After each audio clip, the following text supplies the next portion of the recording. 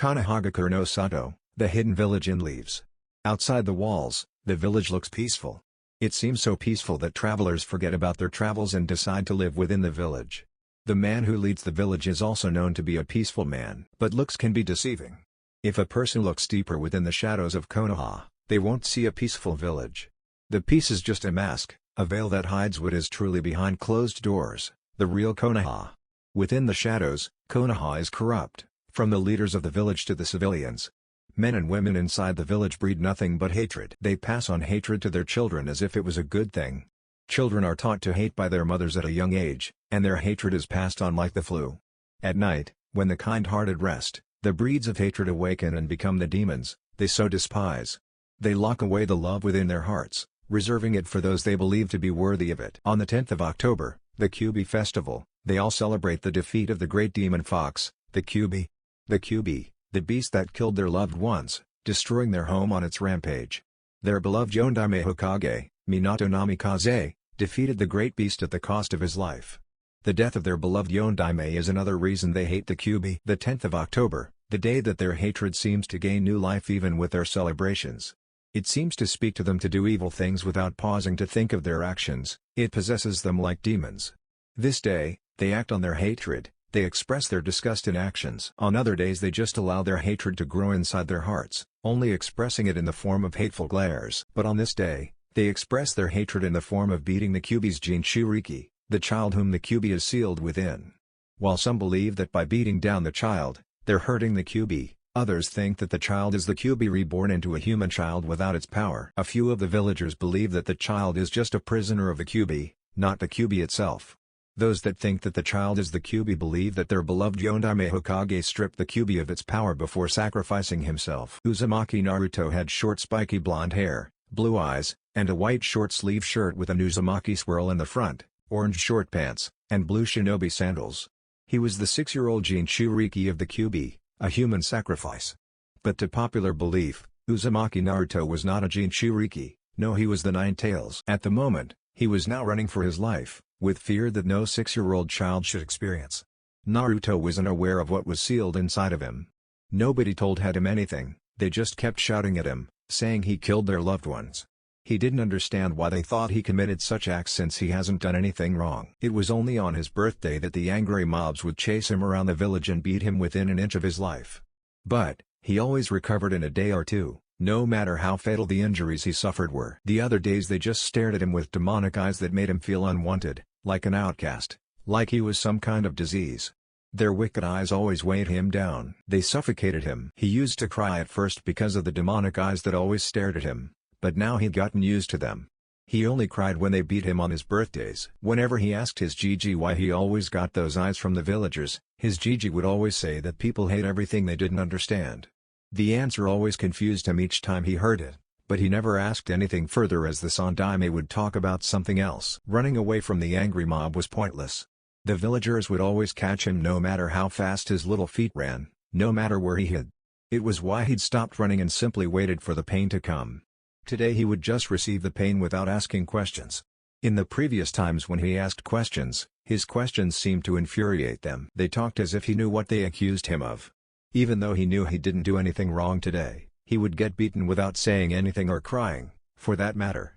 His tears always seemed to energize them, giving them more strength to beat him.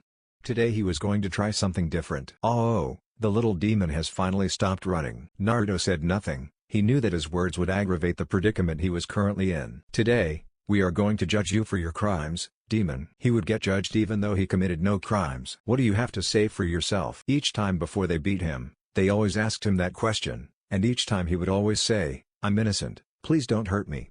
His words would get him kicked in the face and angry outbursts. "You are innocent? You dare say that after killing my wife and my little sister? You aren't innocent, vermin." No matter the kind of answer he gave, it was always the wrong answer. Today he wasn't going to answer any questions. "You will answer me when I'm talking to you, demon," one yelled, gutting him. Naruto coughed and looked up to the man but remained silent. He was going to get beat even if he answered the question. It served no benefit to him if he answered. Whatever action he did or the words he uttered seemed to infuriate the mob further. One man from the crowd took out a kitchen knife and stabbed him in his hand. They all waited for him to scream, but he didn't this time. Blood just leaked from his hand while he just looked at it. "You're stubborn today, eh Kyuubi?" Naruto's eyes widened in shock. He had heard of the Kyuubi, but now he was just called it. He was just a 6-year-old orphan. Well, now he understood why the hatred seemed to intensify on his birthday. Now that he thought about it, he was born the day the Kyuubi attacked. But why would he be called the Kyuubi? Everybody knew the Yondaime killed the Kyuubi. He couldn't be the Kyuubi, could he? Hey! You know we aren't supposed to say that. The Sandaime forbid it. Ah, that old fool can't do anything. You've seen how kind and loving he is towards the demon, yet we've been getting revenge on the demon for how long now? What has he done about it? Yeah, you're right. Let's just get our revenge and go back to the party before everybody goes home. Naruto clenched his eyes as the beating began. It hurt, but he took it all in without shedding a tear or making a sound. It was just temporary pain. He knew that he would be waking up inside a hospital in a day or two, and the first person he would see would be his Gigi. 2 days later, Konoha Hospital. Naruto couldn't move any part of his body, he couldn't open his eyes, and he didn't feel any pain. The only thing that seemed to be working was his ears. He could hear the sound of 2 voices speaking. He decided to just listen to what they were saying. "Hokage-sama, why don't you ask Jiraiya-sama to come back and take Naruto out of the village?" "I have already tried that, Kakashi, but he refused. When I asked him, he told me, I can't take care of a brat while operating a spy network, and besides, you know I'm not fit for the parenting role." Even when I pointed out that Naruto was his godson, he still refused. "If it's okay, you can let me take care of him. I owe that much to his father," Kakashi suggested. "No, you are important and of one of the strongest shinobi of the village. We can't lose you, not at the moment." "Then what are we going to do?" "I don't really know, Kakashi. I just hope that Naruto remains sane despite all the hatred he has to endure." "So you're just going to let the villagers who attacked him go without a more suitable and justified punishment again?" "There is nothing that we can do. We can't kill everyone who attacks him. If we did that, it would cause an uproar within the village. Go back to your post. I will talk to Naruto when he wakes up." "Hi, Hokage-sama." The voices became quiet, allowing Naruto to process what he had just heard. Naruto knew from that moment that he had family. A family that didn't want to take care of him. A family that abandoned him. It pained him to acknowledge that fact. He still couldn't understand or come to a better conclusion on what had happened to his parents. What he knew was that the Sandaime knew them and was keeping it away from him. It almost broke him to think that they, too, might have abandoned him like his godfather. But he refused to dwell on that because he didn't have any proof. The Sandaime knew everything but had been lying to him his whole life. He wasn't going to tell the Sandaime about what he had heard, but he was going to ask a few questions that he would normally. He was going to keep what he had heard to himself. He was going to find out the truth one way or the other. He also needed to find out about his connection with the Kyuubi. The Sandaime will only lie to him if he asked. It was pointless asking the old man what he knew. It didn't hurt trying, though. 2 hours later, the third Hokage, Hiruzen Sarutobi, smiled when he saw Naruto's body began to stir. He cared for the boy like his own grandchild. It pained him having to witness what the village he leads acts like to a mere child. Naruto opened up his eyes and looked at his body. His whole body was wrapped up in bandages. If one did not know any better, they would think that he just escaped from one of the Egyptian pyramids' coffins. He looked at the Sandaime. "It's good that you're awake, Naruto-kun." Naruto nodded and looked down sadly before looking up at the Sandaime again. "Gigi, what did I do to make them hate me?" he asked sadly. He needed to see if the Sandaime could be honest with him. The Sandaime's smile dropped immediately. "Naruto-kun, people will always hate things they don't understand." The same damn answer. He hated that answer. "Why don't I have parents, Gigi?" "We have already gone through with the discussion, Naruto. Talking about it won't do any good. Now come on, let me take you back to the orphanage." His theory was confirmed. The Sandaime couldn't be honest with him. Naruto got out of the bed without saying a word and followed the Sandaime to the orphanage. A year later. Over the past year, Naruto lived as a cheerful person while behind the mask, he hid a calm demeanor. Naruto had been able to find some answers he needed. His ways of getting answers involved getting lost in the Jonin lounge and overhearing their conversations. He had only been caught once out of the 5 times he had ended up there. Naruto couldn't get anything about his parents, but he had a depressing feeling that they were dead. The fact that they were dead would explain why he had no other family alive other than the godfather who abandoned him. A shocking discovery he made was that the Kyuubi was sealed inside of him. He didn't understand the concept of sealing or how it was done, but he knew that the Kyuubi was living inside of him. But it didn't make him the Kyuubi, it made him its prisoner. He now understood why the villagers always looked at him with hateful stares and their reasons for making his life miserable. Instead of seeing Uzumaki Naruto, they saw the Kyuubi. He didn't get why they would see him as the QB. The QB was just living inside of him. That didn't mean he was the QB. If he was only 7 years old and could understand that, why couldn't the villagers understand that? When he asked himself that question, he recalled what the Sandaime had always told him each time he wondered why he was hated. People will always hate what they don't understand. The Sandaime had been cryptically telling him that the villagers hated him because they didn't understand his situation. Despite knowing what he knew, his suffering did not end, it continued. It wasn't that he'd expected things to change after knowing why Konoha hates him. A group of villagers were on the verge of beating him up. Like last time, he would take the beating without complaints. The Sandaime had told him that he would always be hated because they didn't understand. Those words made him feel hopeless. They made him come to accept that his pain would never end. Naruto was backed against a wall in an alley just a distance away from his apartment. The Sandaime had given him the apartment because he had been kicked out of the orphanage, again. He liked his home despite it being cold and lonely. In his apartment, he didn't have to endure the abuse he suffered at the caretaker's hands. Today he decided not to roam around the village. He had stayed within his apartment all day. Unfortunately, he'd been dragged out of his apartment and thrown into the alley. Naruto looked at the demonic grins he was receiving from the mob. It was a small mob today. Many were not aware of where he lived. He closed his eyes and waited for the pain to come. He paused and waited, but the pain never came. He opened his eyes and looked around the dark alley. The mob had disappeared into thin air. He looked up and saw an old man in black with red eyes and a walking cane. The old man just stared at him without blinking. Naruto was quiet for a few moments before he asked, "Who are you?" The old man smiled at him and replied, "Your savior." Naruto stared at the old man. "My savior," those words repeated inside his head. "Why did you save me? No one in this village does something like that for me." Naruto's voice reflected his pain and sadness. The old man frowned at Naruto's words. It saddened and infuriated him to see Naruto in this kind of situation. "I could not stand and watch foolish men beat up a child," he replied with a small smile. Naruto smiled slightly. He bowed his head. "Thank you." The old man found it amusing. He chuckled for a second before waving Naruto off. "It's cold out here. Allow me to walk you home before you catch cold and more fools decide to attack you." Naruto looked at the old man curiously. No one would be willing to help him unless they wanted something in return. He tried to think of what the old might demand from him, for saving him. But his mind couldn't find an answer. "It's okay, I won't hurt you." The old man spoke sincerely. Naruto detected it because of the kind of life he's had to live. He had been forced to learn how to read people so that he might be able to know their intentions towards him. Seeing that the old man had no ill intentions towards him, he nodded and got up. They walked towards his apartment with the old man close behind him. No words were being exchanged between the two, they just walked in silence. Their walk was short. The alley Naruto had been dragged to by the mob was close by his apartment. Naruto opened the door to his apartment and stood there. Something was bothering him that he wanted to ask but was too afraid to. "Go inside," the old man exclaimed while pushing Naruto inside his apartment with a cane. Naruto gathered his courage and asked his questions. "Ano, do you mind telling me your name so I can tell Hokage Gigi who saved me and what happened to the mob?" The old man gave Naruto a sharp look.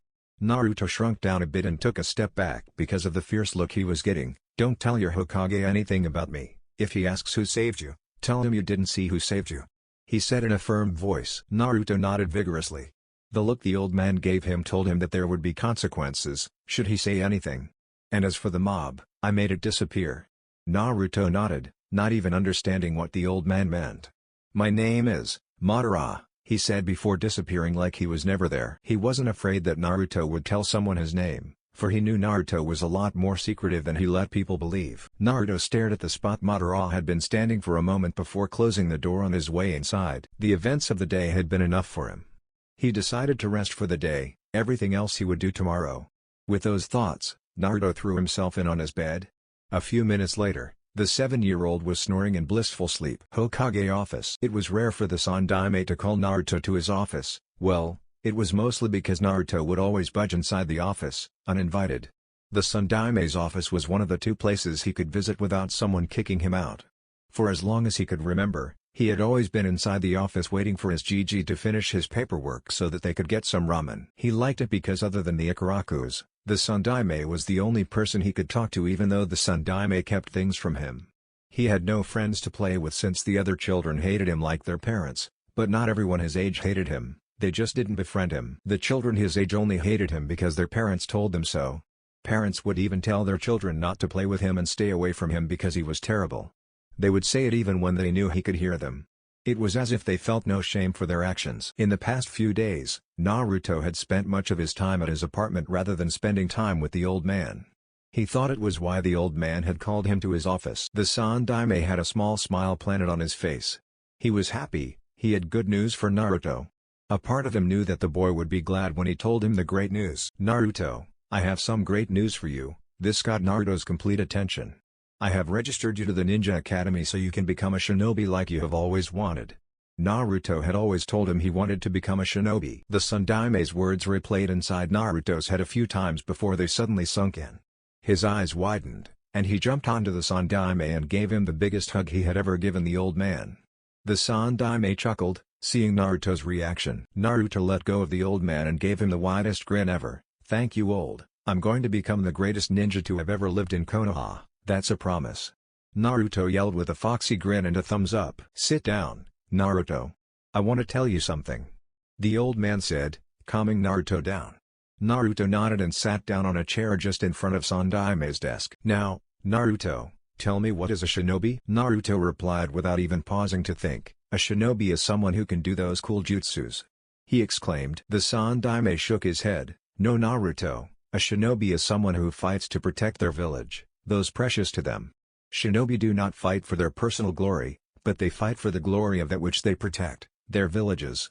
The kind of shinobi you'll become will be determined by the kind of heart you have, not the jutsus you have." He paused, looking at Naruto. He gave the boy an academy-rated description of what a shinobi is, though, with Naruto, he was not sure if the boy would even take in what he had just said. "I'm telling you this because, in a week, you're going to be starting your training to become a shinobi.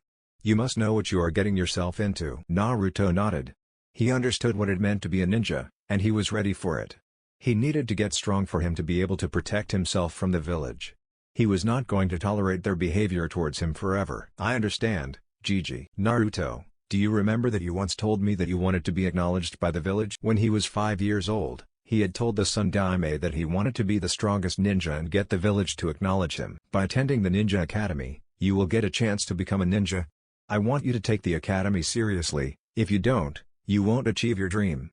Tell me that you will listen and take seriously what you learn in the academy," the Hokage said, trying to make Naruto understand how important it was that he listen to what he was going to be taught in the academy. He wanted Naruto to become a good shinobi, and to become a good shinobi, one had to listen well to the academy's teachings. "I will take the teachings seriously, Gigi, that's a promise," Naruto exclaimed with a wide grin. "Good, if you stay for an hour, I will treat you to some ramen." Naruto nodded and went to sit down. The Sandaime knew that if there was something that Naruto could not refuse, it had to be ramen. The boy seemed to love ramen more than anything. He looked at his paperwork for a moment. "I won't be able to finish this paperwork before lunch. There are just too many of those papers to read and sign. Damn you, Minato, for dying without telling me how you finished your paperwork fast," the Hokage thought. "You know what, Naruto, let's go now. I will finish the paperwork when I get back," the Sandaime said, getting up from his chair behind his desk. "Yes, ramen," Naruto exclaimed before rushing to drag the Sandaime out of his office to the ramen stand. The Sandaime chuckled slightly as he was being pulled out of his office by a 7-year-old. He liked this kind of moment because he had an idea that Naruto forgets about his hard life and focuses on ramen only. Ramen always got the boy excited. Treating Naruto to a few bowls of ramen was his way of ensuring that the boy was happy. He owed it to Minato to ensure that Naruto was happy. Naruto was a hero in his eyes, even though the foolish villagers refused to believe that. It was his job to make sure that the boy had a good life. He had already failed to make sure that the boy lived the life of a hero he was. Doing something like this was the least he could do for the boy. A week later, Naruto walked within the Ninja Academy grounds. He was wearing an orange jumpsuit he got from the Sandaime, goggles on his forehead, and black shinobi sandals. He had a huge grin planted firmly on his face. He was thrilled that he was going to the academy. Going to the academy was what everyone in his age talked about. Everyone wanted to be in the academy, but he did not join the academy because it was a cool thing. No, he joined because he wanted to become a ninja and become strong enough to protect himself. The other kids joined the academy because they wanted to do ninjas do, jutsus. They did not understand what being a ninja meant because they did not see what ninjas did on the battlefield.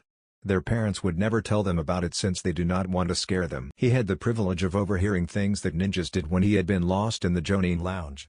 The Jonins occasionally spoke about their missions, The guilt some felt for killing, and the pain of losing comrades during missions. He did not know what it felt like to take someone's life, but he did not hope to experience such a thing, even when he knew that being a ninja, he would have to kill to fight off his enemies. His time overhearing things had taught him lessons that he would never forget for the rest of his life. He walked past a couple of parents saying goodbye to their kids. He did not know how they would respond, seeing that he was entering the academy. Entering the academy meant that he would become a ninja one day, making things difficult for them to get their revenge. When the parents saw Naruto, their happy looks and smiles melted. They were replaced by the faces of numerous deals of animosity. They were displeased. The mutterings began. I can't believe the Sun Daime allowed it to enter the academy. What was he thinking doing that? It will only give the demon a chance to regain its strength. We have to do something about this before it gets too smart for its own good. I think I'll withdraw my son from this year's class. I don't want my son attending the same class as the demon. Hikaru, you see that boy? Don't talk or play with him. He is evil, do you understand me? Yes, Kasan. Naruto's grin didn't disappear when he heard the words. He was used to the hateful comments, it was nothing new. He had learned to just live his life and smile like everything was okay. Even when nothing was okay, he still smiled like everything else was. Crying over the hurtful words wasn't going to solve his problems. Crying would only make him miserable. At least smiling infuriated them. They thought that he was ignoring them, and their hateful glares weren't doing their job. He continued on to walk inside the academy. The academy was huge and had a lot of students inside of it. Naruto looked around for where he was supposed to attend his class. Hey, it's that evil kid mother said we should avoid. Yeah, but he doesn't look that evil to me, if anything, he looks stupid. Who wears an orange jumpsuit? Who cares if he's evil or not, he's a new kid. We should teach him a few rules. Yeah, but not now. We'll be late for our class. You know how sensei is when we're late. Ah, I forgot about that. Let's hurry before we get yelled at. Naruto felt saddened upon hearing what his peers had been thinking of him. Even though some didn't care what their parents told them about him, they were still willing to hate him for no valid reason. Sometimes he hated what his life had turned out to be. The Ondaime was the one who cursed him. He was the one who sealed the Kyuubi inside him and left him to the vultures, who wanted nothing but to rip him into pieces. He had learned to hate the Ondaime Hokage for doing what he did. If the Ondaime hadn't sealed the Kyuubi inside him, he would never have had to experience the kind of life he experienced since birth. He didn't care if the Ondaime did what he did to protect the village. Konoha wasn't worth it. It didn't deserve him as a human sacrifice. They didn't know what it felt like to know that a giant nine-tailed demon fox is sleeping somewhere inside your body. Sometimes he had those kinds of thoughts, but he often stopped himself from having such thoughts. They didn't make him a better person. He walked towards his class and knocked. He had already been late by a few minutes. Enter. He heard and opened the large two doors. Each eye was looking at him. Some students were staring at him with blank expressions, some in apparent distaste. The stares started to make him nervous. Naruto walked over to the two senseis, who was standing in front of the class. Both the senseis' stares showed animosity towards him. The other sensei hid it well, but the other who had a scar on his nose did not bother to hide it. It was like Naruto to know that he did not like him. Naruto handed the man his registration form. The man looked at the paper before looking at him. He looked back at his class. Class, we have a new student who will be joining, he announced to his class. Why don't you introduce yourself? Naruto nodded. Uzumaki Naruto, and I'm going to be the greatest ninja, you know. Naruto shouted out. He heard a couple of snickers and snorts but said nothing, he just continued smiling. Yeah, right, no doubt you will be the greatest ninja, who knows when you do that, we might even wear a kill me jumpsuit like you. One student called out in evident sarcasm. Naruto noted it but did not comment. The whole class erupted in laughter. Even the senseis seemed amused by the sarcasm. Naruto just stood there with a wide grin while they laughed. That's enough. Nobody listened, I said that's enough. Now shut up. The scar-faced sensei yelled out, causing everyone to wince at the sound of his voice. My name is Umino Iruka. Iruka introduced himself to Naruto. This is my assistant Mizuki. Now go take a seat somewhere so I can continue with my lesson. Naruto nodded and walked towards the seat at the back of the room beside a window. He took his seat and looked back at Iruka. Now where was I? Yes, I was teaching you Konoha's history. Naruto stopped listening and looked outside the window. He was not interested in the village's history. The history did not ensure his survival, but ninja skills ensured that he would survive. He entered the academy to get the ninja skills he needed, not to learn history. If someone could have been willing to teach him, he would never have registered at the academy. No one was really willing to give the demon power. They feared that giving him power would only give him a chance to finish what he started 7 years ago. It almost amused Naruto that they hated him and feared him simultaneously. They hated him for the Kyuubi and were not afraid to express their hate, and yet at the same time, they feared that the sleeping beast would someday wake up and devour them. Even though their hatred had made them ignorant of some things, Naruto knew that deep inside their hearts, they knew he was nothing but a prisoner of the Kyuubi. It was why they also feared him. They feared that someday he would free the beast. They could only imagine the horrors the creature would cause should it be released from its prison. Naruto. He was snapped out of his thoughts by the angry voice of Amino Iruka. Can you repeat what I have been saying, Naruto? Naruto had not been listening to what the man had been saying. He had been lost in his thoughts. You see, I wasn't listening, he replied sheepishly with a grin. Iruka glared at him. Get out of my class, you'll come back when you've decided to take my teaching seriously. Naruto said nothing, he just took his small school bag and walked the walk of shame. He could not argue or refuse the punishment he was being given. Iruka was the sensei, he could do whatever he wanted with his students. And Naruto was his student. Had he turned around, he would have seen the smirk on Iruka's face. He left the room and went to the playground. He would go back to class after lunch. His sensei didn't seem he even wanted him in the class. It was better to go back to class after some time had passed. Naruto was alone under a tree, trying to get some sleep. He was bored. None of the kids in the playground were willing to play with him. Sorry, but mother said I shouldn't play with you because you're a bad person, they kept telling him. He cursed the mothers for this. Had they kept their mouths shut, he would have never been so bored. No matter how many times he asked himself why they saw a demon instead of the 7-year-old he was, he could never find a suitable answer. It's the new kid, let's play with him. Naruto heard a voice speak just beside him. What's your name? Naruto looked up to see two boys, 2 years his senior. They looked alike, and both had black eyes and short brown hair. Both wore dark green short pants, a dark blue long-sleeve shirt, and blue shinobi sandals. He was quiet for a few moments trying to think of a way to handle the situation. He knew that it wouldn't end up well for him by the looks on their faces. He wasn't given enough time to think as he was suddenly lifted up in the air. First Academy rule, answer the question quickly when asked. The one lifting him up said before throwing him away. Naruto showed no reaction as he hit the tree by his back. He was used to pain, he was no stranger to pain, and it would go away sooner or later. One of the boys walked over to him and unzipped his backpack. He had a notebook to copy notes and his lunch. The boy took his things out. Naruto said nothing. Begging didn't help, nothing helped in this kind of situation. It was better to just let them do what they wanted and get it over with. They would leave him alone after they had finished what they wanted to do with him. A foot crashed into his gut, making him grunt slightly. He didn't dwell on the pain. Something else mattered more than the pain. Naruto watched with sadness as his ramen was spilled to the ground. He didn't have much ramen left or enough money to buy more ramen, for that matter. He had little money left in his monthly allowance. The sandaime would never give him more money before the month could end. He had been overcharged a few things that he wanted that put a large dent in his wallet. Seeing the food he paid good money for being spilled like it was nothing saddened him, but there was nothing he could do about it. Next time, have a better lunchbox, they said as they walked away with proud smirks. They had succeeded in bullying Naruto. What made them proud was that the blonde was so afraid of them, he didn't even try to put up a fight. Naruto stared at his spilled ramen sadly. The next few years were surely going to be hard for him. But he would have to endure if he wants to be a ninja. Naruto's apartment. The first day at the academy had gone far worse than he had anticipated. He had only thought he would have to deal with hateful stares only. But the bullying and insults from other students was not something he had thought he would ever deal with. It was hard, but he would have to endure till he passed the academy. One thing that had been a shock to him was that the senseis were unwilling to teach him. He feared that they would even go as far as to fail him.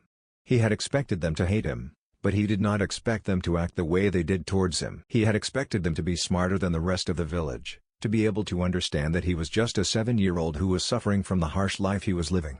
The teachers, after all, teachers were supposed to be smart. If he did not learn other things by himself, he would not learn anything from the academy. Sneaking into the library was his only option. He had been unable to do it in the past year. It was closely guarded, unlike the Jonin's lounge, which was not protected. But he would find a way to be able to get into the library undetected, his life depended on it. Naruto walked to his kitchen and opened a drawer in his kitchen unit. He looked at his store of food, which was uncooked ramen only. He was low on food and did not have enough money to buy any more. He sighed as he awaited the 3 minutes of hell, waiting for ramen to cook. The ramen was cooked, and he ate it blissfully. He felt that he needed more, So he decided to rest before he finished the little left. A knock on his door interrupted him from taking off his jumpsuit. He hurried to open the door. He opened the door and found the old man, Madara, who had saved him on his birthday. He just stood there staring at the old man. Madara was still in black and had 2 plastic bags on his left hand. "Are you going to let me in?" Naruto shook his head, clearing his thoughts. He let the old man in and closed the door behind him. Madara had already made his way to his kitchen table. Naruto followed suit. He looked at the plastic bags. One had a loaf of bread, apples, and oranges, the other had meat and some foodstuff he didn't know. "What can I help you with?" Naruto asked softly, trying not to sound rude. "I brought you food. I saw that you were running low." Madara replied with a small smile. Naruto looked at Madara curiously before asking, "How did you know I was running low on food?" He hadn't told anyone that he was running low, not even the Sandaime knew of it. "I came here while you were at the academy and checked," he replied with a shrug. "You broke into my apartment?" Naruto accused with a slight glare to the old man. "What if I did? I didn't come here to steal anything. I came here to help you." Naruto asked the first thing that came to his mind, "Why would you help?" The same question from the last time I saved him from the foolish villagers, Madara thought. "Do you mean to say why I would help you knowing what is inside of you?" he asked, pointing at Naruto's gut. Naruto wasn't surprised that Madara knew that he had the Kyuubi inside of him. Every adult in the village knew, it was only his generation that didn't know. But what surprised him was that the old man said that he knew that Naruto knew what was inside of him. He had realized from smart people that they thought he was not aware of his burden since no one was allowed to talk about it. But the question Madara asked was why he did not expect anyone to be kind to him, so he nodded. "I don't see you as others see you. You are just a child to me," Madara said sincerely. Naruto nodded. He knew that a few smart people didn't see him as the Kyuubi. "How did you know I knew about the Kyuubi?" "Not even the Sandaime is aware I know." Madara chuckled. "I know a lot more about you than you realize, but that's not why I came here." Naruto nodded. "Thank you. But there is no ramen," he finished with a thought. Madara seemed to read his thoughts. "You need to eat healthy food and fruits, or your body will not develop properly." Naruto nodded. The Sandaime had told him the same thing, but he didn't take the Sandaime seriously because the old man knew he wasn't allowed in other shops, even if he couldn't afford the food since they would overcharge him. If the Sandaime wanted him to eat healthy food, he would have brought him the food he wanted him to eat, knowing his problem. "Thank you." Naruto thanked the old man again. "I'm just doing what I can to help." He paused for a moment. "How was your first day at the academy?" he asked, trying to see if Naruto would lie about it. Naruto frowned. He really didn't want to talk about it. The old man was sincere with him and had helped him. It was fair for him to be honest, and he felt like he could trust the old man.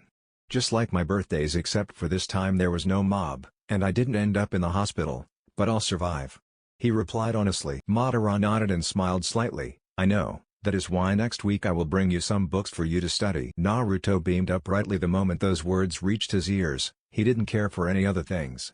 As long as he was going to get some reading done, he was happy. "Really?" Madara nodded. "Yes, I'm getting old, and I don't have much to do. Helping you will keep me active." "Nay, old man, don't you have your own family?" "Don't call me old man. My name is Madara," he said firmly. Every old person did not like to be reminded that they were old. Naruto grinned widely. "Sorry. To answer your question, I don't have any family, they are all dead," he said without any hint of emotion. Naruto just nodded since he had no idea what to say. At least the old man had no one, just like him. Madara stood up. "I better get going before it gets too dark to walk." Naruto nodded and walked the man out of the apartment. Madara smiled at Naruto before disappearing once again like he was never there. Naruto closed his door and went to the kitchen with a slight smile on his face. He had to be pleased. He finally had someone willing to help him other than the Sandaime. If Madara did bring him the books like he said he would never have to worry about getting caught in the library trying to steal books. It wouldn't matter if they didn't teach him anything in the academy. He could learn on his own, at his own apartment. His life had taken a new turn he hadn't expected. This day had its surprises, some bad and some good, but the good thing was he was going to sleep with a smile on his face. The food the old man had brought him was another good thing. He took an apple and went to his room to sleep without even packing the food he was given. He told himself he would pack tomorrow. At the moment, he needed to rest. Unknown location. A figure with red eyes, 3 tomos in each, one would define the eyes as the Sharingan, walked in a slightly dark place. He had an impassive gaze on his face and a cane on his right hand. A plant-like figure appeared from the ground in front of him. It had yellow eyes, its right side was white while its left side was black, and it wore a black cloak. How did it go? It went well. The Sharingan wielder replied, his voice not betraying the expression on his face. "Did you tell him?" The plant-like figure asked in a deep voice. "No, not yet, I need to gain his trust first, but if I continue showing myself to him, he will ask questions which will lead me to tell him the truth." "What now?" "For now, we wait, Zetsu, but we won't wait for too long," he replied, disappearing into the darkness.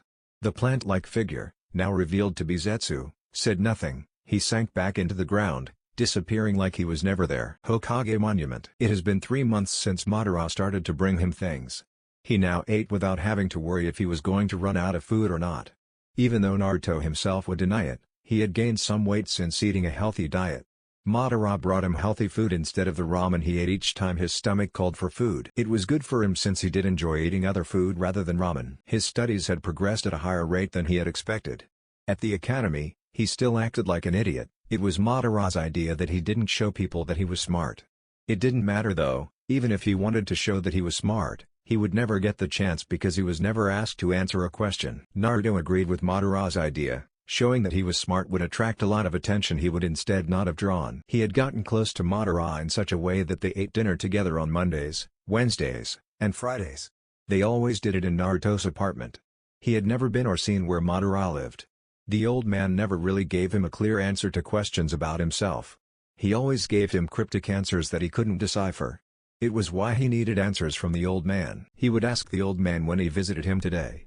He was going to get answers one way or the other. Naruto looked over Konohagakure from the Hokage monument with a solemn expression on his face. He sat on top of Shodai's head. He had stopped sitting on top of the Yondaime's head because he sort of hated the man. The Hokage monument was a place that brought him to peace with himself. There was no one to stare at him. He didn't have to listen to the whispers. He enjoyed the cool breeze that washed over him when the day was giving way to night. If he could live upon the monument, he would have moved up here already. He had only seen the Sun Daime a few times in the past 3 months. The old man had been asking why he rarely visited him since entering the academy. He had told the old man the part truth of why he no longer visited like he used to. His meetings with Madara were to remain a secret till he felt like telling someone about it or Madara said it was okay. But even if Madara did say it was okay, he never really planned to tell anyone. The part truth he told the Sun Daime was that he had been busy with attending the academy. He never missed a day. He was always present each day in class, looking like a fool. Other students made it a recurring matter that they make fun of him for his kill me orange jumpsuit. He didn't care what anyone thought about his jumpsuit, he would wear it till he chooses to abandon it. They could laugh all they wanted. He didn't care. Konoha was peaceful when looking over at it from the Hokage monument.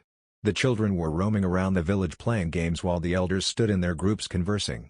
One could say it was an ideal village. But what was hidden under those masks of happiness were things that could frighten anyone. It sometimes amused Naruto because if he were to walk within the village streets, the adults would stop conversing and just stare at him, while others pretended like he didn't exist.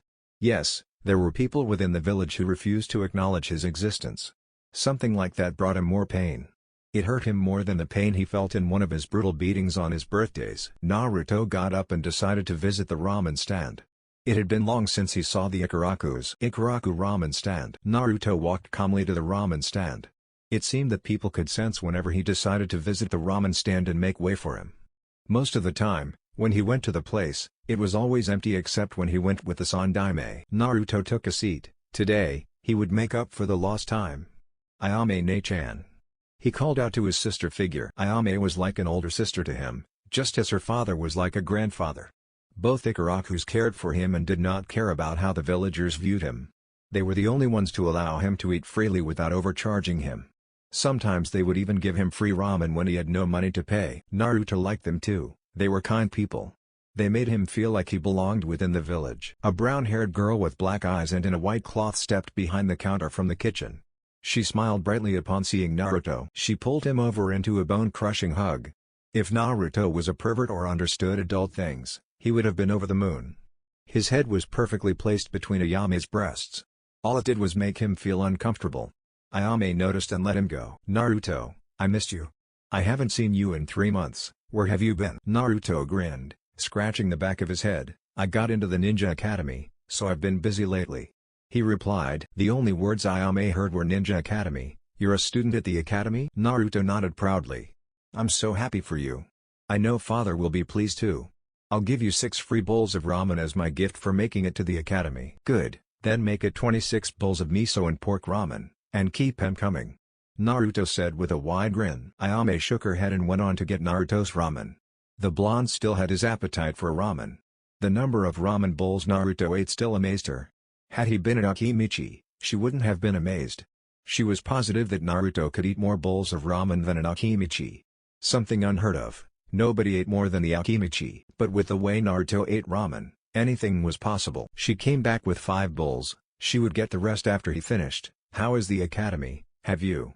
She cursed herself for almost asking if he had made friends when she knew that Naruto was not well liked. "Boring, all they teach us is some useless things, they haven't started teaching us cool ninja things," Naruto replied. He did guess what Ayame wanted to ask in her unfinished question, but chose not to dwell on it. Ayame nodded. "I can't believe my little Naruto is going to be a ninja one day." "I will be a ninja, not just a ninja but the greatest ninja in Konoha, believe it," Naruto replied in a loud voice. Ayame smiled at his antics. She might not have seen him in a few months, but he was still the Naruto knew and cared for. "When will you graduate?"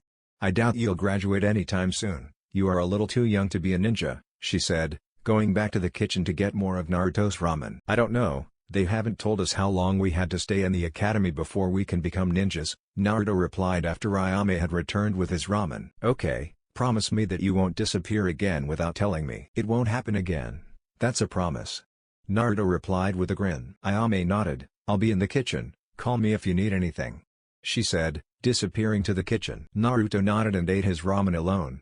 He was happy that Ayame was still the same. He finished all of his bowls and paid for them, leaving the ramen stand.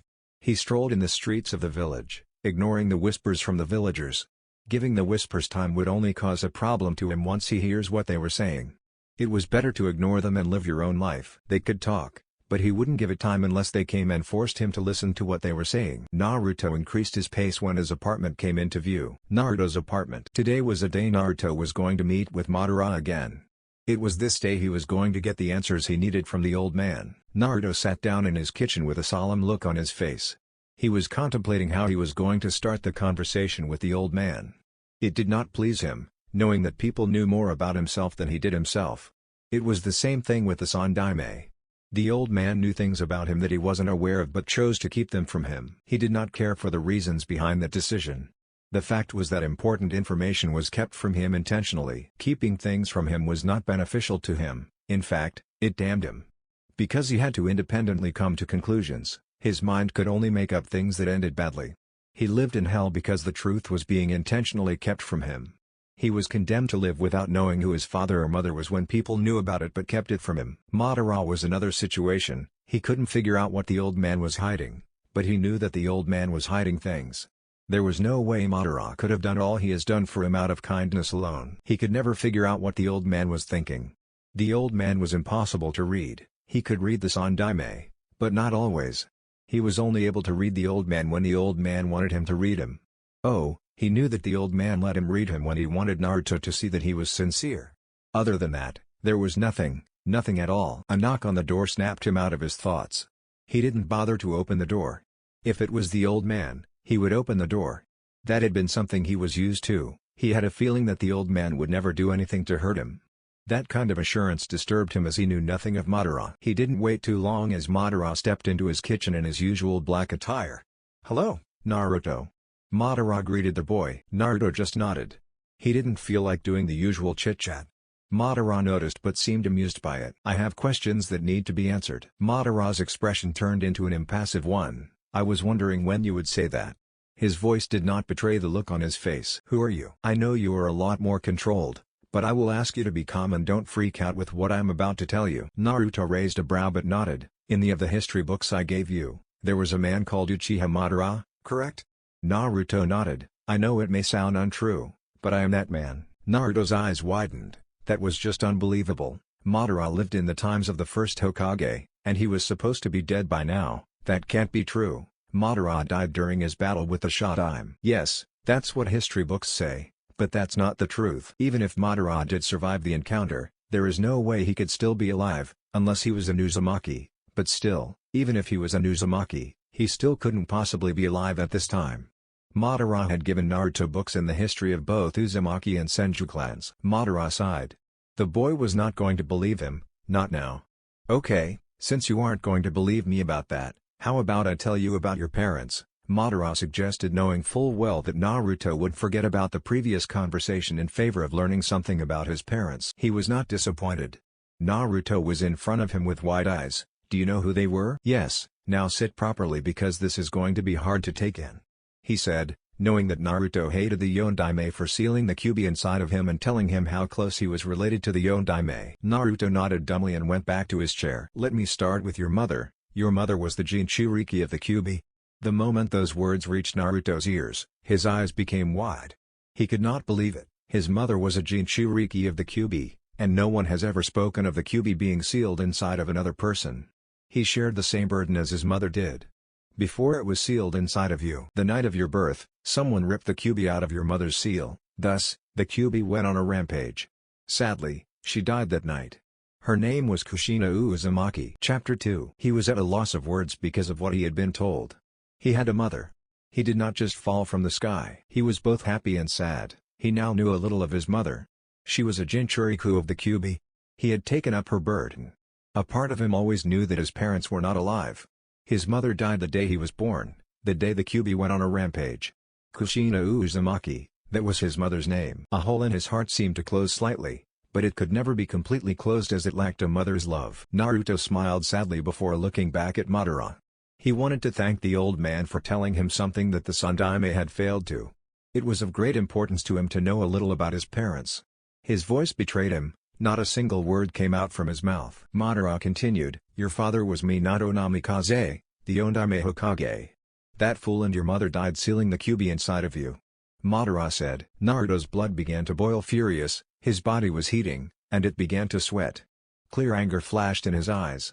Madara seemed to like seeing Naruto boil in anger. Before his body could start releasing steam due to the heat on his body, Naruto calmed himself down. The bastard who cursed him was his father. He could not understand how any father would do that to his own child. Minato chose the village over his own son. The thought made him hate the man to a higher level. If he had the power, he would go to the Hokage's monument and destroy that man's face. The anger he felt was enough to make him draw out the Kyuubi's chakra unconsciously, but it receded once he calmed down. He was glad for whoever gave him his mother's name. He hated Namikaze, and everything that has to do with him.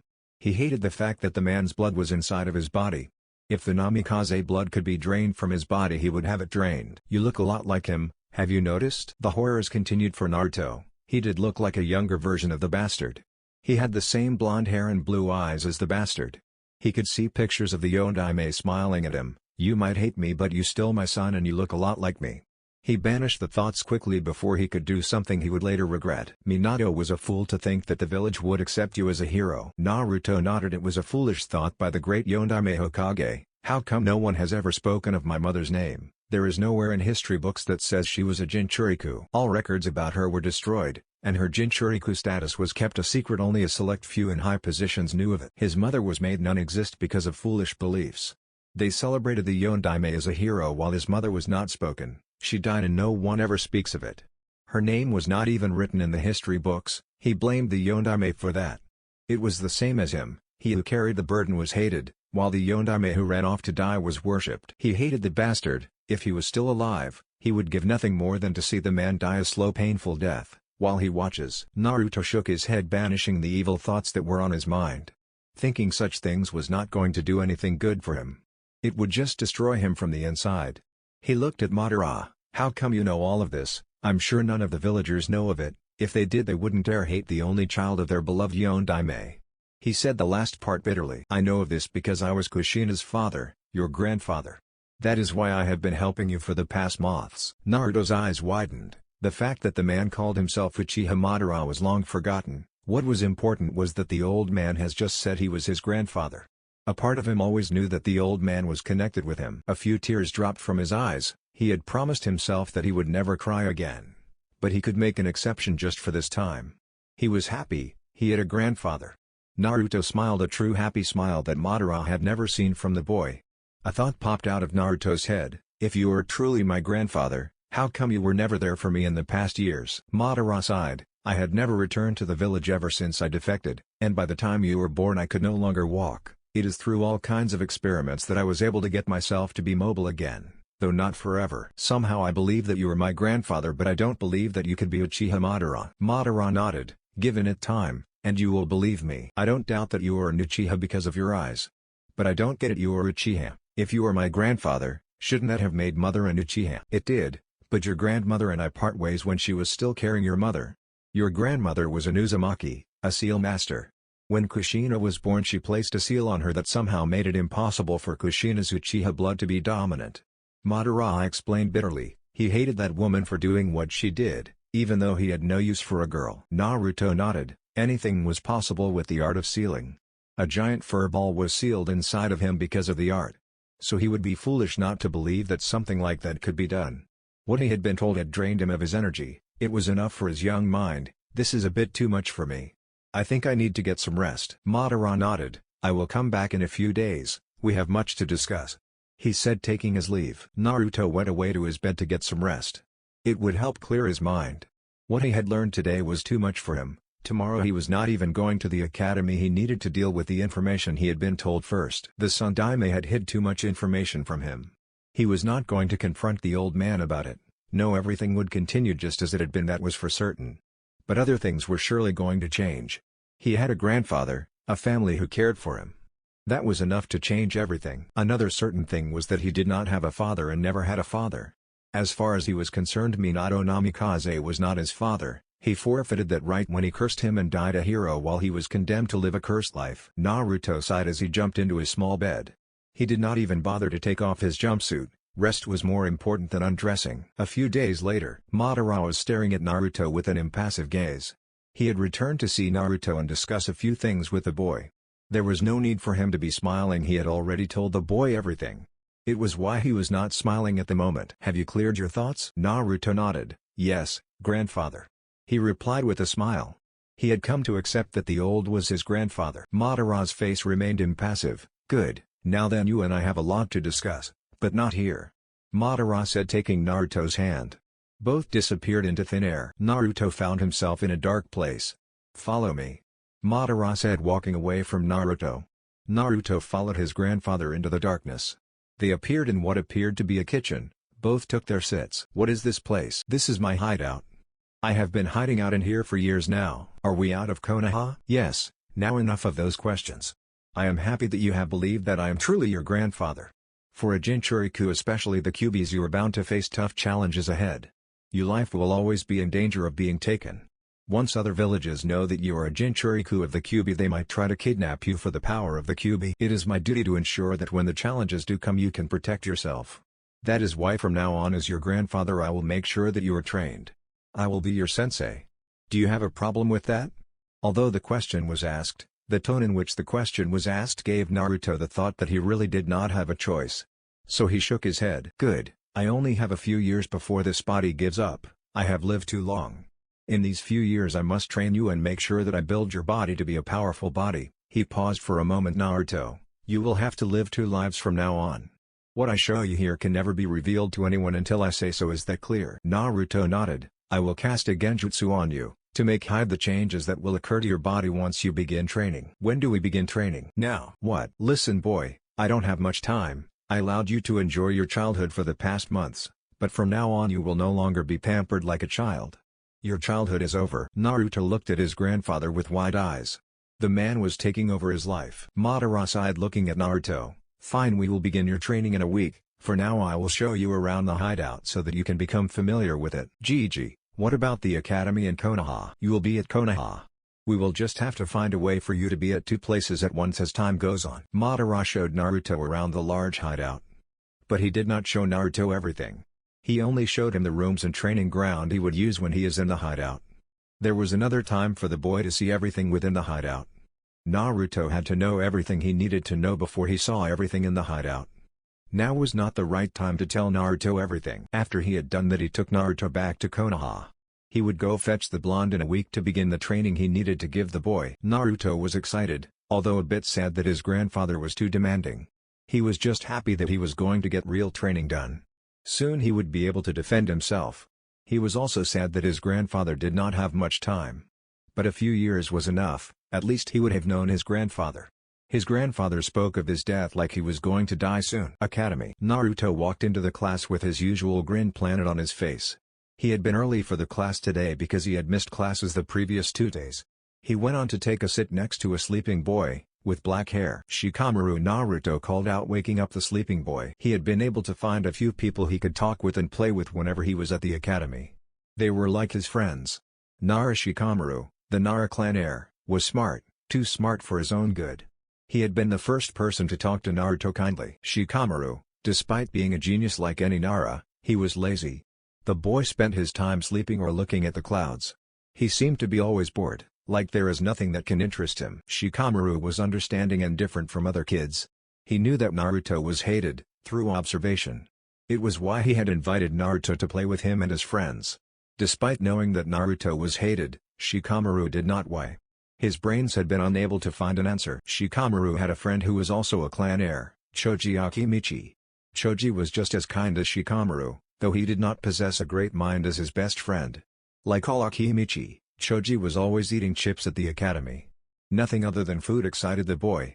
He would even go as far as to drool if someone spoke of barbecued meat. Naruto met the boy when Shikamaru had asked him to come and play with him.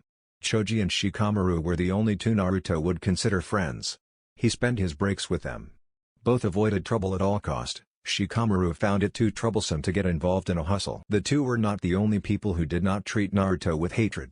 He also knew Kiba Inuzuka, the loud, brash heir of the Inuzuka clan. Kiba always liked to be seen as the dominant alpha. Naruto guessed it was just the Inuzuka blood acting up. It was as if Kiba felt he needed to make his position as alpha known, whenever he felt threatened. Kiba was always with his puppy, Akamaru. They were always together. Kiba would freak out should Akamaru go missing for a minute. It was a custom that any Inuzuka have a dog as a partner, as their fighting style involved working with their partners, which were their dogs. Shino Aburame, the Aburame clan heir. Naruto did not understand the boy at all.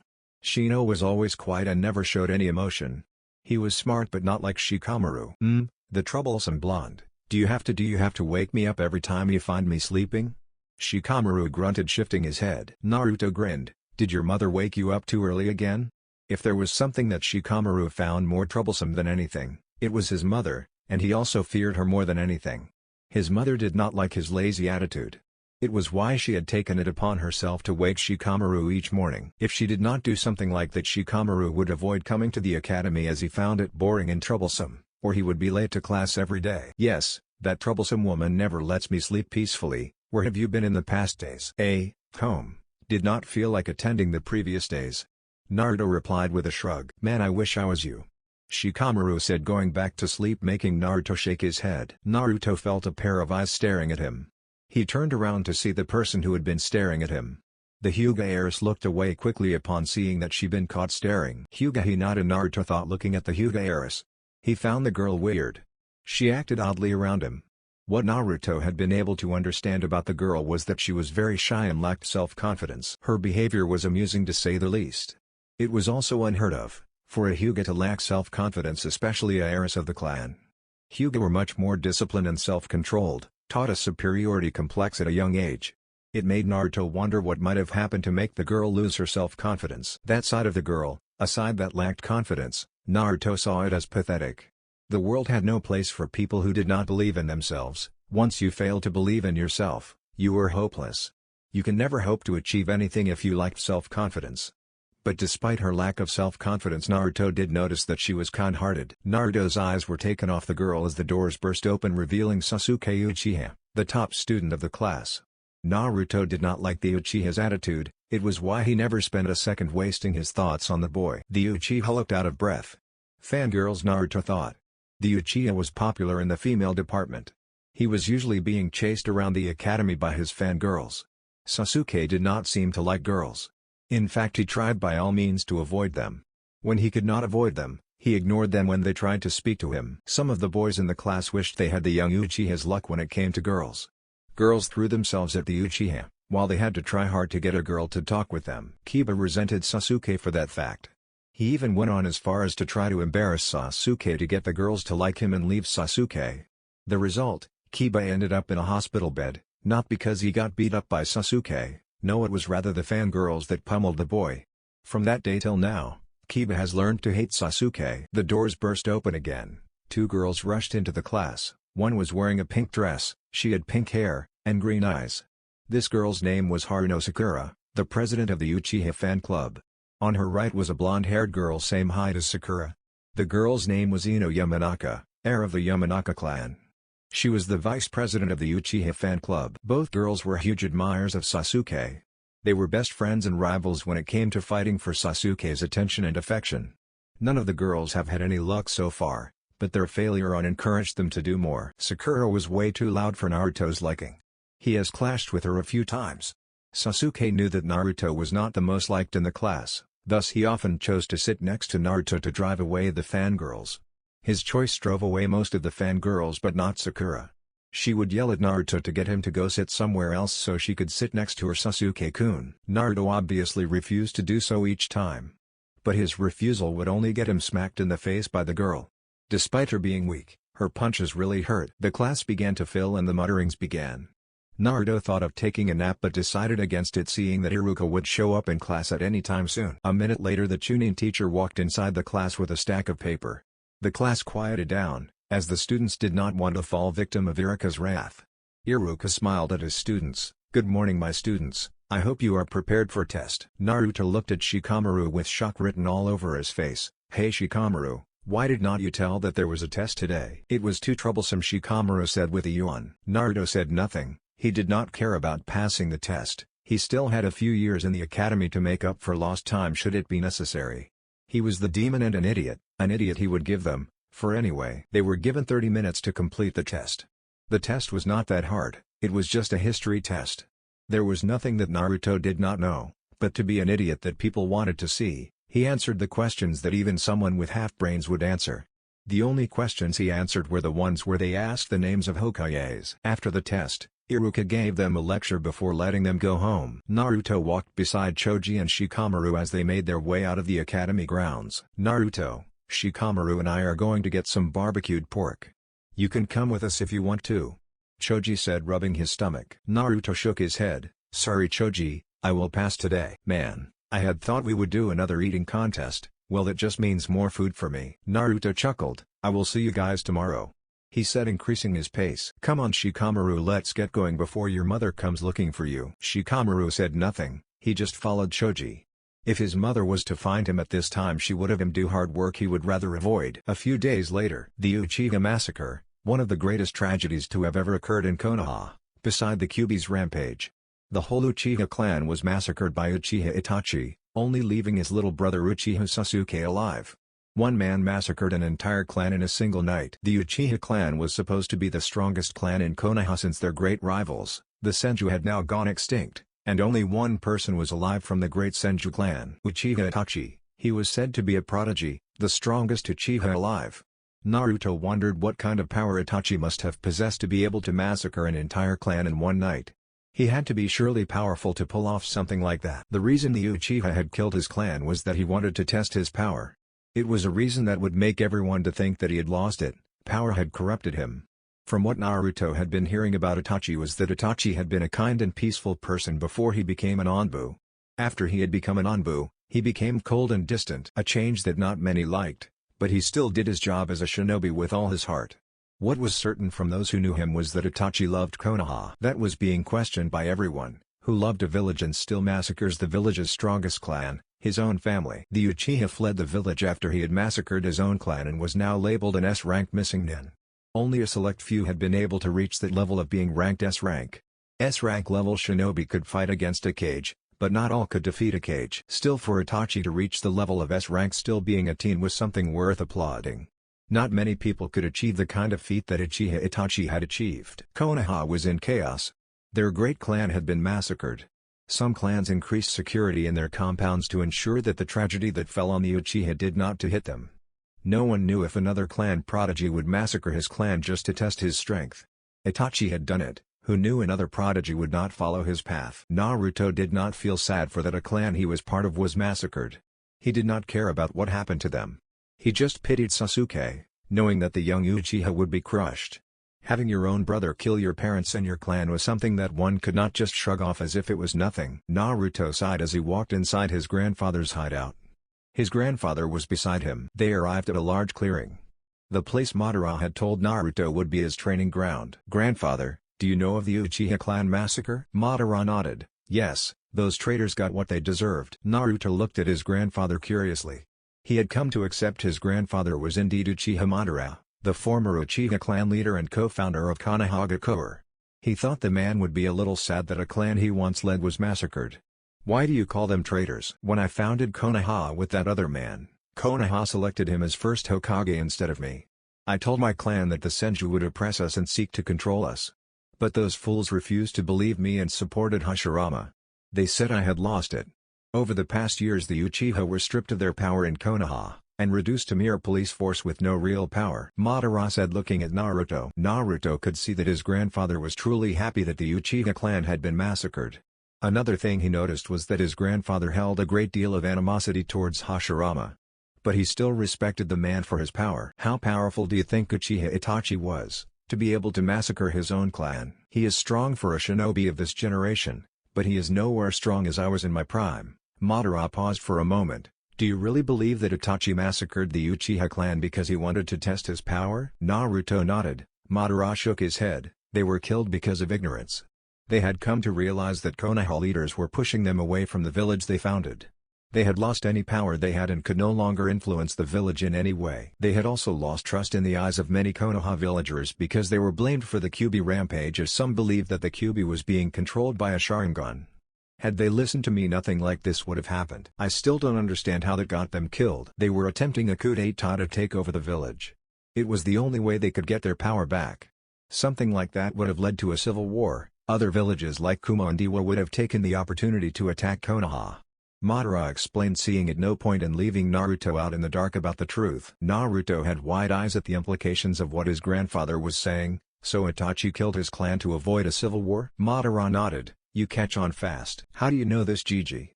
You spend your time here and the massacre only occurred 4 days ago." Madara smiled, placing his hand on top of Naruto's head. "I know everything that happens in Konoha. Nothing can be hidden from me. I am a co-founder of the village. When the village was built I was there." He paused, retrieving his hand. "Now shall we begin our training?" "Yes, I think I will stay here for a few days since Academy has been closed for 3 weeks."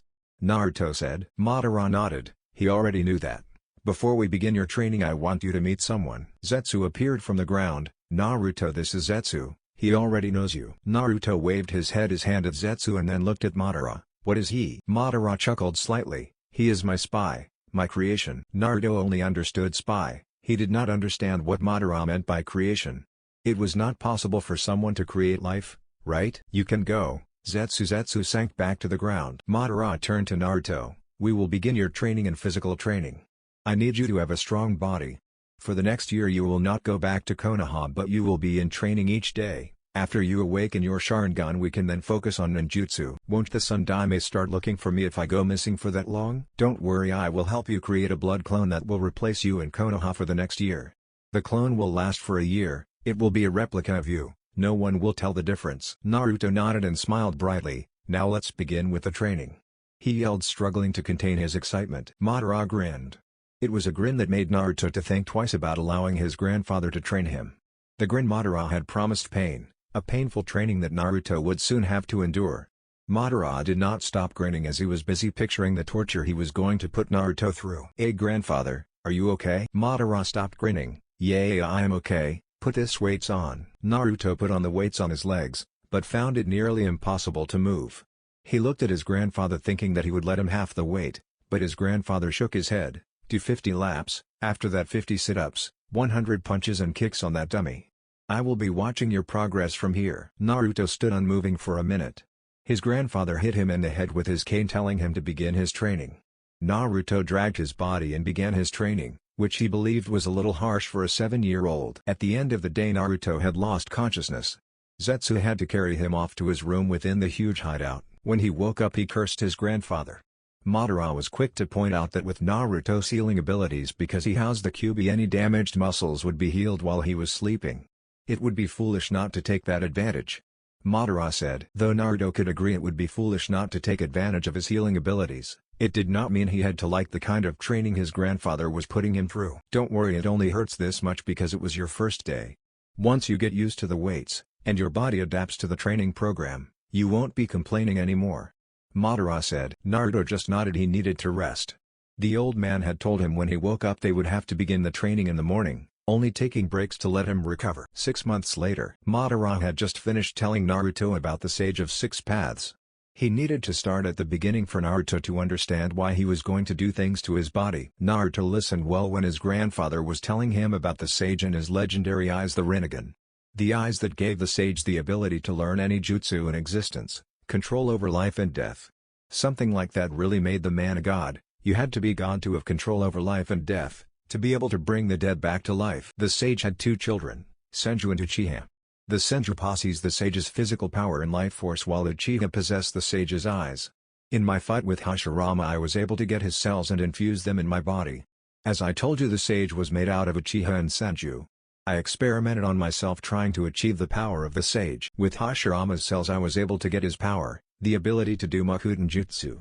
At my old age, I was able to unlock the Rinnegan because I had both Uchiha and Senju powers. Naruto looked at his grandfather's eyes. Madara spoke. "I transplanted them to a Uzumaki orphan." "Why did you do that?"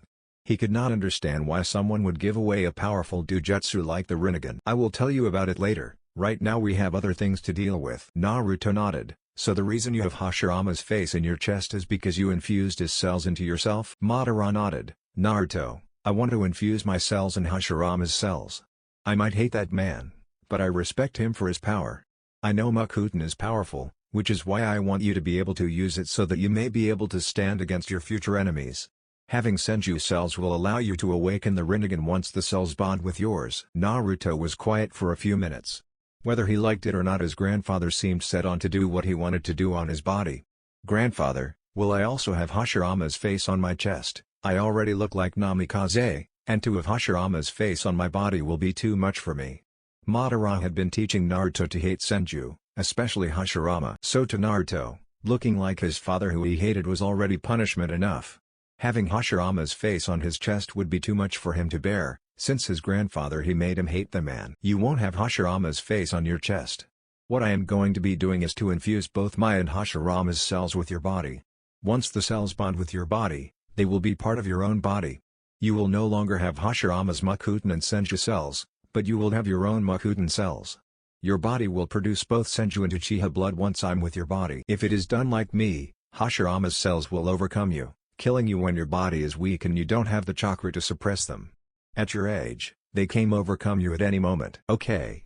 And your cells?" "I already have Uchiha blood." Madara shrugged. "I want you to have my power too. I was just as powerful as Hashirama. It is only fair that you also have my cells." Naruto shook his head. His grandfather was too proud of his own power. "Fine, let's do this. I need to go back to training," Naruto said. He had come to enjoy his training. Once he had gotten used to the weights his grandfather made him wear. He felt strong physically. Despite not training in ninjutsu, he enjoyed his training.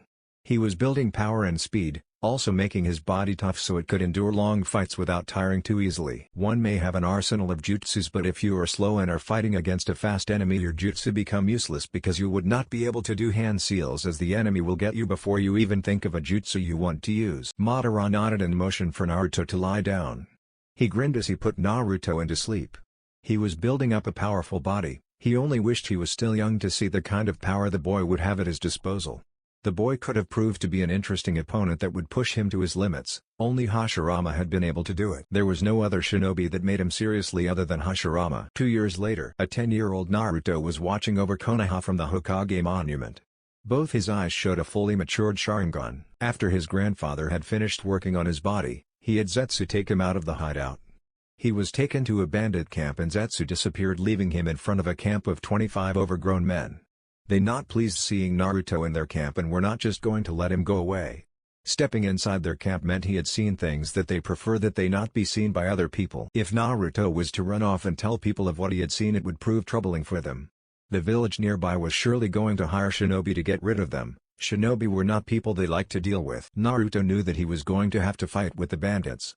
He had been itching for a battle after all. He needed to test how far he had gone with his training. And so he fought with his enemies. They were weak, not strong as shinobi, but their numbers proved too much for Naruto.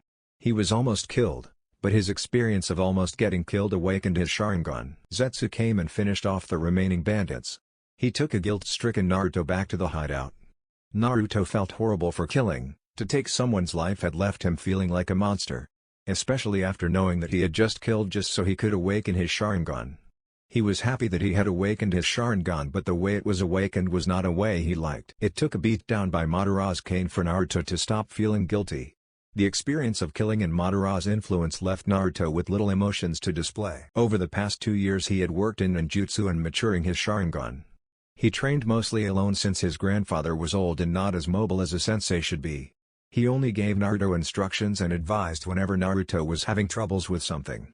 The thing he hated about his grandfather was that he was a perfectionist.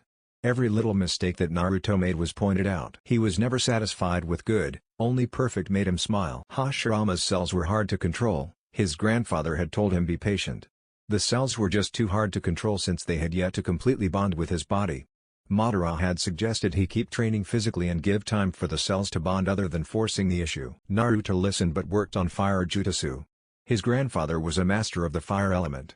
With his cells in his body, it also gave him higher control over the fire element. Soon he would be a master of the fire element, with enough training. After he had awakened the Sharingan, he had decided against coming back to the village, so that he may focus on maturing his Sharingan and learning ninjutsu. He let the blood clone continue to be in his place at the village. His grandfather had told him to be careful that no one saw him with his Sharingan activated. Madara had said that because Naruto had his Sharingan activated, always. His secrets meant that he could not train within the village. Training within the village would be risking him getting caught doing things he shouldn't be doing. He had returned today. Madara had told him to go back to the village for some time. Zetsu would be used if Madara wanted to see him. The old man's body was giving up. He had told Naruto to go back to Konoha while he dealt with the problem.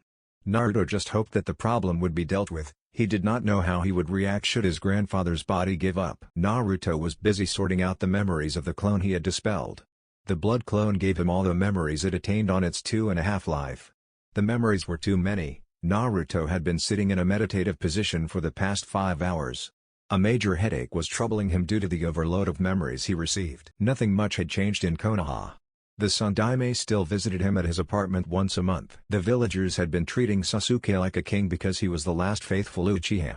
But the Uchiha seemed not to care how they treated him, he just avoided everyone. Looking at the memories, Naruto shook his head at what Sasuke had become because of his brother's actions.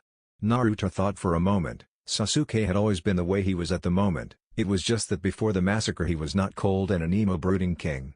But he was distant and seemed to have something dark hidden within his heart. Naruto wondered what the Uchiha would do should he know why his brother massacred their clan. The Uchiha massacre had left the boy unstable. He seemed to lose control over all his emotions when someone mentioned Itachi. Itachi had become a taboo in the presence of Sasuke. The village hated Itachi. They did not know the sacrifice he made. Itachi was like him in some sense. Both were hated even though they were heroes. But it was different with Itachi, since nobody knew he was a hero. With him they refused accepting him as a hero even when he protects the village each day by housing the Kyuubi. Due to Madara's influence, Naruto had also come to thank Itachi for the Uchiha clan massacre. They had betrayed his grandfather. Had they not done that, they would never have been wiped out by a single man, no teen with a Mangekyo Sharingan. Their arrogance was another that got them killed. They might have been powerful. To think that they could take on a village had been a foolish thought on their part. The Mangekyo Sharingan was a powerful tool. Dangerous, wielded by a demented person. Madara had told Naruto all of the Mangekyo's abilities.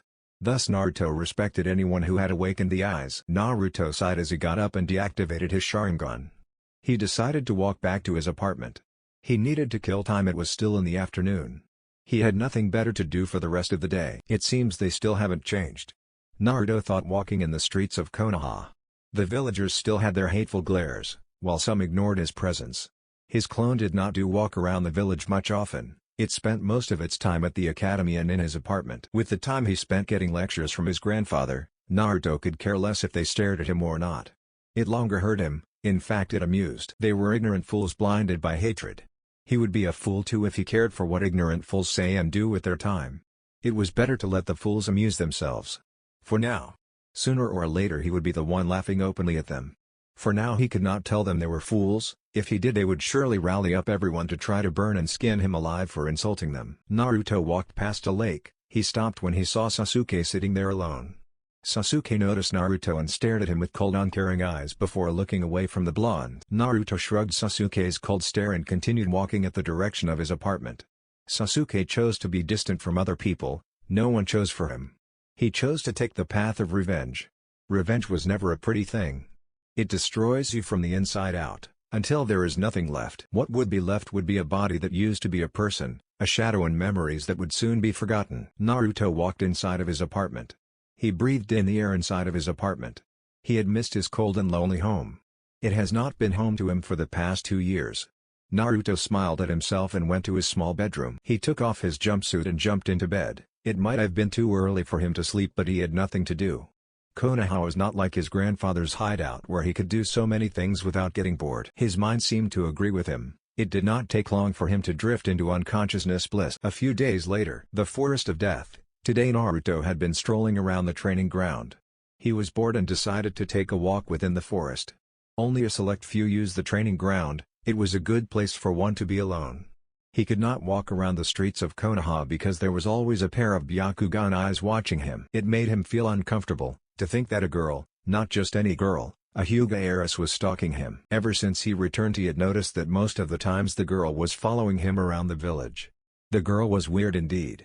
Naruto came to a conclusion that his clone had been unable to sense her, because it was a copy of the untrained him. Now he sensed chakra better.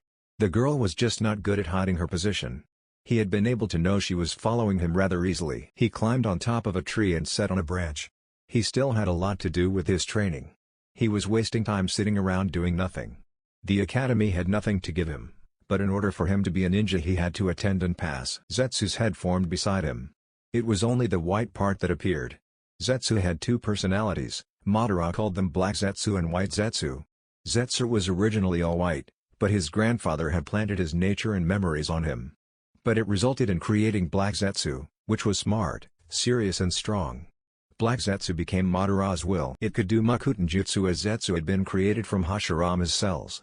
White Zetsu was weak, often playful and never was serious. It hated being reminded that it was weak. The beings could separate from one another. They could function without the other half. Naruto looked at White Zetsu. If he came here alone, it must mean Black Zetsu was somewhere else. Zetsu smiled at Naruto. "You look bored."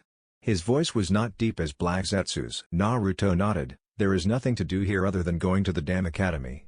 He paused for a moment. "What brings you here?" "Your grandfather wants to see." "Do you know why?" Naruto asked.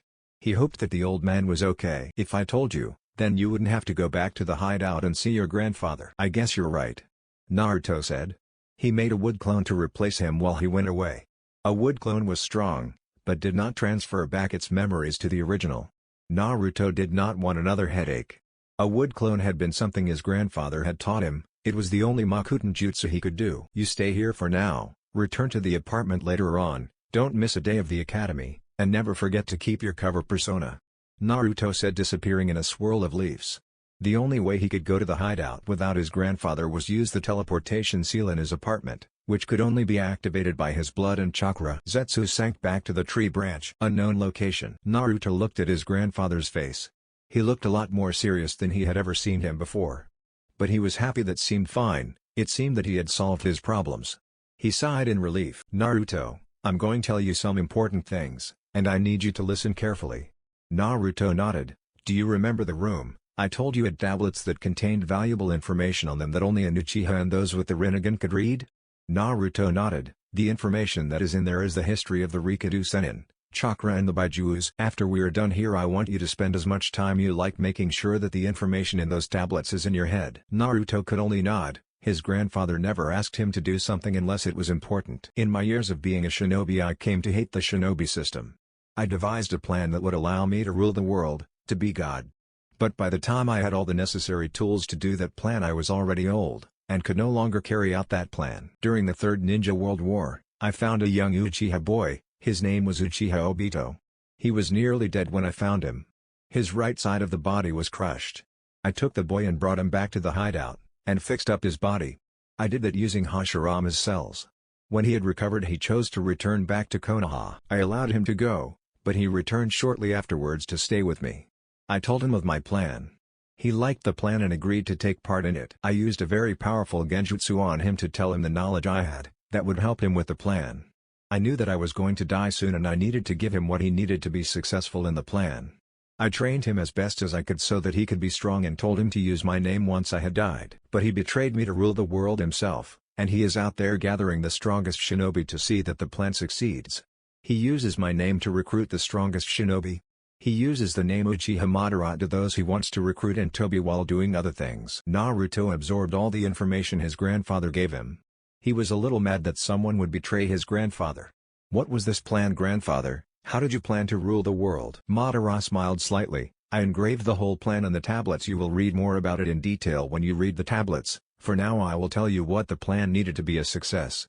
He paused for a moment, catching his breath. For the plan to succeed I had to collect all the Baijus and seal them into the Geto-Mazo. The Geto-Mazo is a vessel. It can only be controlled by someone who has the Rinnegan. Obito created an organization called Akatsuki. I know their purpose is to collect all Baijus once they know all their locations and strengths. The group is comprised of S-rank criminals only. There are 10 of them. Grandfather, you said someone with the Rinnegan could control the vessel in which the Baijus are sealed into.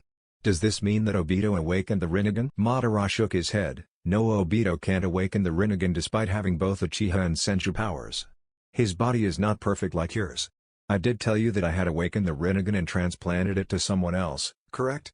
Naruto nodded. That was before I had taken in Obito. The name of the child I transplanted my Rinnegan is Nagato Uzumaki. Obito, using my name and his knowledge of the Rinnegan, managed to get Nagato to work with him.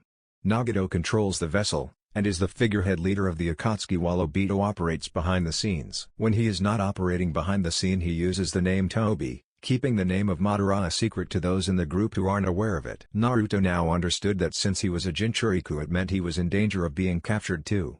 His grandfather had thought of a plan to rule the world by capturing the Baijus. He figured the Baijus were needed for their power. From what his grandfather had told him, the Baijus had large amounts of chakra that no man could have. The Kyuubi was said to have almost an infinite chakra supply, being the strongest of the Baijus. He did not know if his grandfather still wanted to rule the world or if he wanted him to rule the world once he becomes powerful enough to do so. He had no intentions of ruling the world. He did not know what he would say if his grandfather was to ask him to rule the world. Grandfather, isn't Tobi afraid that you will tell the world that he is not Madara? He did leave you alive. No, he has no such fears. He knows that I can't do anything. Look at me, I'm old. I can't stop him if I wanted to. He would have been fearful if he knew about you, but he doesn't, for now that is. Naruto did not need to know that the fool left him alive just so he could watch him take over the world using his name. Naruto nodded. I guess Zetsu has everything to do with why you know everything he is planning. Yes, Zetsu is quite useful when it comes to gathering information. What is it that you want me to do, grandfather? Do you still plan on ruling the world? Madara shook his head. I no longer have such plans. I don't care what happens to the world, I'm going to die soon. But what I plan for you is to take back everything that belongs to me. Naruto waited for his fate. With the secrets of your body you can become powerful, even powerful than I was at my prime. You will restore the Uchiha and take Konoha back from the fools that rule it. If they don't make you Hokage you can do it by force, just make sure that you rule Konoha. Naruto smiled slightly. At least his fate was not that bad as he had thought it would be. What about Tobi and the Rinnegan? Kill the fool and you can do whatever you want with the Rinnegan. Naruto nodded. Is he the one who ripped the Kyuubi out of mother the day I was born? Madara nodded. Well, I guess I have more reasons to want him dead. Madara smiled. Things were going according to plan. He was still surprised that Naruto did not argue with him over becoming the leader of Konoha, a village he hates. Still, what worried him was what would happen when time came for him to die. When he said he no longer cared for what happened to the world because he was going to die, he saw a flicker of emotion in Naruto's eyes. It seemed that Naruto had still not come to accept that he was going to die in a couple of years. Grandfather, this means I have to train harder than I have been. Madara nodded. Yes, it is why I had given you some time off, because in a month you will no longer be going back to Konoha until your clone graduates at the academy. Are you saying that I'm going to stop hiding after I graduate? No, when you graduate, it will be risky to let a clone be your place since you will be doing missions. You will still keep your secrets. I told you before that you will only reveal some of them after I die. He saw it again when he said die, but said nothing. Naruto nodded. Who was he to deny his grandfather's wishes? Naruto, I want you to return to Konoha. Zetsu will come and fetch you in a month to continue your training. Hi, Gigi. Madara smiled as Naruto went away to his room so he could teleport back to Konoha. Zetsu appeared from behind him. That went well. Black Zetsu said in his deep voice. Yes, he took everything in far better than I had expected. At least now he can train harder knowing what his goals are. You really are serious about this, aren't you? What I do now, I do for him. Once he awakens the Rinnegan he will become God. Other villagers will fight him in fear of his power. But they will not defeat him. Once that happens it will be easy for him to influence the elemental nations. Madara replied, not directly answering Zetsu's question, but Zetsu understood. Madara no longer wanted to rule the world, he wanted his grandchild to live a better life and change the shinobi world with the power of God he would come to gain once he awakens the Rinnegan. A change in the shinobi world was what Madara wanted, that was why he wanted to rule it. Konoha. Naruto sat down at his kitchen. He had a lot on his mind. He now knew what he lived for, his dream that his grandfather had set for him. He would make his grandfather proud by achieving his goals. He had been lost living without a sound goal. He had only been living, training just so he could protect himself, so that he can survive. But now he had a goal, an ambition that he would make a reality, and there was no one who would step in his way. Tobi's plans still troubled him, but his grandfather's words that he could be stronger than him soothed his worries. But still he was worried. It did not make him feel good knowing that there was a group that was only focused on hunting people like down. He was sure that no one in the village knew of the Akatsuki. His grandfather knew things that no one knew of. At the moment he just had to focus on getting strong so he could defend himself and defeat his enemies. His grandfather had assured him that Tobi did not know about his relations with him. That was a positive. He could surprise the Uchiha when he does find out about his relations with Madara. With his dreams he now had to accept that he was an Uchiha. The Uchiha clan was his clan, he was part of the clan. It was no longer his grandfather's, Itachi, or Sasuke's clan only, but it was also his clan. He was one of the few remaining Uchihas in the world. Thinking of it, Naruto smiled. It meant that he was going to have to use Uchiha as his name. He would drop Uzumaki and use Uchiha only. He did not have to use that cursed Namikaze's name, which was a good thing for him. Uchiha Naruto, he thought with a smile. The villagers were going to surely die when they come to find out that he was an Uchiha. He could almost see the looks on their faces when they hear of it. Even when he hated his father, he would let the village know that Namikaze was his father just to make them feel worse about themselves. He could almost see them begging for forgiveness, not that he would care about their apologies. He would just let them know of his heritage just to see that look on their faces. It would be priceless. Even his grandfather would laugh. Uchiha and Namikaze were already taken off. What was left was Uzumaki. It was the only thing that he had left of his mother. She was never seen as a hero, nor was her name written anywhere. She had been made non-existent. He would correct that, in time. Naruto was brought out of his thoughts when he heard a knock on the door. He figured it was the Sandaime. He had been expecting the old man for his monthly visits. He went to open the door and led the old man back to the kitchen. The Sandaime smiled softly while he took a sit. "It's good to you again, my boy." Naruto smiled and nodded. "It's good to see you too, Gigi. I'm glad you are still lively as always. I brought you your allowance," he said, giving Naruto an envelope. Naruto took it with a wide grin. "How are things at the academy? Are your senseis still sabotaging your academics?" Naruto shook his head. "Iruka-sensei no longer glares at me, and sometimes he even smiles at me." Naruto replied. He was surprised when the Chunin stopped glaring at him and started being nice to him. He was no longer kicked out of the academy. Iruka would even go as far as to have him woken up should he be sleeping inside the class, just so that he could listen to the lecture. Although he had been able to see traces of hatred at the Chunin's eyes, he knew that the Chunin was trying to get over his hatred, not hide it. The Sandaime smiled brightly upon hearing Naruto's answer. "Good, I expect you to get room result now that your sensei is being fair with you." Naruto grinned. He had expected the Sandaime to say something like that. "I will try my best, Gigi." Sarutobi smiled, getting up. "I will hear from Iruka about your progress. I will be going now, I have some paperwork to finish." Naruto nodded. "Goodbye, Gigi." The Sandaime walked away, leaving Naruto alone. The Sandaime spoke Iruka-sensei like he was familiar with it. He guessed the Sandaime was responsible for the Chunin teacher's change of heart. The old man, despite his lies, never stopped trying to make his life better. Unknown location. Naruto walked inside his grandfather's hideout with his Sharingan activated.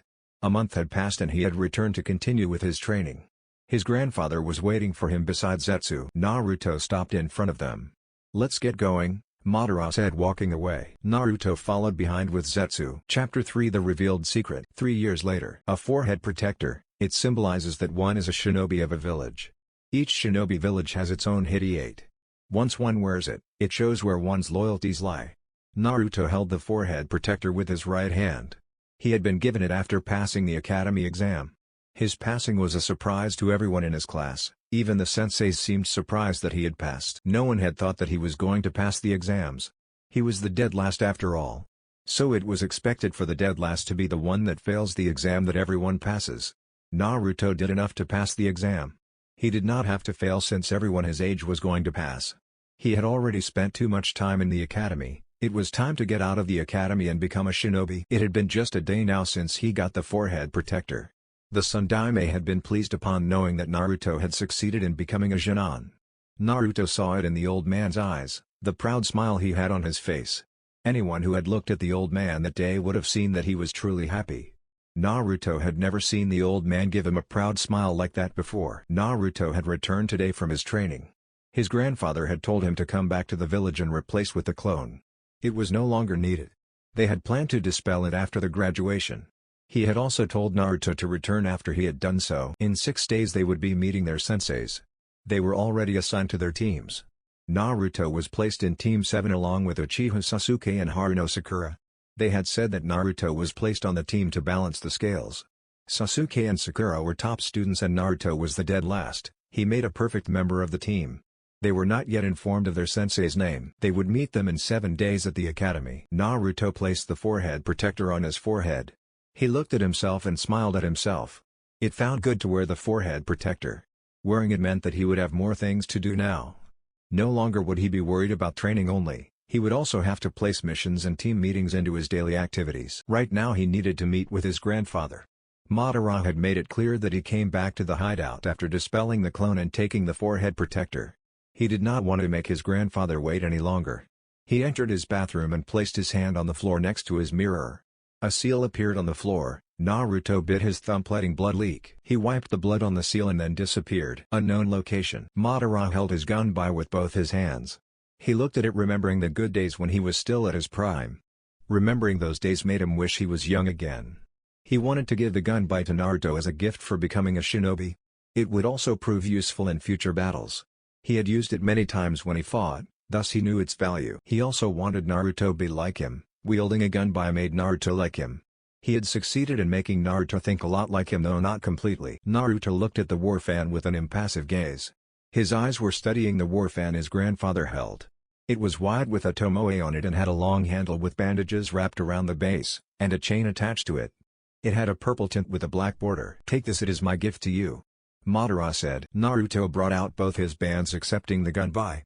It was a little large for him. He could not use it at his current height. "Thank you, Gigi." Madara smiled slightly. "Naruto, I want you to know that I am proud of you. If you continue to train as hard as you have been, you will one day surpass me, even Hashirama." Naruto did not react at first. It was unusual for his grandfather to say things like that.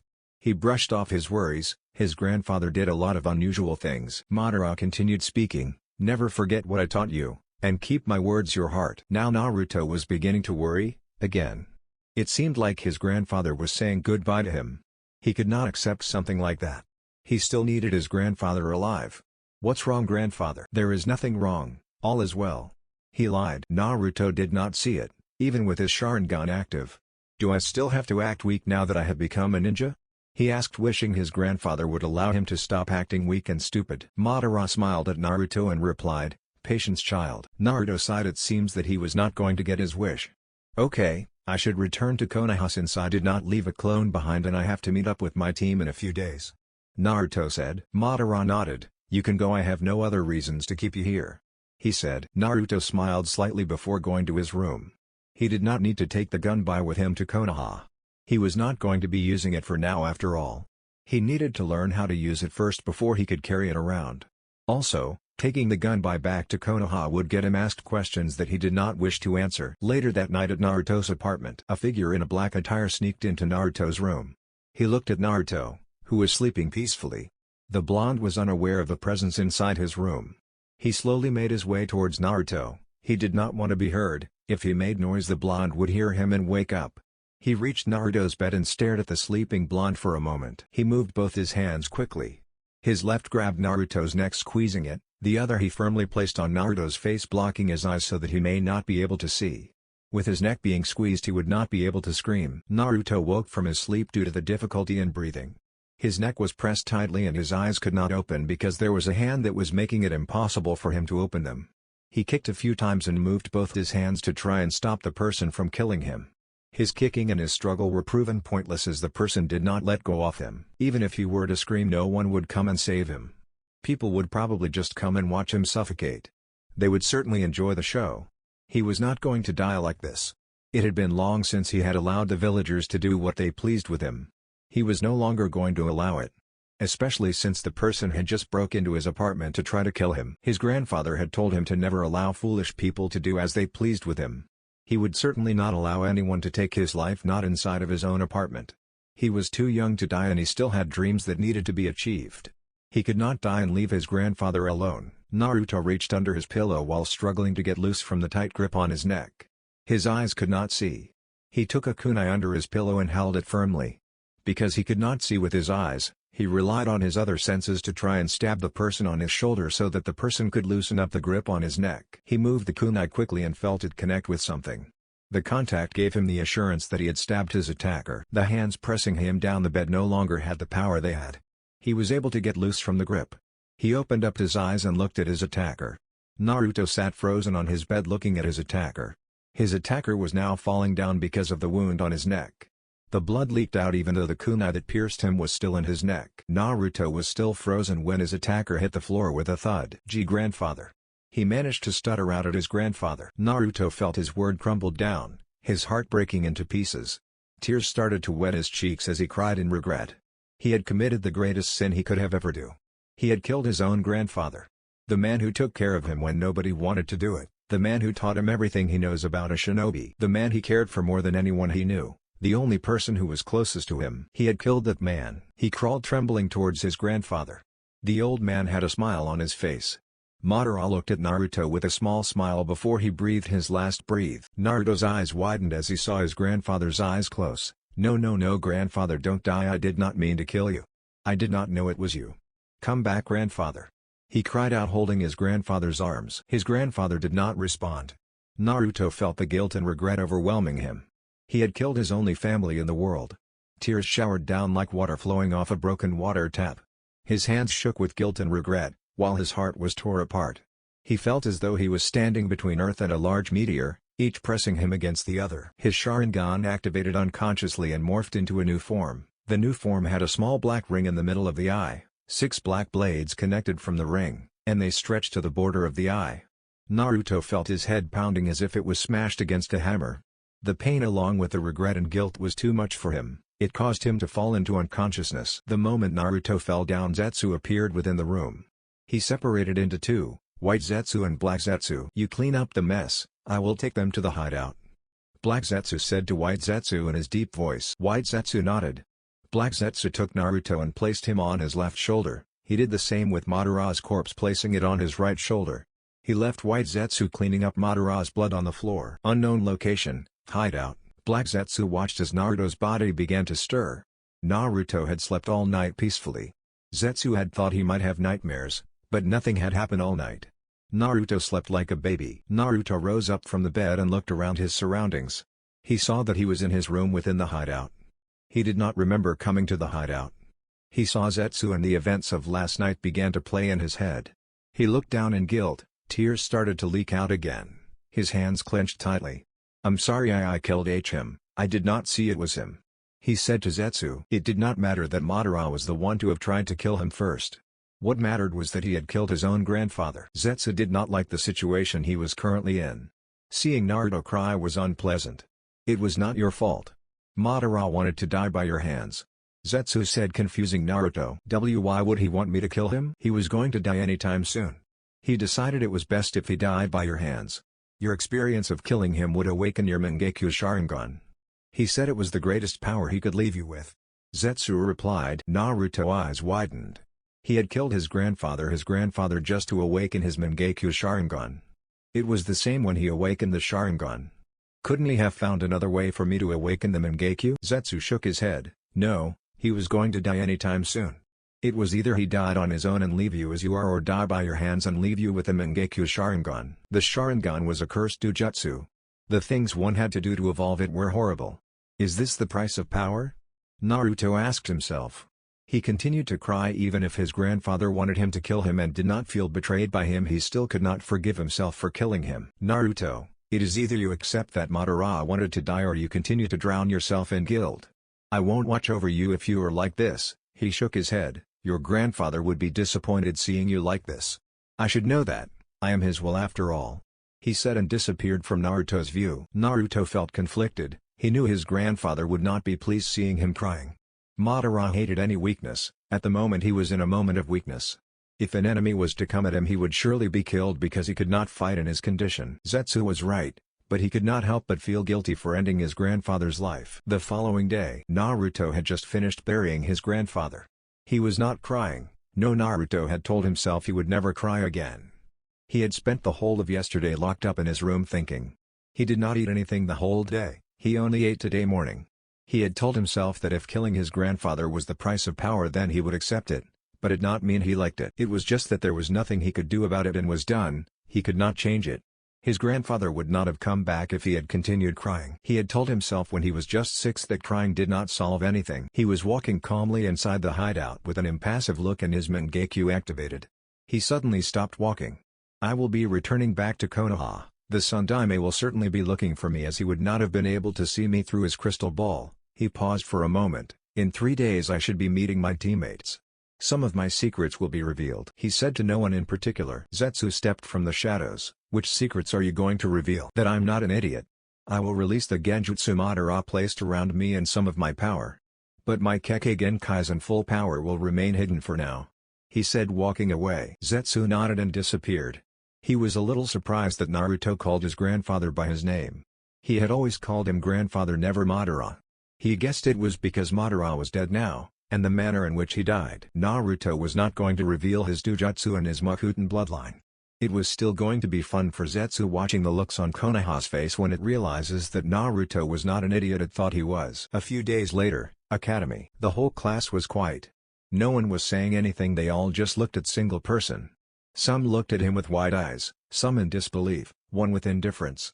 They were speaking within their thoughts because they were seeing was something that they thought they could never see, and something that they thought could never happen. The subject of their thoughts was Uzumaki Naruto. Naruto was not in his Kill Me orange jumpsuit. He was different, he looked different. No more was the foxy grin that had always been ever present on his features. Naruto was wearing a black long-sleeved shirt with a red Uzumaki swirl in his front and back. The one on the back was small, but the one in the front was large, it covered his chest. He also wore black shinobi pants, black shinobi boots and black gloves, each with an Uzumaki swirl at the back of his hand. His blonde hair was long, they reached his shoulders, and 2 large bangs covered a bit of his face.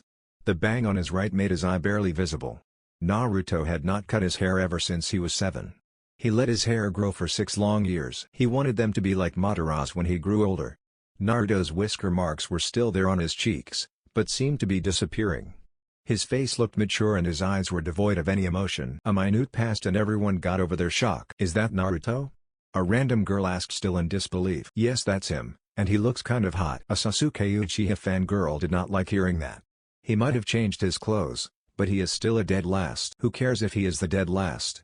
He graduated and what matters most is that he is hot. Maybe, but he is not as hot as Sasuke-kun. That might be true, but it does not change the fact that he is hot and you just admitted it. The Uchiha fangirl huffed and looked away. Today they would not be meeting with Iruka. He had already given his final speech the day he announced the teams. They were told to come here and their Jonin senseis would come and fetch them. A few moments later the doors opened. A group of Jonins walked inside class. When they all saw him they eyed him suspiciously and curiously. The Naruto they all knew was not like that. They did not dwell on it though. They went on to collect their students. Only 2 Jonins interested Naruto because they had Genins he was familiar with as their students. Asuma Sarutobi, the son of the Sandaime Hokage, Hiruzen Sarutobi.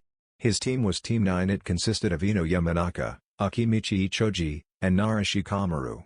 The 3 were friends, so Naruto was not surprised that they were grouped together.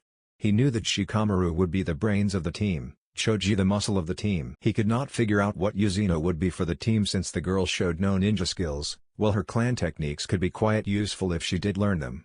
As far as he knew the girl did not train at all. Yuhi Kurenai, Konoha's Genjutsu mistress. She was the Jonin sensei of Team 8. The team was composed of Hyuga Hinata, Inuzuka Kiba, and Aburame Shino. Trackers Naruto thought looking at the team. Inuzuka were tracking specialists in Konoha. Their noses were blessed in tracking a person's scent. Hinata with her Byakugan could be useful in the front since the Byakugan could see through anything. Shino could also operate like Kiba with his Kinkai. The class cleared and Team 7 was left alone in the class. They waited for more than 2 hours for their sensei to arrive. Naruto did not like the time it was taking for the Jonin of Team 7 to arrive. He was displeased. He did not like people who wasted his time. Team 7's Jonin was wasting his time by being late. 2 hours was a bit too much for Naruto to tolerate. Over the time Sasuke had been stealing glances at Naruto, who had been quiet ever since he entered the class. Sasuke was curious about the changes in Naruto, but his pride stood in the way of asking about it or displaying his curiosity. Sakura was being Sakura, though she never did try to say anything to Naruto. It was because of the emotionless look on Naruto's face. It was different from Sasuke's. With Naruto she was not used to it and it gave her a bad vibe every time she looked at Naruto. Her focus was on trying to impress Sasuke. As always Sasuke ignored her attempts. A few minutes and a man with spiky silver hair, a mask that covered most of his face, the only part not covered was around his right eye. He held a small orange book on his hand, and had a bored expression on his face. His eyes looked lazily at the genins before going back to his book. Copy Ninja, Hatake Kakashi. I should have known he would be selected to be Team 7 Sensei, Naruto thought looking at the famed Sharingan no Kakashi. At least I did not get a weak sensei, he thought. Kakashi narrowed his eye at Naruto. The blonde was a different person from the one he had seen in the past months and different from the reports he got. He looked at had gone through a transformation. You must be Team 7, Kakashi said lazily. Meet me at the roof in 5 minutes. He said and disappeared in a puff of smoke. Naruto too disappeared into thin air. Sasuke stared at where Naruto had been sitting before clenching his fists. He walked away with Sakura following him behind with a confused look on her face. She was confused because Sasuke seemed angry at something. She could only guess it was because Naruto had just disappeared into thin air. But she questioned herself as she could not understand how it would make Sasuke angry. Roof. Kakashi looked at Naruto curiously. This was certainly not the Naruto he was expecting to see. What surprised him the most was that Naruto appeared at the roof just after he did. He could not have done it with pure speed, he had used a shunshine. It surprised him because Naruto was not supposed to be able to do that kind of jutsu. The jutsu was a Chunin level jutsu. From what he had heard, Naruto had struggled to even do the Bunshin no jutsu. He shrugged off his thoughts when he saw the rest of his team appear. He looked at them lazily. Sakura seemed out of breath, while Sasuke, was Sasuke. Looking at Sakura, Kakashi could tell that the girl lacked physical training, meaning she was physically weak. By the looks of things it seemed that the girl did not train at all if she lost her breath by climbing a few stairs. Sasuke looked at Naruto for a moment before going to take a sit beside the blonde. Naruto did not spare Sasuke a glance, he just sat there as if Sasuke was not there, something which seemed to trouble him greatly. He hated being ignored, especially by Adobe. Kakashi never took his eyes off his book as he spoke. Alright, now that everyone is here, I want you to introduce yourself by telling us your name, likes and dislikes. He said in a bored tone. Sakura did not seem to get it. Sensei, why don't you go first to give us an example on how we should introduce ourselves? Kakashi took his eye off his book and stared at the girl for a moment. She was supposed to be smart. He could not understand why she would say something like that. He did say how they were supposed to introduce themselves. He sighed. I am Hatake Kakashi. I have no intentions of telling me my likes and dislikes. As for my dream, I have a few hobbies. He introduced himself, his eye off Sakura and back on his book again. All he gave us was his name. Two of the genins thought with a sweat drop. Naruto gave no reaction to it, he just stared impassively into the blue sky. You're next, Kakashi said looking at Sakura. Sakura nodded. Hi, I'm Haruno Sakura. My likes are, she looked at Sasuke with a blush. My dreams are, she looks at Sasuke again with a blush and a soft giggle. Sasuke ignored her, he just went on with his brooding. My dislikes are Inoppig and, she paused for a moment looking at Naruto. She sighed in relief when she saw that he was not looking at her. His impassive face kind of scared her, but since he was not looking she could say whatever she wants. Naruto baka, she said loudly. Naruto ignored her, he could care less if the girl hated him or liked him. It did not matter either way, she was weak and useless. Kakashi looked at her with a raised brow. Fangirl, he thought with a sweat drop. Things were going to be rough for him with Team 7. He hated dealing with fangirls, they annoyed him. Especially since they did not take their ninja careers but rather spent their time trying to look good. He looked at Sasuke. You are next. My name is Uchiha Sasuke. I hate a lot of things and I don't particularly like anything. What I have is not a dream, No, it is a reality. I am going to restore my clan and kill a certain man. Sasuke introduced himself darkly. Sasuke is so cool, Sakura thought with a dreamy look on her face. Naruto glanced at Sasuke for a moment before looking away. The Uchiha was stuck in his path for revenge. He was surely going into a darker path. I should have expected that much, Kakashi thought looking at Sasuke. He had a lot of work to do with the team, Sakura's fangirl attitude and Sasuke's dark path. He had to do what he could to ensure that Sasuke stayed out of the dark path he was currently in and develop bonds with his teammates. He looked at Naruto, giving him a nod to introduce himself. Uzumaki Naruto. No one was expecting that kind of introduction. Even Sasuke was not expecting it. Yes, Naruto seemed quiet and calm, but he did not expect him to introduce himself like that. Sakura was kind of fuming, thinking that Naruto was trying to be cool. She did not like anyone trying to be better than Sasuke. Even the Sun Daime almost fell off his chair within his office as he was watching the meeting with his crystal ball. Kakashi looked at Naruto. There was something wrong with the kind of picture he was seeing. First, the change in appearance after graduation, and Naruto's body seemed strong physically. He looked like he trained hard as his eternal rival Midori. And then the change in attitude. One could not change the way Naruto did in a few days. Unless he was always like this but hiding it behind that mask of happiness. But the hair. Last time he saw Naruto his hair was short, that is if unless he was hiding it too. Genjutsu, he thought with his eyes slightly wide. He had to be a Genjutsu master to be able to cast a Genjutsu that could fool the whole village, even the Sandaime. Things were certainly going to be hard for him. Fangirl, Avenger and the Mystery Genin in a single team was going to consume much of his team. Why does the Sandaime hate me? He thought to himself. He sighed and looked at the academy graduates. Now that we are done with the introductions, tomorrow we are going to be doing a survival test. There are too many graduates this year, thus we will do the tests to determine those are ready to be Genins. Out of the 27 academy graduates, only 9 will become Genin and the rest will be sent back to the academy. He paused and looked at their reactions. But sensei, we have already passed the academy test, and graduated, which made us Genins. Sakura said. Kakashi shook his head. You passed the academy exams, to be a Genin you have to pass a Genin test. He paused. Your chances of failing are 66%. We will meet at 6 in the morning, training ground 7. I suggest that you don't eat breakfast. If you do, you'll puke. He said. Johnny.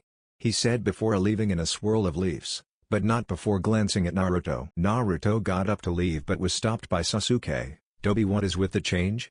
He asked. No, he demanded. Yeah, why are you trying to look cool? Sakura added loudly. Naruto's face remained impassive. I did not change. I was always like this. You were just too blind to see it.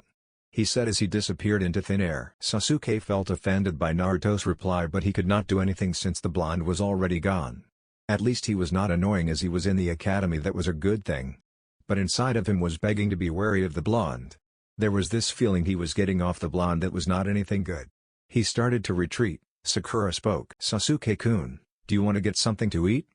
He asked happily with a blush. No. Sasuke replied coldly. Hokage's office. The Sandaime was looking at Kakashi. What he had seen with his crystal had been a shock to him. Never had he suspected that Naruto was hiding under that happy mask he always had. But what troubled him were the physical changes in Naruto's body. The only word that came to his mind when he saw the blonde was Genjutsu. That word alone troubled him greatly. If Naruto was able to hide in a Genjutsu while he was around him, meant that he had to be a master of the art. He was not just a Kage, he could detect even S-rank Genjutsus. But he could not detect that Naruto had a Genjutsu placed around him that he or anyone in the village could not detect. It troubled him greatly. I'm guessing you saw everything. Kakashi said. The Sandaime nodded. Yes, and it troubles me. Kakashi nodded. I never thought I'd see him like that. With the way he currently looks at the moment, he looks exactly like his father. You have to know that not everyone in the village is ignorant. They will start to suspect that he might be related to the Yondaime. Yes, but let us just be grateful that the majority of the village would never think something like that because they are consumed by hatred. The Sandaime said. You did tell me that I was not supposed to fail the team tomorrow. This means that he will go out of the village. Once Iwa sees him, they will think he is the Yondaime's son. Anyone who thinks logically will be able to tell. The Sandaime nodded. For now we won't do anything. But bring Naruto to me after the test after you see his skill level. Hi Hokage-sama. Kakashi said before disappearing from the office. The Hokage leaned back to his chair. He was definitely getting too old to be dealing with this kind of issues. His most fear was what Naruto might know. He would have a lot to deal with if Naruto did know things he was supposed to be the one to tell him. He just hoped that Naruto was not hiding more things that would be a threat to the village. Training Ground 7. Naruto was relaxing on a tree branch. He had arrived at the training ground before anyone did. He did not want to listen to Sakura's voice, thus he chose to relax on the tree. His teammates could no sense him, they were no good at sensing chakra and he was good at hiding his chakra signature. Someone like Kakashi would be able to detect him. His teammates had arrived just after he had. Sakura took the time she was alone with Sasuke as an opportunity to impress him. Thus she was fawning over him. Sasuke was blissfully ignoring her. Zetsu's head appeared from the tree. Naruto looked at him. "Do you have something to tell me?" "No." Zetsu replied. "So you were bored then? You no longer have Madara to converse with?" Zetsu just nodded. "How goes the information gathering?" "It has been rather difficult lately. I have not been able to find anything useful," he said. "I'm curious, which of your skills are you going to show today?" "Taijutsu. I have trained in taijutsu ever since I was 7. It is my best option. I can fight without looking weak with just taijutsu. I will not be using any ninjutsu, for now that is." Naruto responded. Taijutsu was a good option for him since he would have to answer fewer questions. If he did ninjutsu they would ask him where he learned the jutsus and who taught them to him. With taijutsu he could simply say that he trained on his own. No one would question him further. "It looks like your sensei has not yet arrived," Zetsu said. "I will be taking a look around the village," he said, disappearing. It had been 45 minutes after 6 and Kakashi had yet to appear. Naruto was getting impatient. Kakashi was just too laid back to arrive on time at a meeting he set up. He had to wait yesterday and now he was waiting. He hated that Kakashi did not respect other people's time. At 8 Naruto's patience finally ran out. He jumped out of the tree. His teammates noticed him. "You are late, Naruto. Kakashi-sensei said we could come here at 6. Sakura yelled out. Naruto had no words for her. She was not going to believe anything he told her anyway. It was best for him to just ignore her. He stared, walking away from the training. Sasuke finally spoke. "Where are you going, Dobe?" "Home," Naruto responded without looking back at Sasuke. "But we have a test to take," Sakura said. "I am aware of that, but I do not have the patience to deal with our sensei's tardiness. When he does get here, tell him I will be my apartment. If he is really serious about the test he will come and fetch me." Naruto said and disappeared. An hour later. "Yo!" Kakashi greeted with an eye smile as he appeared in a puff of smoke. "You are late," Sakura screeched, making Kakashi wince, but he blissfully ignored her. He looked around because he could not see or sense Naruto. "Where is Naruto?" "He left about an hour ago because you were late," Sasuke said with a glare directed towards the Jonin. He was furious. He did not like being kept waiting. He could have left with Naruto but chose not to because to get stronger he needed to pass the test for him to be a ninja. Kakashi brushed Sasuke's glare aside. "Did he tell you where he was going?" Sakura nodded. "He said he was going back to his apartment. I will be back in 10 minutes with him, so don't go anywhere," he said as he puffed away. Naruto's apartment. Kakashi arrived at Naruto's apartment. He found the apartment door slightly opened and decided to enter. "Naruto," he called out, entering the blonde's home. He got no reply. He was surprised when he found the apartment looking empty. There was no furniture in and their things packed inside boxes. It seemed like the blonde was moving out or moving things out to make space for new furniture. "No, he is moving out," Kakashi thought to himself. Naruto walked in front of Kakashi. "You are moving out?" Kakashi asked curiously. Naruto nodded. "This place is degrading. It's a rundown apartment, something not suitable for a shinobi." It was indeed degrading, but it was not the reason he felt he needed to move out now anyway. The apartment reminded of the good days he had with Madara, and his bedroom made it difficult for him to sleep since it was the place he had killed Madara. He could have gotten over that in time, but he needed to find a suitable place for him to live in. "Where are you going to live now?" "The Shinobi District," Naruto replied. Kakashi just nodded, but he had questions.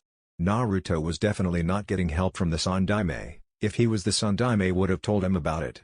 That begged the question, where did Naruto get the money go rent an apartment at the Shinobi District? He knew that someone like Naruto, who was not yet a ninja and lived off the allowance the Sandaime gave him every month, should not be able to afford an apartment on his own. He would get answers when the Sandaime spoke with Naruto later on. "Come on, let's go, the others are waiting for us," he said. Naruto nodded and went on to close the door while Kakashi disappeared. Training Ground 7. Kakashi remembered something that he wanted to tell Naruto. He had forgotten about it after he had reached the blonde's apartment. "Naruto, don't do what you did again in the future. If you pass the test I'm going to give you." Naruto stared at Kakashi for a moment before responding. "Give me that lecture again when you learn to respect other people's time," he said. Kakashi was not expecting Naruto to give that kind of reply. He could not argue, but he could give a good reason as to why he had been late today. Well, you see, a black cat crossed my path and I had to take the long way around. You did not have to live since it was not my intention to be late." Naruto just looked at him with indifference. Kakashi shrugged and looked at the rest of the team. "Now that everyone is here, we can begin with the test," he said. "Your objective is to get a bell from before noon," he said, taking out 2 bells. "If you do not get a bell, you will be sent back to the academy." "But sensei, there is only 2 bells and there are 3 of us. Does this mean that only 2 of us will become genins?" Sakura asked confusedly. Should have expected that from her, Kakashi thought. "That is if you do get the bells. Now come it with the intent to kill. Begin." The 3 genins dashed off to the trees to hide their positions, making Kakashi smile. It was a good sign that they did listen to the academy lectures and understood some of Shinobi's rules. Never show your location to your enemy. They did just that by hiding from him. It was not that they could actually hide from him, they were just genins and he was an elite jonin. They were merely trying, and he could give point for their attempts. Kakashi made his way to the trees to look for the genins. He was in no hurry because he knew that sooner or later one would come after him and try to get the bells. He was able to detect Sakura rather easily. A few seconds later he detected Sasuke hiding in a tree, but Naruto he was unable to find. He stretched out his senses. He smiled as he found Naruto sitting comfortably on a tree branch. The blonde looked comfortable and was observing him. He looked at Sakura's direction and decided to start with her. She was the weakest of the 3, no doubt about that. She was no challenge in taijutsu, so he decided genjutsu would be a better test for her. The girl had a great mind. Genjutsu should be a good challenge for her. Sakura felt a bit dizzy, her vision was blurry. She could not understand what was happening to her. The last minute she was perfectly fine hiding away from Kakashi while she was also looking for Sasuke. She wanted to hide where Sasuke was hiding. She needed to be near her Sasuke-kun so he could get a better look at her. But now she did not feel well. "Ugh, Sakura." She was brought out of her thoughts when she heard a voice calling her name. She could now see clearly and the weird feeling she was feeling in her head was gone. She looked up to see Sasuke coming into view. She beamed suddenly upon seeing that it was Sasuke who was calling her. "Help me." Sakura looked closely at her Sasuke-kun. Her eyes opened wide as she watched Sasuke struggle his way towards her. The horror. His body was battered and bruised, it was also pierced with several kunais. She rushed over him trembling. Her heart was beating faster than normal.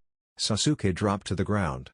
"Sasuke-kun," she thought as she stopped in her tracks as tears began to rush off her eyes. She felt as though her heart had stopped beating. "Ah!" She screamed loudly at the thought that Sasuke was dead and fainted. Kakashi, looking from a distance, could only sweat drop. The girl had just fallen to an easy D-rank genjutsu. She was supposed to be smart, and should have detected the genjutsu easily. Maybe I should have used an E-rank genjutsu, he thought. Kakashi shrugged and went away to find his next victim. Sasuke did not spare the girl a second glance. He really did not care what happened. She was a nuisance and annoying. With her out of he could have a better chance of getting a bell. If she was still active, she would no doubt get in his way and become a burden to him. He wanted to get the bell and pass the test. His quest could only be fulfilled if he became a shinobi. No one was going to stand in the way of his quest. Pathetic, Naruto thought, looking at the fallen girl. It was clear that the girl was caught in a simple genjutsu that she had been unable to detect. Naruto could only guess what the girl had seen to make her faint. Whatever it was, it had something to do with Sasuke. Sakura was not fit to be a ninja. She was book smart, but that did not make a shinobi. Skills and dedication made a ninja. Sakura had none. All she cared for was looking good in the eyes of her Sasuke-kun. If the girl ended up being a Jonin with her current mindset, she would certainly become killed in her first mission if her teammates don't carry her over their shoulders. Naruto jumped off the tree he was in and made his way towards Kakashi. There was something about the test that was hidden. A Jonin team in Konoha was composed of 3 Jonins and a Jonin. There was no team in Konoha that was a group of 3, even the Anbu squads were made out of 4 members, one being captain. Konoha preached teamwork to their shinobi. The objective of the test was in contrast to that motto. Despite them not being an official team, they were still a team, and fighting for themselves to get the bell did not promote teamwork. Also, it was not possible for academy graduates to defeat a Jonin. A thought came to his mind. They were not expected to defeat the Jonin, but work together as a team. They were a team and were expected to work with one another in missions. Sasuke and Sakura would never agree to work with him. He wanted to have some fun, and he would have his fun by fighting with Kakashi. He could not beat Kakashi, but the Jonin was surely going to underestimate him. He also had the element of surprise. He would take the advantage of that. He was stopped from going after Kakashi because Sasuke beat him to it. Naruto jumped up to a tree again. He could see what the last faithful Uchiha could do. It would prove certainly interesting if the Uchiha was just not full of arrogance. Sasuke made his way towards Kakashi. He had a confident look on his face. He felt confident about his chances of getting the bells. He was different from the others. He was an Uchiha and best in the academy class. He was considered a prodigy of his age. "I'm going to get those bells," he said arrogantly. Kakashi looked at him once, then looked back to his book. His response to the proclamation annoyed the hell out of the Uchiha. It was like the Jonin was taking his challenge as if it was nothing, not worth his time. He hated anyone who felt as though they were superior to him. He rushed towards the Jonin at his full speed. Kakashi was slightly surprised by the speed the young Uchiha was showing. He did not put away his book though. He waited for Sasuke to come at him. Sasuke jumped and brought his right fist, trying to punch Kakashi on his face. Kakashi blocked with his free hand. Sasuke was quick to use his other hand. He forced Kakashi to dodge his punch. Sasuke engaged the Jonin again. He attempted to sidekick the Jonin, but Kakashi blocked his attack. Sasuke did not stop. He brought out his other leg trying to kick the Jonin. Kakashi was again quick to block again. "Shit, I can't read my book like this," Kakashi thought. Sasuke brought out his left hand trying to punch Kakashi in the chest, but the Jonin blocked again, frustrating Sasuke. But he did not give up. His left leg moved faster than before, heading straight at Kakashi's waist. Kakashi caught Sasuke's leg, but was not given the chance to do anything as Sasuke moved with impressive flexibility. He tried gutting the Jonin with his left hand. Kakashi was up to the challenge. He caught Sasuke's hand with his other hand. Sasuke had expected as much. His free hand moved for the bells hanging on Kakashi's belt.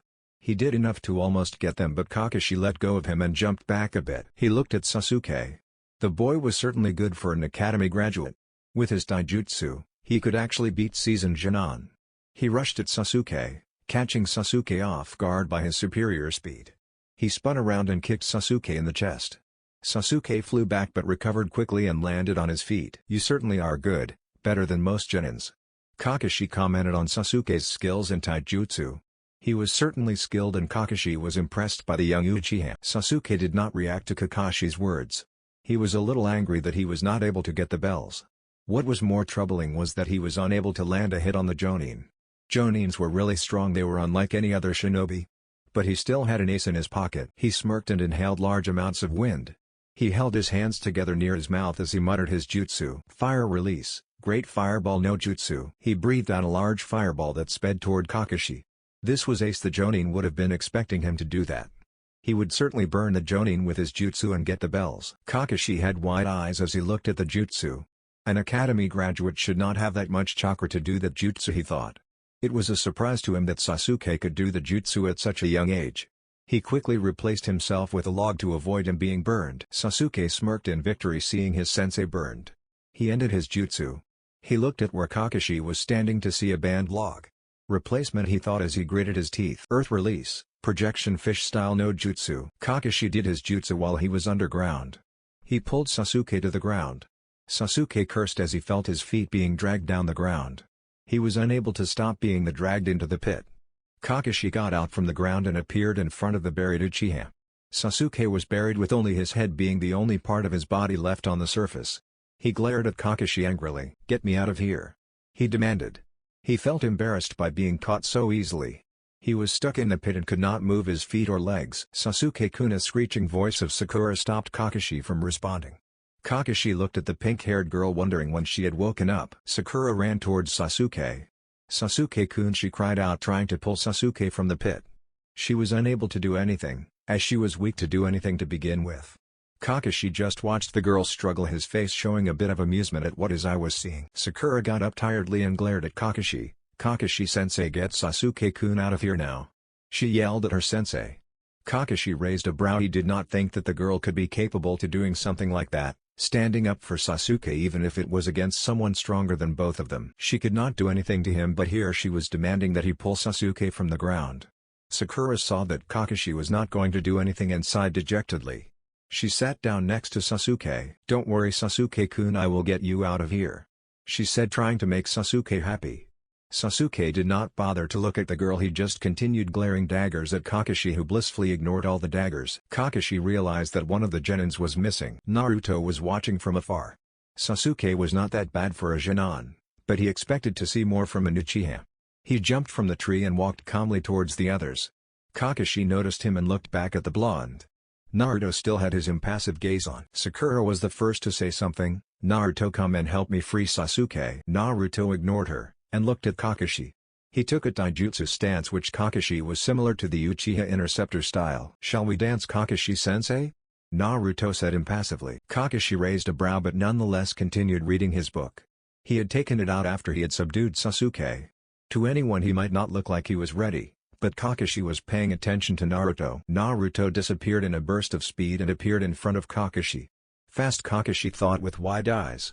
He had never seen an academy graduate move that fast, never in his life. He expected Naruto to surprise him, but this was too much for a surprise.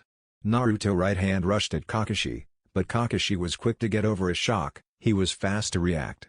He blocked the blow. He felt a tiny bit of the power behind the punch. He hits like Guy but at a smaller scale, Kakashi thought. Naruto brought out his right leg and attempted to kick Kakashi on his left side. Kakashi raised his knee to block the attack. He quickly put away his book because he now knew he would get embarrassed by a Jonin if he continued reading the book. Sasuke gritted his teeth in anger. Naruto was moving far faster than he could and seemed better than he was. Kakashi brought his right leg trying to hit Naruto. His foot connected with Naruto's hand. He retrieved his leg and brought it back again at Naruto. This time he spun around for more speed and power. Naruto brought out both his hands to block the attack. The power behind the kick was enough to force him back a feet away from Kakashi. "This dance should be entertaining." Naruto said just enough for Kakashi to hear him. Kakashi looked at Naruto straight in his eyes. "He seems to be happy, and calls a fight to dance. He must really love the thrill of a good fight," Kakashi said looking at the blonde. There was no smile but he could see a bit of excitement in Naruto's eyes. Kakashi got into his own stance. Naruto seemed to be good in taijutsu and his speed was impressive. He had to seriously fight if he was going to evaluate Naruto's strength. Naruto got back into his stance. He knew he could not beat Kakashi, but fighting against someone who could match and surpass your every move was something he could not miss.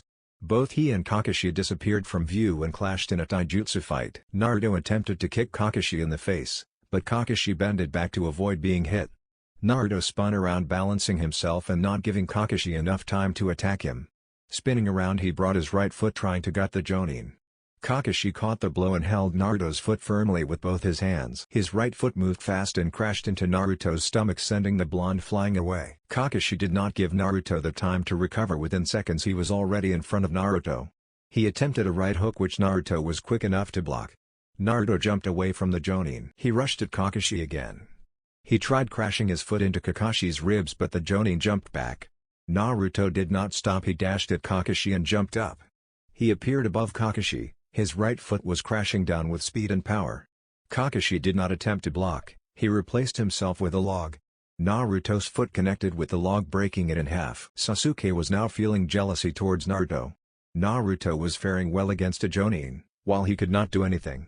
He could not even get the Jonin to fight him seriously, but Naruto was able to. Naruto was just a dead last. What could have changed for the blonde to be better? Naruto landed to the ground and stood still. His eyes narrowed to where Kakashi was. The Jonin was within the trees. He disappeared off to the trees. Sasuke and Sakura could not see anything since their teammate and sensei were fighting within the trees. But they could feel that the fight was still going on. A few seconds later both saw their sensei flying back into the clearing. A second later Naruto appeared above the Jonin and attempted to pummel the Jonin to the ground. Kakashi could not dodge but was able to bring out both his hands to block Naruto's punch. The power of the attack was enough to sending Kakashi crashing down the ground even though he had blocked the attack. A small crater was formed where Kakashi had crashed. Naruto jumped away from Kakashi allowing the Jonin to recover. Kakashi got out of the crater and rushed at Naruto in great speed that should make him invincible to a Jonin. He appeared in front. Naruto was not fast enough to react as Kakashi's fist crashed to his gut making him grunt at the effects of the powerful punch. Kakashi did hand seals and held his hands together close to his mouth doing the same jutsu Sasuke had used on him earlier albeit bigger than Sasuke's. Fire release, Great Fireball no Jutsu. Naruto disappeared fast to avoid being hit by the jutsu. Kakashi ended his jutsu having sensed that Naruto had been able to dodge. Naruto was now a distance away from where he was previously. "You are far better than I thought. Far better than Sasuke. I don't think there is a Jonin in Konoha that can beat you. But I must end this now," Kakashi said, but before he could do anything the alarm rang signifying it was noon. Kakashi sighed and motioned for Naruto to follow him to the rest of Team 7. Kakashi freed Sasuke. who could not stop glaring at Naruto with clear jealousy. Naruto had been able to hit a Jonin while he had been unable to. Kakashi gathered them and looked at each of them disappointedly. You did not get the bells, thus you failed the test. Naruto took out both bells from his pocket, making Kakashi look at his belt and then at Naruto with wide eyes. When did you get them? The time I pummeled you to the ground. Before I jumped back I had already taken the bells. You were too focused on testing my power that you forgot about the test, and you were thinking I had no interest in the bells. I just wanted to fight. That made it easy for me to get them. Naruto responded. Kakashi nodded. So what are you going to do about the bells? The aim of the test was not to get the bells but to test if we could work together as a team, as 3 Genins cannot defeat an elite Jonin. I'm surprised that Sakura with all her brains couldn't figure that out. Sakura glared at Naruto for the jab. It seemed like one, but Naruto was just pointing out that someone called smart like Sakura should have been able to figure the meaning of the test. Kakashi noticed that fact because Naruto's face remained impassive and there was no amusement in his voice. If you knew that, why did you not try to work with your teammates? Isn't it obvious? None of them would have been willing to work with me. Sakura's only concern is Sasuke, while Sasuke thinks he does not need help and can do everything on his own, and his pride would not allow him to accept help from anyone. Kakashi had to agree with Naruto. But Naruto should have tried to talk to them. Naruto is right, the purpose of the test was teamwork. I could give you another chance to work together, but since Naruto has the bells and I was not supposed to fail you, I guess I will pass you, he said, making Sakura and Sasuke sigh in relief. Naruto threw the bells back at Kakashi. Kakashi caught the bells. You can go now except for you, Naruto. We will meet tomorrow at 9 AM for a team meeting. Both Sakura and Sasuke left, but not before Sasuke glanced at Naruto. The Hokage's office, I presume, Naruto said, to which Kakashi nodded. Hokage's office. The Sandaime stared deep into Naruto's blue eyes. He found nothing from the blonde. His eyes had nothing, they were just devoid of any emotion. He never thought he would see Naruto's eyes like that.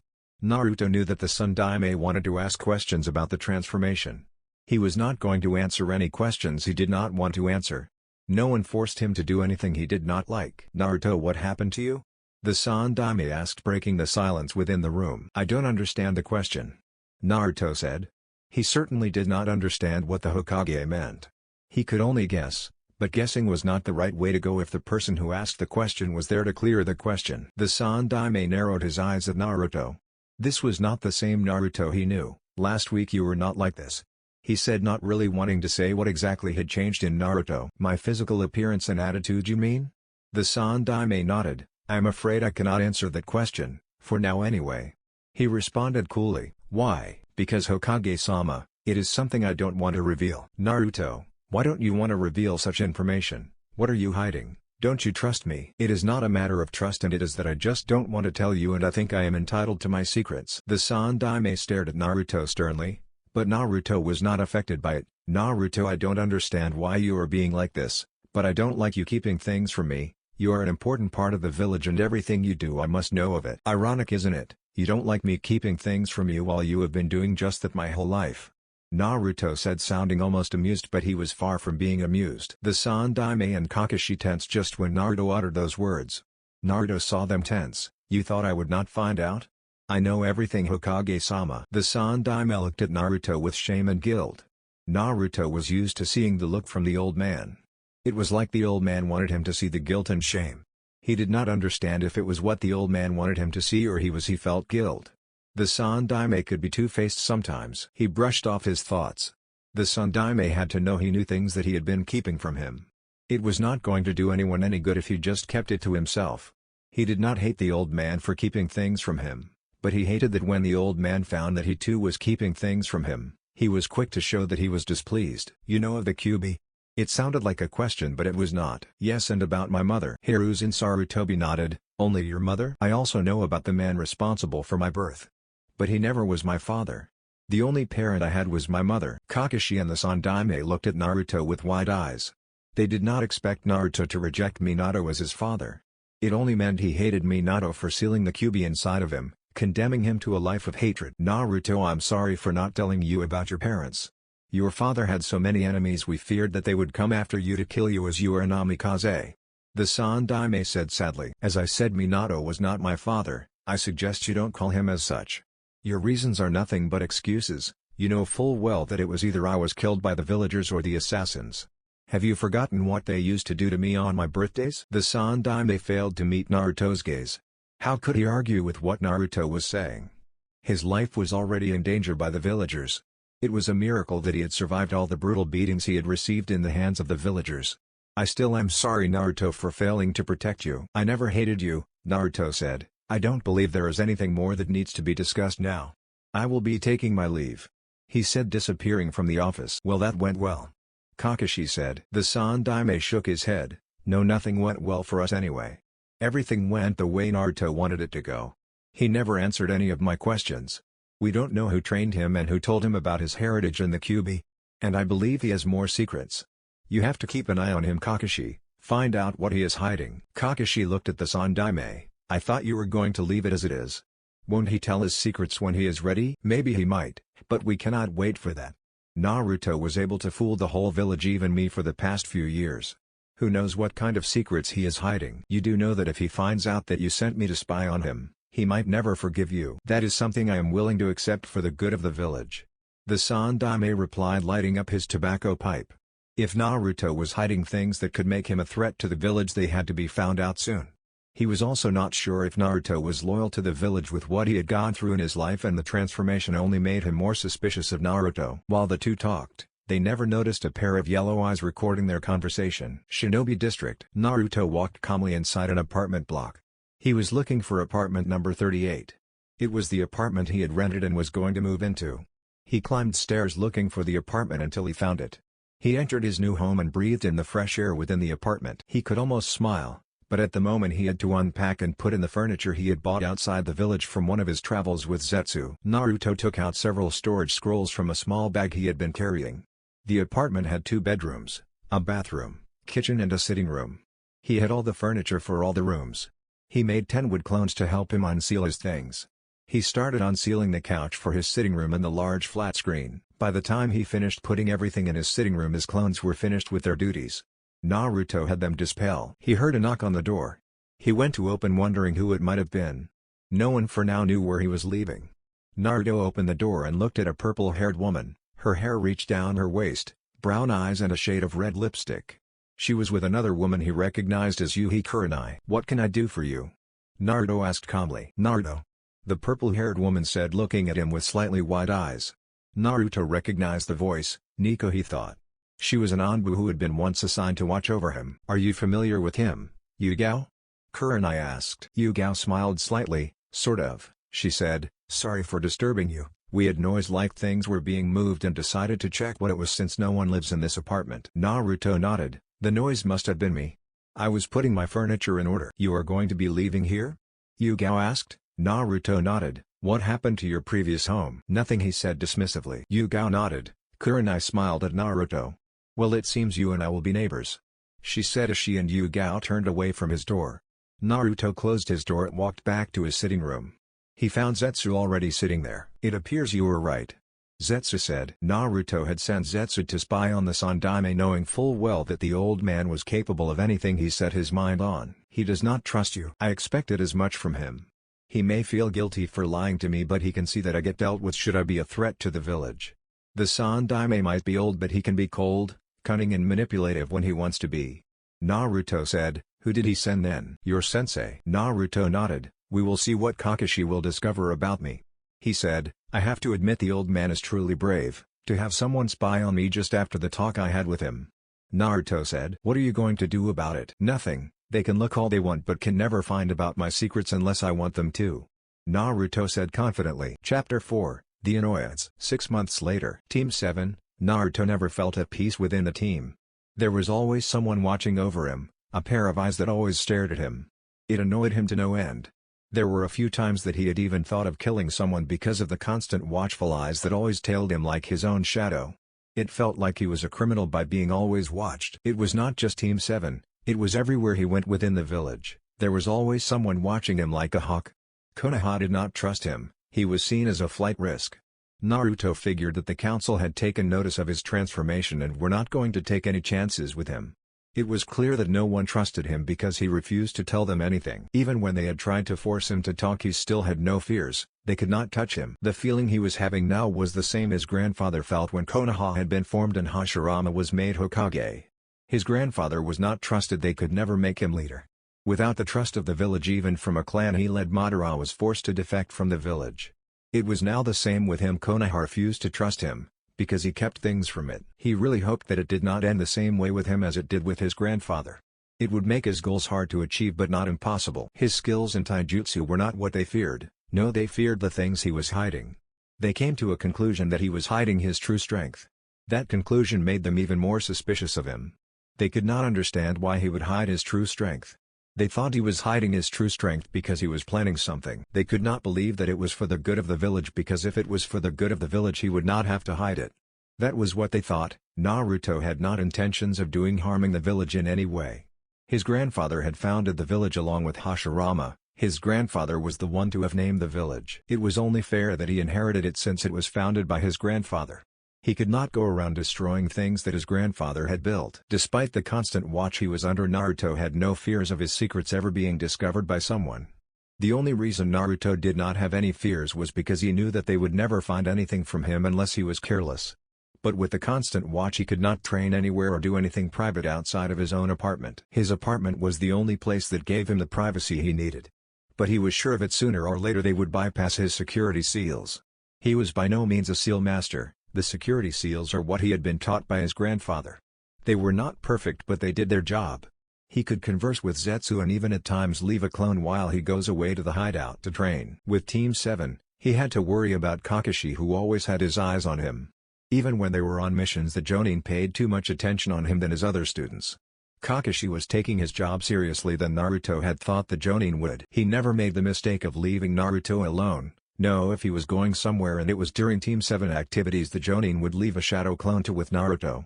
But the Jonin was friendly and valued his team as part of his family.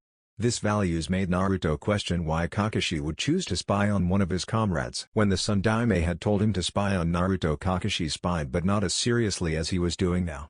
Naruto thought that the council had taken part at the change. The fools were capable of anything, especially Danzo and the two advisors. If there were people to kill, it would be 3 elders. There was also Uchiha Sasuke and Haruno Sakura. The two just annoyed him to no end. Sasuke was obsessed with fighting with him. Every time he got the chance to demand that Naruto fight him, he would take it. Naruto never fought with the young Uchiha. He always refused to fight the Uchiha. Naruto hated fighting pointless battles. There was nothing he would gain from fighting the Uchiha. Despite his love for a good fight, Sasuke was not worth his time. His refusals always infuriated Sasuke, and he would always attempt to hit Naruto whenever he was not looking. Naruto had better reflexes and would always dodge the attacks without hitting the young Uchiha back. Another person that caused him headaches was Sakura. Despite his attempts to ignore the girl, she would not just stop talking. Naruto was sometimes tempted to put the girl in a genjutsu. He would make the girl kill herself and she would be gone from his life. She hated him because he was better than Sasuke. No, she refused to believe that he was better than Sasuke. What she did was yell at him for trying to be cool and better than Sasuke. She would always tell him to stop trying to make Sasuke look bad. Despite all the problems in Team 7, the team was almost perfect when it came to teamwork.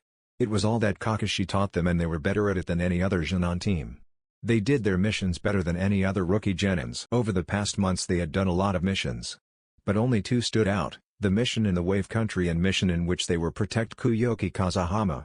The Wave mission had been their first mission, and ended up being an A-rank mission because they had encountered an A-rank missing nin, Zabuzama Mochi, and his accomplice Haku. Sakura had been a burden in the mission and basically did nothing useful. What she did was to tremble in fear at the thought of dying in her first real mission. They were protecting a bridge builder from a man named Gato. Team 7 did succeed the mission and managed to get Gato killed despite the odds being against them. Sasuke had awakened his Sharingan during the battle in the bridge. It made him even more arrogant now that he had finally awakened the Uchiha clan bloodline. It made the Uchiha feel superior to anyone, thinking that no one could match the power of the Uchihas. The mission to protect Kuyoki was also a success. They went to the Snow Country on the mission and found out that Kuyoki was a real princess. The team had thought she just played a princess in movies. Her country was being controlled by her uncle, who had killed her father to take over the country. The woman at first had been refusing to accept her role as princess of the country, but after her uncle was killed she finally decided to become ruler of the Snow Country. Naruto had been thinking of a better way to reveal some of his secrets to Konoha to get them off his back. Revealing some secrets would get them to lessen the number of shinobi they have following him. They would not need to have him watch 24/7 since they would have found out what he had been hiding from them. He would have more space to breathe and more privacy than he currently. He was patient and would wait for the right time. Rushing into things had its consequences, he would rather not have to deal with those if he could just wait a little more. Naruto was walking calmly towards Training Ground 7 alone. Looking around the village, he had come to notice that some of the villagers had stopped glaring at him. They had lost their hateful looks, but not all of them had. Some still did glare at him, but they had lost the intensity they used to have before he was a Genin. The kind of change surprised him. He did not understand what had made them stop glaring at him. He did not think that it was because he looked like their dead precious Yondaime. Naruto was so consumed by his thoughts that he was not paying attention to where he was going. He ended up bumping into someone who also seemed to have been lost in thoughts. Likely no one was hurt since they were not moving at a fast pace. Naruto fathered himself and looked at who he had hit. He noticed that there were 3 people in front of him. The one he had bumped into was glaring at him. He was a boy at his teens. "What, where you are going, brat?" The boy who Naruto had bumped into yelled. He wore a black bodysuit and black shinobi sandals. His face was painted with face paint. He wore a Sunogaku or forehead protector. He had something strapped behind his back that Naruto could tell what it was. It did not seem like a weapon or anything he had seen before. Naruto was not going to apologize to the boy. He had never apologized to anyone before, and he was not going to start now. There soon a shinobi was glaring at him like he could actually beat him. He was underestimating him because he was younger than him. Naruto ignored the Suna shinobi's words and looked at the other 2 in front of him. There was a blonde-haired girl. Her hair were tied into 4 pigtails at her back. Her eyes were light green. She had a battle fan strapped behind her back. She was slightly taller than the boy in the black bodysuit.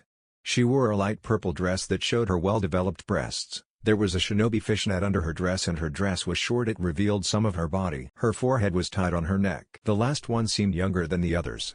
He seemed to be at the same age as Naruto. He had short spiky red hair. His eyes were blank with a dark tint. On top of his left eye there was a tattoo with the kanji for love. He had an emotionless look on his face and gave off a feeling bloodlust. He had a gourd behind his back. The 3 were Sunogaku shinobis. The blonde and the red-haired just looked at him, while the black-haired in a black bodysuit was enraged at that Naruto had ignored him. He brought out his right hand and grabbed Naruto by his shirt. "Don't ignore me when I'm talking to you, you little shit." Naruto narrowed his eyes dangerously at the teen. This was something he could not forgive. One did not touch him like this and got away with it. Yes, he did hit the teen, but it was not intentional. He was lost in his thoughts, so was the teen. "Kankuro, what are you doing?" The blonde-haired girl barked. The now identified Kankuro did not even bother to look at her. He just grinned. "I am trying to teach this brat to respect those older than him," he said. Before anyone could do anything, Naruto drove his fist into Kankuro's stomach. Kankuro let go of Naruto and clutched his stomach while gritting his teeth. "That hurt," he said under his breath. "That is what happens when you act like a fool, and now you are embarrassing our village by your foolishness." A cold voice of the red-haired spoke, making the blonde and Kankuro tense. Looking at Kankuro, he seemed scared of something, and it was like he had forgotten the presence of the red-haired. "Sorry, Gaara," Kankuro said. Naruto wondered why he was apologizing. Even the girl seemed to get nervous when Gaara spoke. But the name Gaara brought those thoughts to a halt.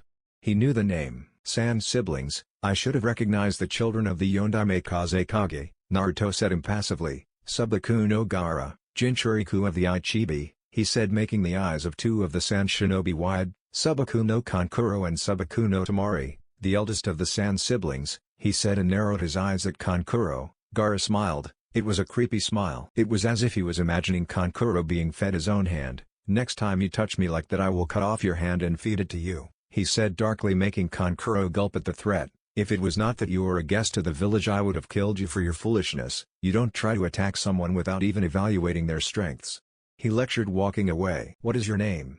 Gaara asked in his emotionless voice. Naruto stopped and looked at the Jinchuriku. "Uzumaki Naruto, I shall see you at the exam, Subaku no Gaara," he said, and disappeared from the view. Gaara grinned madly, making his siblings look at him fearfully. They knew that kind of smile. It was the kind of grin he always wore when he was thinking of crushing someone with his sand. They feared that kind of smile. They could only feel sorry for the blonde should he meet Gaara in the battlefield. Training Ground 7. Chunin exams, Naruto thought. He had forgotten about them. Zetsu had informed him about them.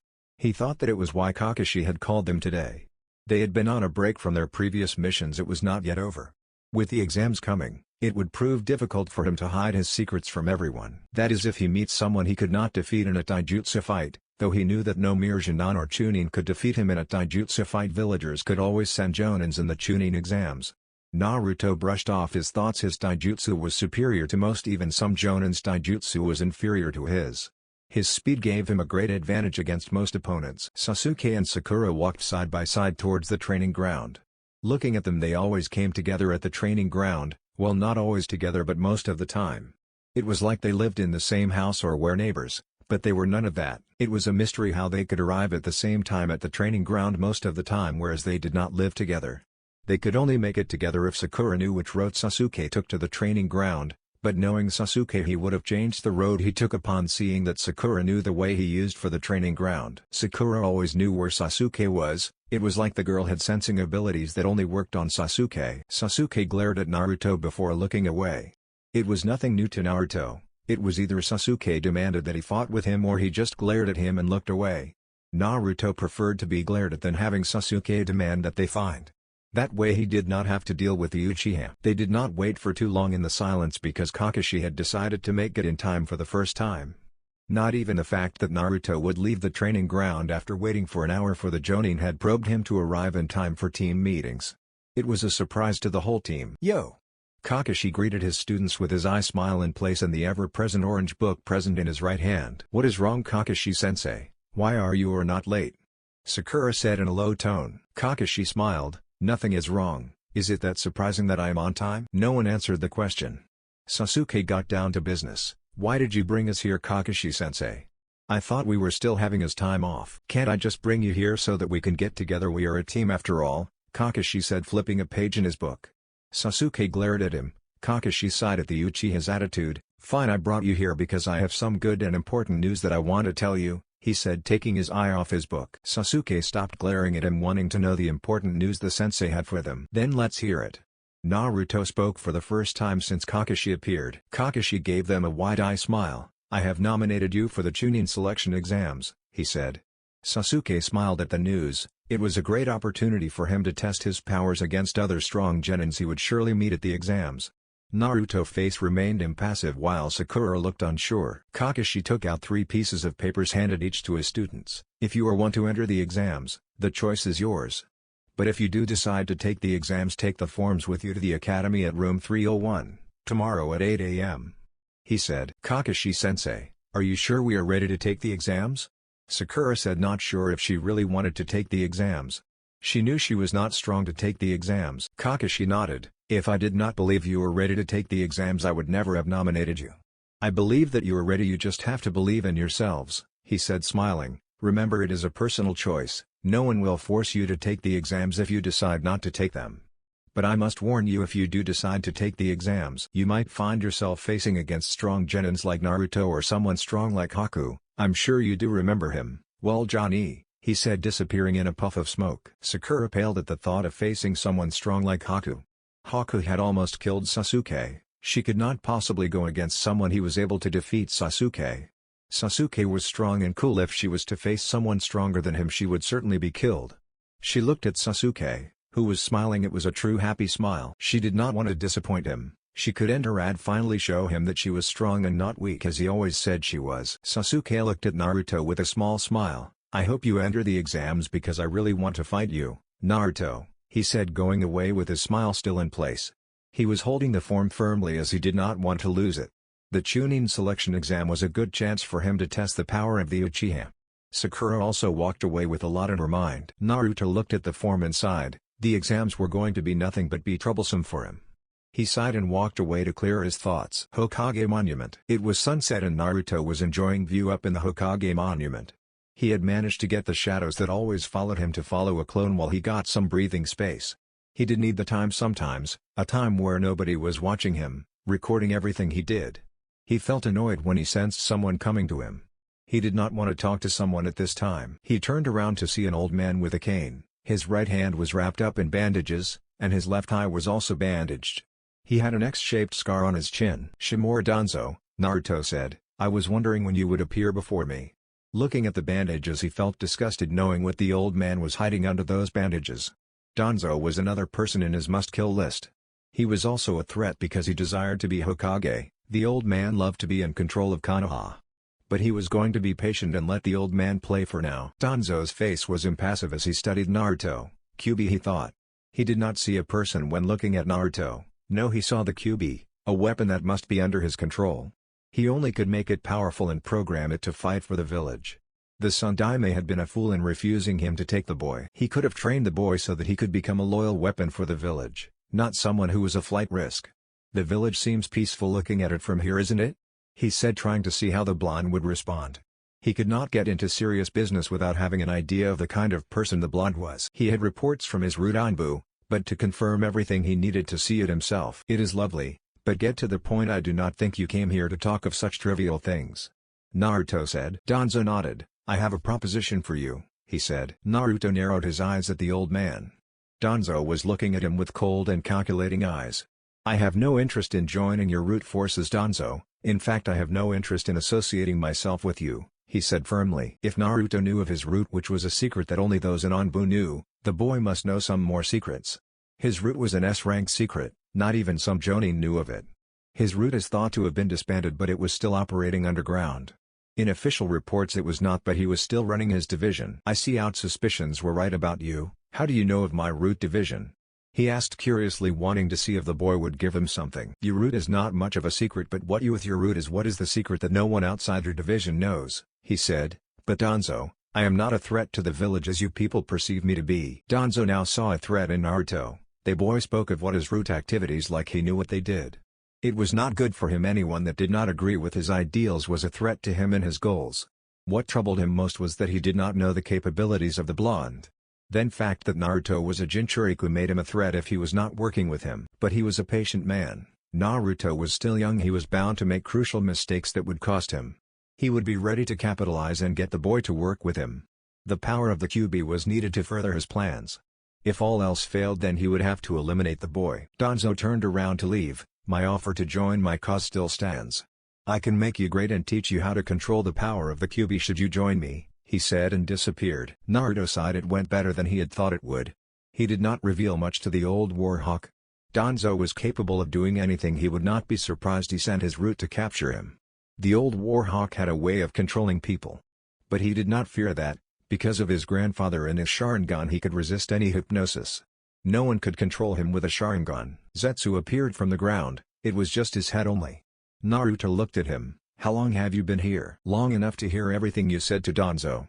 Zetsu replied. Since you were here, did you have a white Zetsu spore attached to Danzo? Naruto asked. He thought that Zetsu might have just done that knowing that Danzo was a threat. Yes, I figured that you might want me to do something like that. Good, that man is slippery. You can never know what he will do next. With Zetsu's spore on him I will know everything he does, what he says, and who he meets. I do not want that old man to surprise, Naruto said. When are you going to make a move against him? In time. Right now I am not strong enough to start with my plans. Everything will be in motion once I get strong enough, Naruto said. Staying the way you are and in the village is not helping you become strong, Zetsu pointed out. Naruto nodded, agreeing with Zetsu. I know that. I will think of something after the exams, he said. The academy. Sasuke and Sakura were waiting for Naruto at the academy entrance. Sasuke had no doubt that Naruto would show up. Sakura was the one had thought would never show up for the exams. The girl was weak. Yesterday she did not seem too sure of herself that she would enter. It did not take long for Naruto to appear. The blonde was still in his black attire, but had a sword strapped behind him. Sasuke looked at him curiously. You know how to use a sword? He asked. Yes, but I'm not good at it. It is just useful in dealing with annoyances. Both his teammates knew that he meant weak people by annoyances. Naruto had brought his ninjato because he refused to get his hands dirty with bloodstains of weaklings. A sword could do the job for him without dirtying him. Sasuke shrugged. Let's go inside, he said, turning around to face the academy doors. Both his teammates followed him behind. The academy was full of activities. Naruto was not interested in anything though, he just wanted to get over with it. The only person that interested him was the Sanjin Churiku. The others would just be annoyances that talked more than what was necessary. At least he did bring his sword with them. The team walked inside the academy ignoring everything else that was taking place. They wanted to get to the room they were told to by their sensei. It was of no benefit to them to get into other people's business. They were stopped when a green blur appeared in front of them. The boy in front of them wore a green jumpsuit, his forehead protector was worn as a belt on his waist, and black shinobi sandals. He had thick eyebrows and shiny black hair. He looked at the boys, then at Sakura. He smiled at her and gave her a thumbs up. You must be Haruno Sakura. I am Rock Lee, He introduced himself to the pink-haired girl. Then he blushed slightly. "Will you go out with me? I will protect you with my life," he said. Sakura was quick to speak. The boy was lame. His jumpsuit, hair and everything about just seemed wrong. No," she said. "I belong to Sasuke-kun," she thought to herself. Sasuke seemed disappointed at her answer. He had hoped that the girl would accept Lee's proposition and leave him the heck alone, but seems that it was not to be. Lee seemed disappointed at the rejected and brightened up slightly. He looked straight at Naruto's eyes. "You are Uzumaki Naruto, correct?"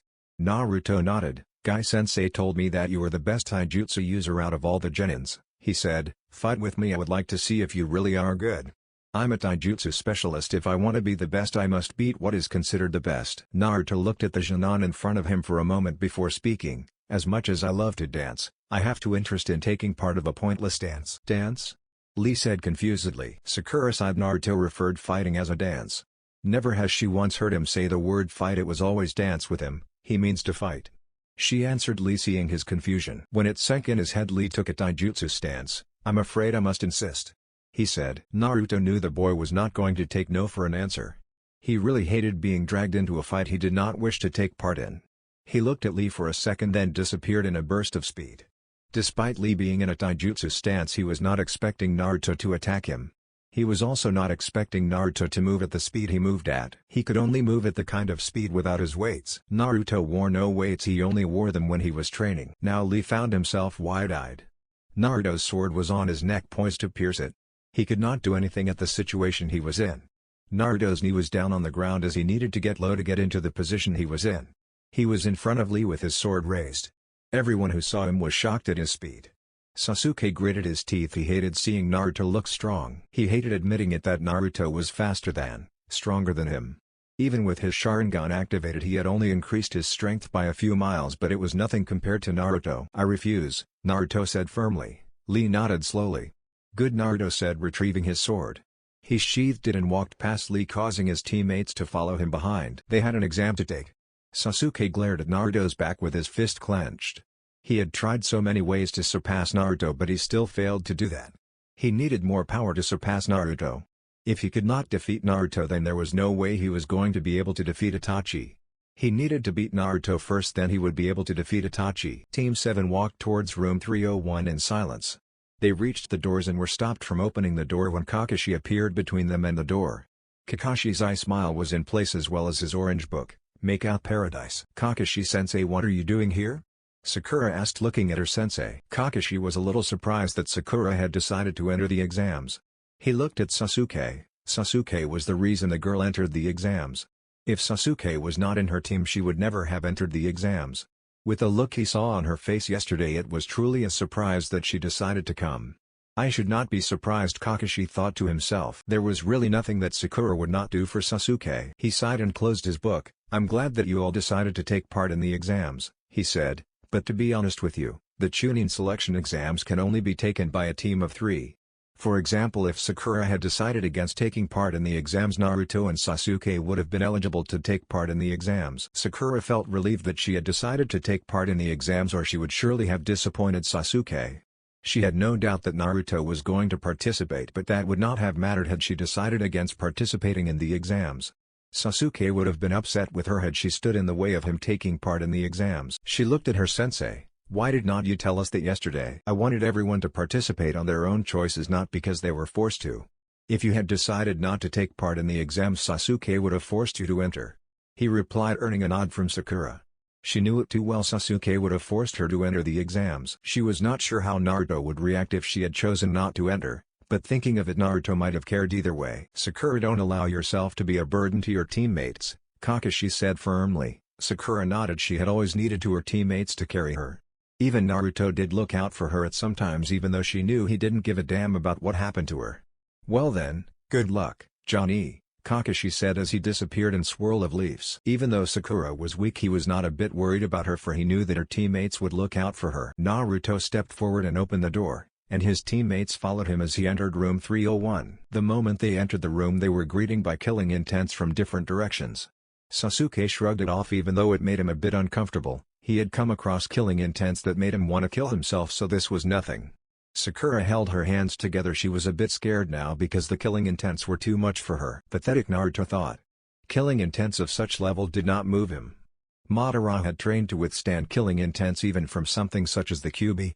Madara might have been old at the time by one he still that had made Naruto afraid of the old man was his killing intent. The first time he had experienced a dose of it he had fainted because it had been pressing him down like nothing he had ever felt before. Such things had made his killing student frightening for mere genins. Another thing that had made it frightening was his grandfather's DNA. Naruto possessed a bit of Madara's chakra. He did not let it leak because he did not want to scare anyone. There were a lot of genins in the room. They had not expected the participants to be in the exams. There sure are a lot of them. Sakura commented, earning a nod from Sasuke. It did not matter to Sasuke though, he was happy, so many participants meant he would have more competition. "Sasuke-kun, you are late," Ino yelled as she jumped on Sasuke's back, placing her head on his shoulder. It was obvious that Sasuke was annoyed by the girl's actions. One would see it because the Uchiha's eyes were twitching. He was not the only one who was annoyed by Ino's actions. Sakura was displeased. She grew a tick mark on her forehead. Ino did not see Sakura. She was busy with her Sasuke. "It has been long since we last saw each other, Sasuke-kun. How have you been?" Ino asked. If Sasuke was going to respond, he never got the chance to do so. "Get away from Sasuke-kun, Ino pig," she yelled angrily as she marched to get Ino off Sasuke. There was only one girl for Sasuke and that girl was her, not Ino. Ino took notice of Sakura's presence in the room. She had not seen the pink-haired Bunchi. Her eyes were only on Sasuke. She looked around and saw Naruto with arms crossed on his chest and a bored look on his face. "He is kind of hot," she thought with blush. She looked back at Sakura and smirked. "If it isn't big ugly forehead Sakura, I thought you would be at home playing makeup," she said. Sakura grew another tick mark on her forehead. Ino was making her look bad in front of Sasuke. She could not tolerate something like that. No, it was unacceptable. "You guys are taking the troublesome exams too. This is so troublesome." A lazy voice of Nara Shikamaru spoke, knocking Sakura off her thoughts. Naruto looked at the Genin and did something that shocked both Sasuke and Sakura. He smiled at Shikamaru. It was a small smile, but a smile nonetheless. They had never seen him smile since the formation of Team 7. His face was always impassive or with a bored expression. Sakura stared at Naruto. "Sasuke-kun, did Naruto just smile?"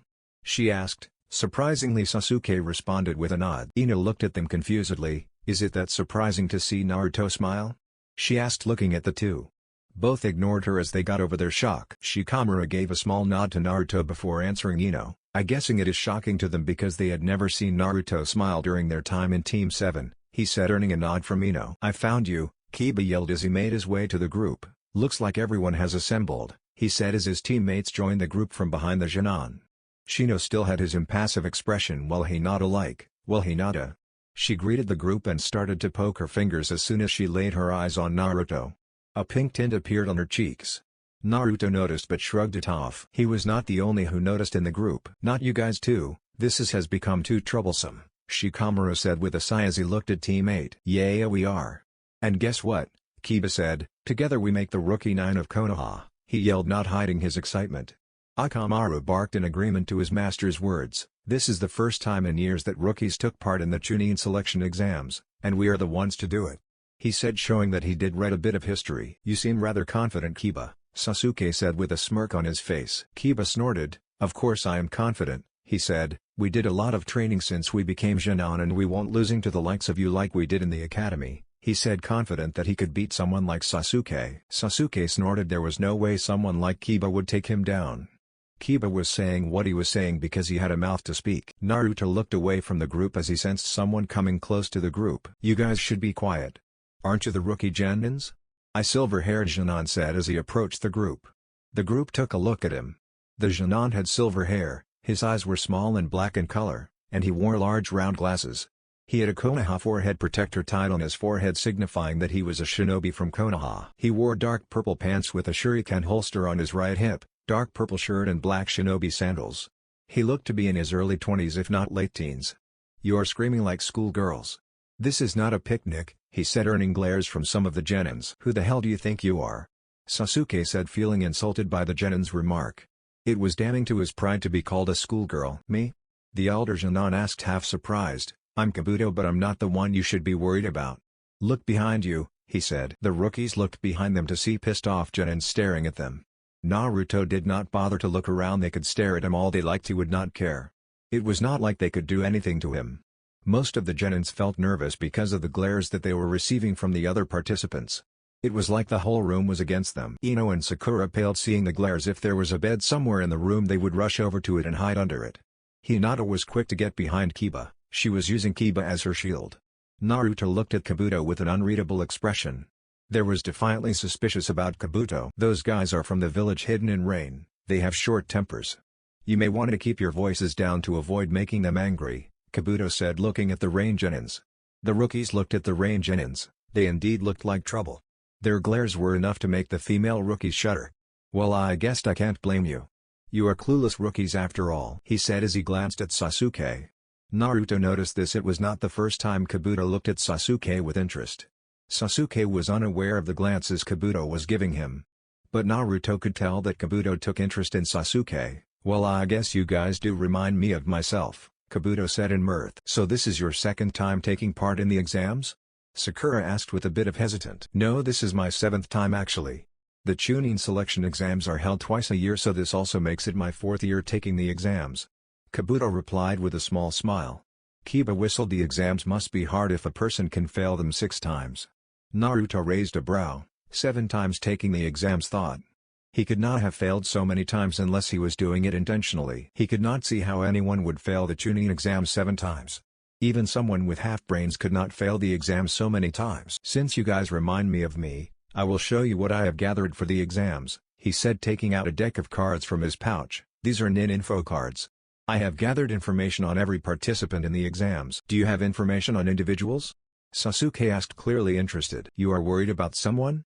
Kabuto asked with a smirk looking at Sasuke. My info is not perfect, but it not the same as having nothing, he said. Just tell me the name of the person and I will tell you what I know about the person, Kabuto said pushing his glasses up, something that seemed to be a habit of his. Give me information on Uzumaki Naruto, Sasuke said.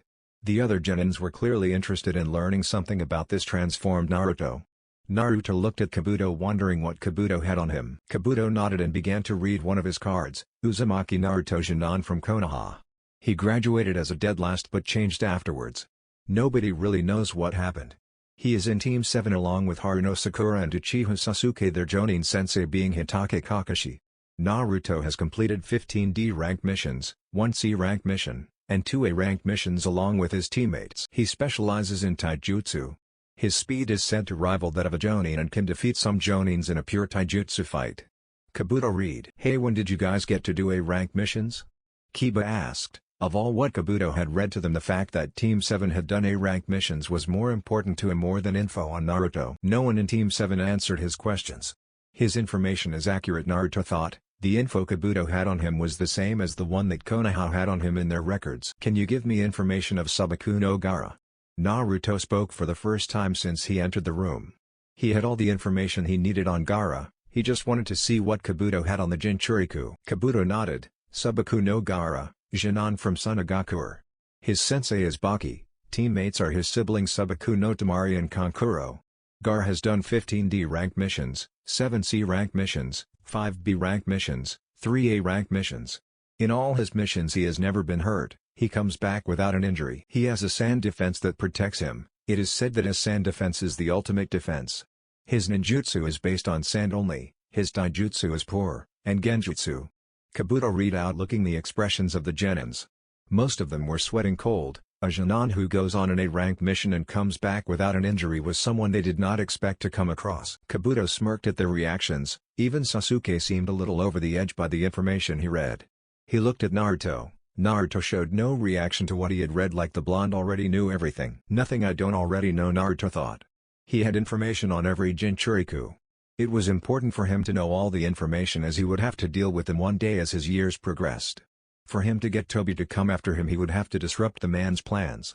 Getting to the Jinchuriku before Tobi was the best option he could take. Thinking of Gaara, the Jinchuriku could prove to be a good challenge for him. He would surely like to test this so-called ultimate defense that Jinchuriku is said to have. I will tell you the contestants you should avoid in the... Kabuto spoke but was cut off by Naruto. There are no other strong contestants, the rest are weak, they are nothing but annoyances, Naruto said a little too loud. All the contestants heard him but Naruto did not care if they did. A team of sound genins did not take Naruto's words kindly. They were going to show Naruto who was weak. "Let's show the blonde that we are not weak," one said in a rough voice, earning nods from his teammates. They were about to charge at Naruto when a puff of smoke was born within the room. "I will not accept that kind of behavior in here, got that?" A figure that was one with the smoke that had been born within the room said, sternly glaring at the students. He leaked out a dose of his killing intent to make his point. The killing intent prompted the genins to nod vigorously. The figure smiled. "All right, you maggots, take you sits now," he said in a firm voice, making the genins hurry up to take their sits. The genins took each of their assigned sits and looked back at the man in front of the room. "I am Morino Aviki. I am the proctor of the first test of the Chunin selection exams." The proctor introduced himself to the genins. "Those who do not follow my rules will automatically fail," he said as he released a burst of ki, scaring some genins in the room.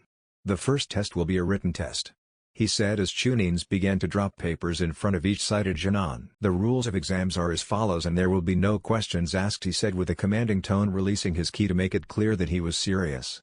He tapped the chalkboard in front of the genins and the rules appeared. Chunin selection exam test rules. Rule 1. Test takers start off holding a perfect test score of 10 points. The test itself has 10 points for each question answered incorrectly. A point is deducted. Rule 2. The test is a team event. The passing score of each team is calculated by adding the scores of each team member altogether. Rule 3. Those caught cheating will have 2 points deducted for each offense. Rule 4. Those who lose all their points or do not answer any question correctly will fail along with their teammates. All genins read from the board. Some looked at their teammates to see if they were prepared. If Naruto was still stupid, Sakura would have been worrying about Naruto. But she had nothing to worry about. He was smart enough to pass the test. She did not have to worry about Sasuke either. "I expect nothing but the best from genins trying to become Chunin." He paused, looking at every genin in the room. "You will only answer questions 1 to 9. The 10th question will be answered after we finish the first 9. The exam with B for 45 minutes begin." He yelled the last part as the genins flipped their papers. Naruto looked at the questions and raised an eyebrow. Had he not been reading different books and scrolls ever since he was 6, he would never be able to answer any of the question.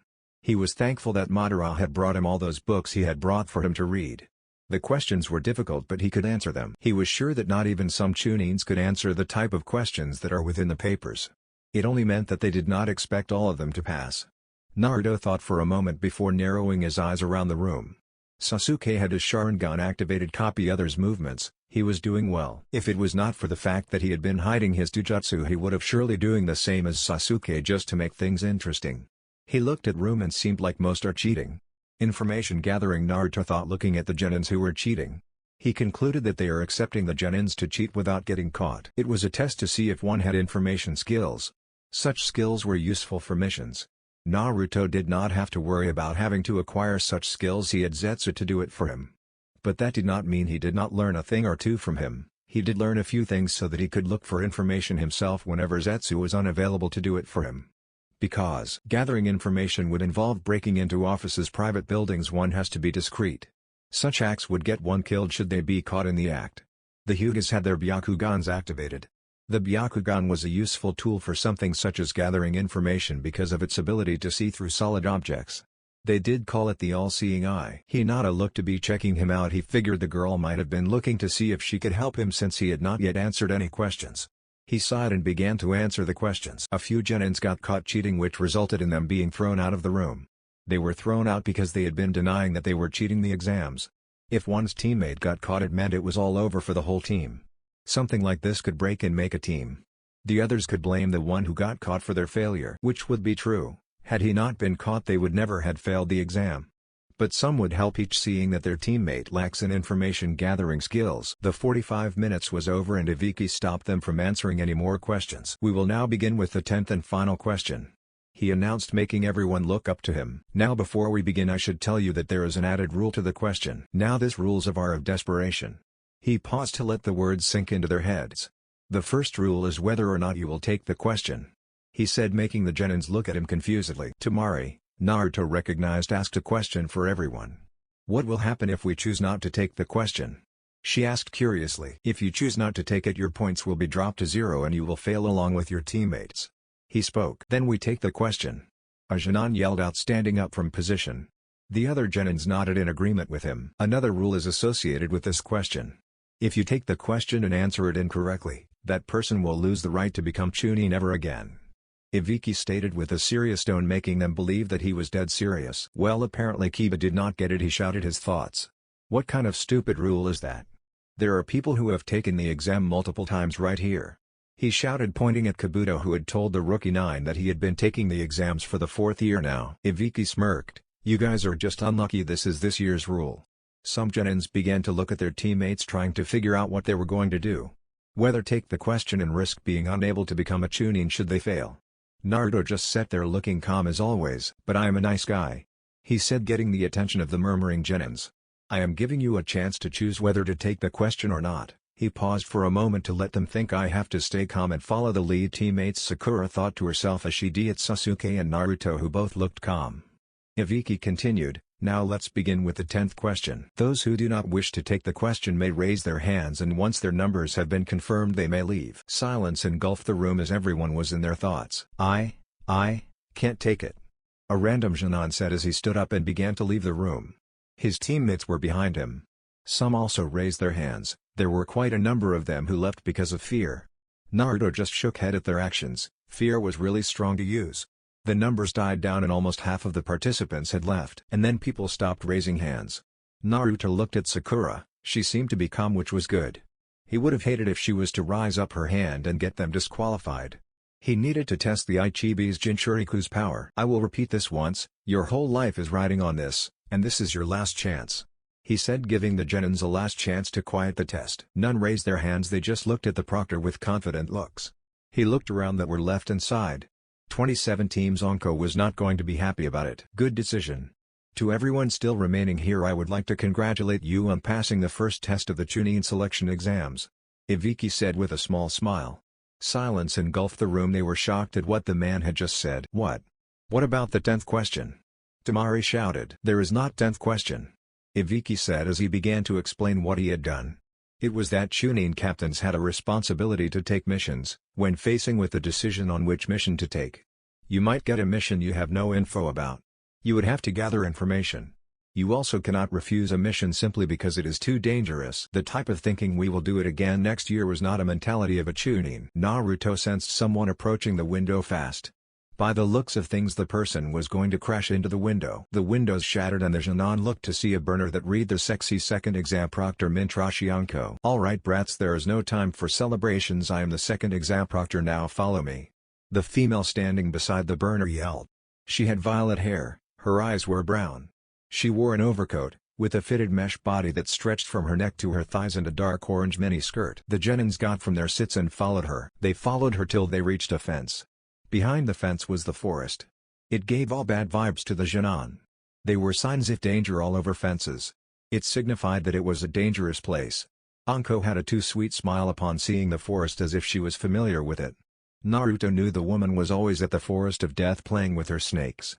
It was creepy. This is Training Ground 44, also known as the Forest of Death. It will be the stage of the second Chunin selection exam, Anko said with a grin. This place gives me the creeps, Sakura said. She had never been to the place, but the weird feeling she was feeling about it was enough to creep her out. Naruto was beginning to get bored now. They should have just let them go into the forest without telling anything. Those who did not know the forest would see that the forest was like with their own eyes. He really did not have to listen to someone explain to him something that he already knew. You will find out soon why this place is called the Forest of Death, she said with a smirk. The Genins gulped, some shuddered. They did not hope to find out why the place was called a Forest of Death. Naruto could tell that Anko liked to plant seeds of fear within the hearts of other people. Before we start, I would like you to sign these papers, she said as she held a paper in her hand. The Genin looked at her curiously. In this test there will be killings, and I don't want to be responsible for your death, so you have to sign these waivers. The Genin looked at her, some thinking they should quit. They were going to do the second test in a place called a Forest of Death, and now there was going to be some killings in the forest. It was too much for some Genins. I will explain the test before you sign the waivers. This test will be a survival test. The Training Ground 44 has locked gates, a river, forest and a tower at the center. From each gate there is about 10 kilometers until the tower. She paused for a moment to let them digest her words. In this training ground you will compete in an all-out, no rules scroll battle.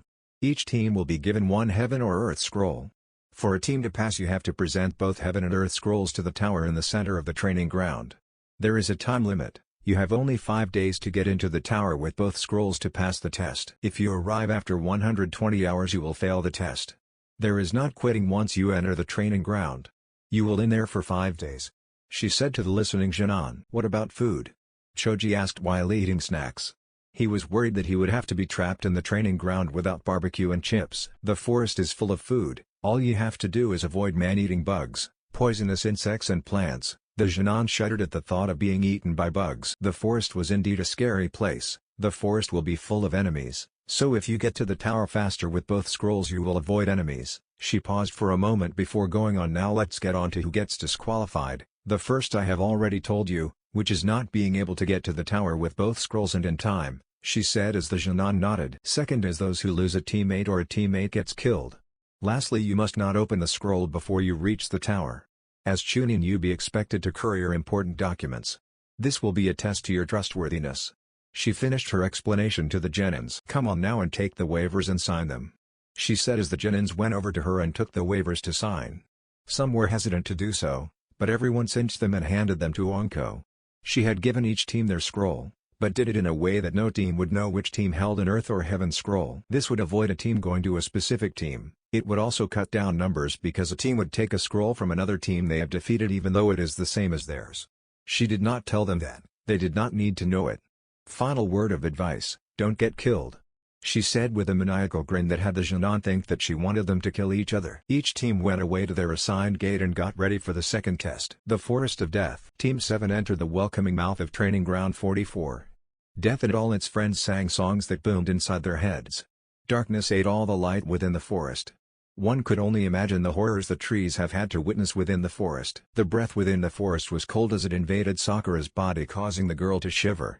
She could only hope that Sasuke felt the same way as she did and give in to the temptations that the cold breeze brought forward. She would surely love having to heat her body with Sasuke's, she would surely cherish the moment. She looked at her teammates and sighed disappointedly. Both her teammates seemed to not feel the cold breath that the forest breathed into her. She was sort of hoping that Sasuke would be feeling it so she could get close to him and feel the warmth of his skin. It was not going to happen though, she could only dream. Because her teammates were walking as if the forest was not scary, she was forced to banish the coldness that had invaded her body. As the coldness obeyed her command, she felt a bit sad that a chance to get close to Sasuke had just passed away. The wide eyes of the forest stared at him, trying to intimidate him. He could almost laugh at the pitiful attempt to make him give birth to fear. He had gone through a lot of horrifying things in his 13 years of life. Such a thing as a forest that was associated with death did not scare him. Even death itself did not scare him. The only thing he was failing to achieve his dreams. Naruto looked at his teammates as they slowly walked within the forest. Sasuke seemed fine, but Naruto could see a bit of excitement from the Uchiha. The atmosphere of the forest could make anyone who enjoyed a good challenge feel a ting of excitement invading their bodies. Sakura on the other hand seemed too sure of herself. They had yet to make plans on how they should proceed in the forest. Ever since they touched the belly of the forest they had yet to speak. Naruto did not mind the silence, he would rather have the silence than to have Sakura spouting nonsense. Sasuke stopped walking, getting his teammates to follow his lead. He seemed to have lost all his excitement, and the cold emotionless gaze that seemed to be part of his face had returned from its vacation. We should make plans here, before we go any further into the forest, he said, looking at both his teammates. We should stay together as a team and not separate. I can take care of myself. But if I were to separate myself from you and you happen to come across another team, Sasuke won't be able to protect himself and you, he said, looking at Sakura straight in her eyes. We should just go ahead straight to the tower. I am sure we will come across a team while we head to the tower. Sakura had no objections to what Naruto had said. They would have to be together till they reached the tower. She felt a little sad that Naruto had pointed that she needed to be protected by her teammates. She was not that weak. Sasuke nodded. But still, what if we reach the tower without coming across another team? He asked. Then we'll hunt a team to get what we want. Now let us move on, Naruto said. His teammates followed him behind. The plan was simple and it would have them get to the tower faster. They were given a maximum of 5 nights to get to the tower, but one could get to the tower in the second day of the exams. Sasuke wanted to fight someone. He had yet to fight anyone since the exams. But this test gave birth to a chance for him to fight someone. He would have to make sure that he did not leave the forest without testing his power against genins from other villages. The team walked for a few hours. Day was already calling for night to take over its reign. They had to clash with another team. They had been walking on a rather relaxed pace. It was something that was done with the thought of Sakura in mind. The girl had a low stamina, running for an hour, and he would have forced them to take a break. It was better to just walk for the day that is tomorrow. They would quicken their pace to ensure that by the end of the day they had reached the tower. They could worry about getting the scroll they needed while they made their way to the tower. Naruto, who was in the lead, suddenly stopped and motioned for his teammates to do the same. He looked at his left side. There were 3 dark shadows that had been following them for the past hour. He had sensed them the moment they started to shadow them. He thought they would go away, seeing that Team 7 had its guard always on. He knew they had been waiting for an opportunity to present itself and they would try them. "What is it, Naruto?" Sakura asked the blonde. "Some annoyances that won't go away have been following us," he said. "They should come out of the shadows now that they have seen that we have stopped." He set his eyes at the girl. Despite the fact that they have only been walking, the girl looked like she would not last 2 minutes in a fight. "What's the plan?" Sasuke asked with a smile. They always got together well when they planned against their enemies. Everyone cooperated, even Sakura valued Naruto's opinion. But after the mission was over they would be a completely different team. "Sakura should stay behind, you and I will remove the annoyances." It was not a plan. Naruto never made a plan against someone he knew he could beat without much trouble. Sasuke nodded. Sakura was not a fighter in their team. It was best to let her stay behind so that she does not become a burden while they fight. It would be troublesome to let her fight, as they would have to constantly check if she was faring well in her fight. It was something Sasuke would rather not have to do. They did not wait for too long as 3 shadows dropped from the trees and stepped closer to them. The one in the middle had a huge grin on his face. Charging by their forehead protectors, the 3 were Jinan from Amiga Core, the village hidden in rain. "I see you have finally noticed us," the boy in the middle said, clearly the leader. He looked like he was amused by that fact that they had been noticed. Sasuke scoffed. "We knew you were following us all along," he said. Well, he did not know they were following, but Naruto did know, and that was what mattered the most. Naruto was part of their team, so what Naruto knew they all knew about. The smirks on the Almagenins did not falter. They stayed in place, like the news did not surprise them. "Oh. It does not matter though, surrender the scroll and hand us the girl," the leader of the Almagenins said with a malicious grin, looking at Sakura. Sakura shuddered at the grin. She brought her hands over her chest, trying to comfort herself. She was thinking of what would happen to her if she got taken by the Almagenins. They would surely do unspeakable things to her body. A body she so cherished and has been taking care so that Sasuke would do what he pleased with. Sasuke smirked and got into a stance. "We will be the ones taking your scroll, and if you want to get to Sakura you have to go through us first," he said. Naruto sighed in annoyance. He really hated fighting people he would beat. But since the Almagenins seemed serious about fighting, he would play with them. He did not bother to take his taijutsu stance. He walked towards the Almagenins, getting Sasuke to follow him. "Who wants to dance with me first?" They did not answer quicker than Naruto wanted them to. "Forget it," he said, and dashed forward in Chunin speeds. The Almagenins stood in their positions as if Earth had brought out her hands and held them firmly. Naruto appeared in front of the Genin, so did Sasuke.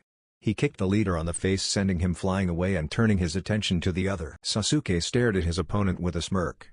He felt excited about the challenge that had presented itself to him. His opponent charged at him foolishly.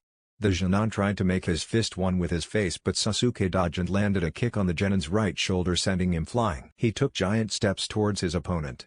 He felt excited. He could try his best to enjoy this fight. His opponent recovered quickly and took a stance as he got ready for the coming Uchiha. With Naruto looked at the Genin in front of him with an unreadable expression. The Almagenin did not waste time. He quickly tried to hit Naruto. He threw his right punch at Naruto. Naruto dodged like he was not even trying.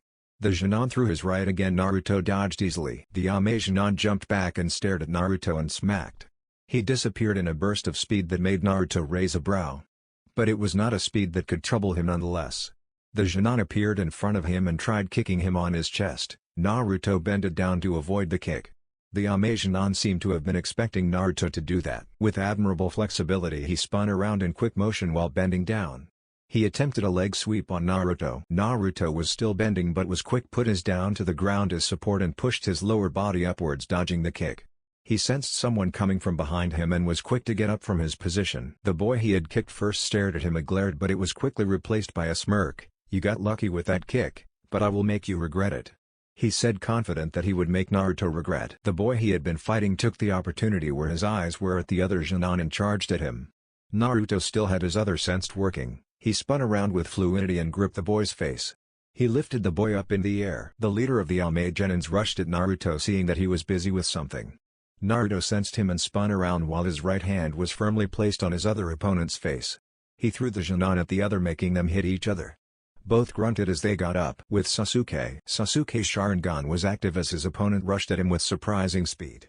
He tried to kick Sasuke at his shoulder, but Sasuke blocked the attack with both his hands. The Genon, seeing that Sasuke's both hands were occupied, tried to punch Sasuke in the gut with his left hand, but Sasuke jumped back to avoid being hit. Sasuke smirked and rushed at his opponent. His right hand headed straight the Genin's chest, but the Genon blocked that attack with both his hands. Sasuke followed up with his left back, hitting the Genon in the face. He did not let his opponent recover. He kicked the Genon hard at his waist, sending him flying away. The Genon gritted his teeth as he felt Sasuke's foot crashed into him. The kick hurt really badly. He was not given more time to dwell on his pain as Sasuke appeared before him. Sasuke gutted the Genon hard with his fist. The Genon clutched his chest in pain. Sasuke did not stop with his assault. He let loose of another punch that connected with his opponent's ribs. A hard kick to the temple followed his punch. His opponent was sent crashing to the trees. The Genon tried getting up, was felt winded due to the knocks he has received from Sasuke. Sasuke still had his smirk. Are you going to give up? With his Sharingan activated, his opponent could not land a hit on him as he would be able to predict the movements. He deactivated it, it was no longer needed. Never. His opponent yelled as he charged at him with his right hand raised. Sasuke sidestepped the attempt to punch him. He kicked the Genon on his stomach, making him cough out blood.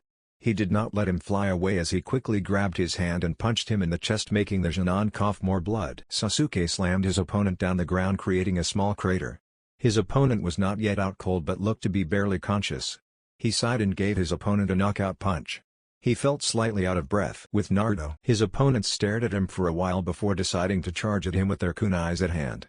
A kunai was swung trying to slice his cheeks. Naruto dodged at kunai and brought out his sword.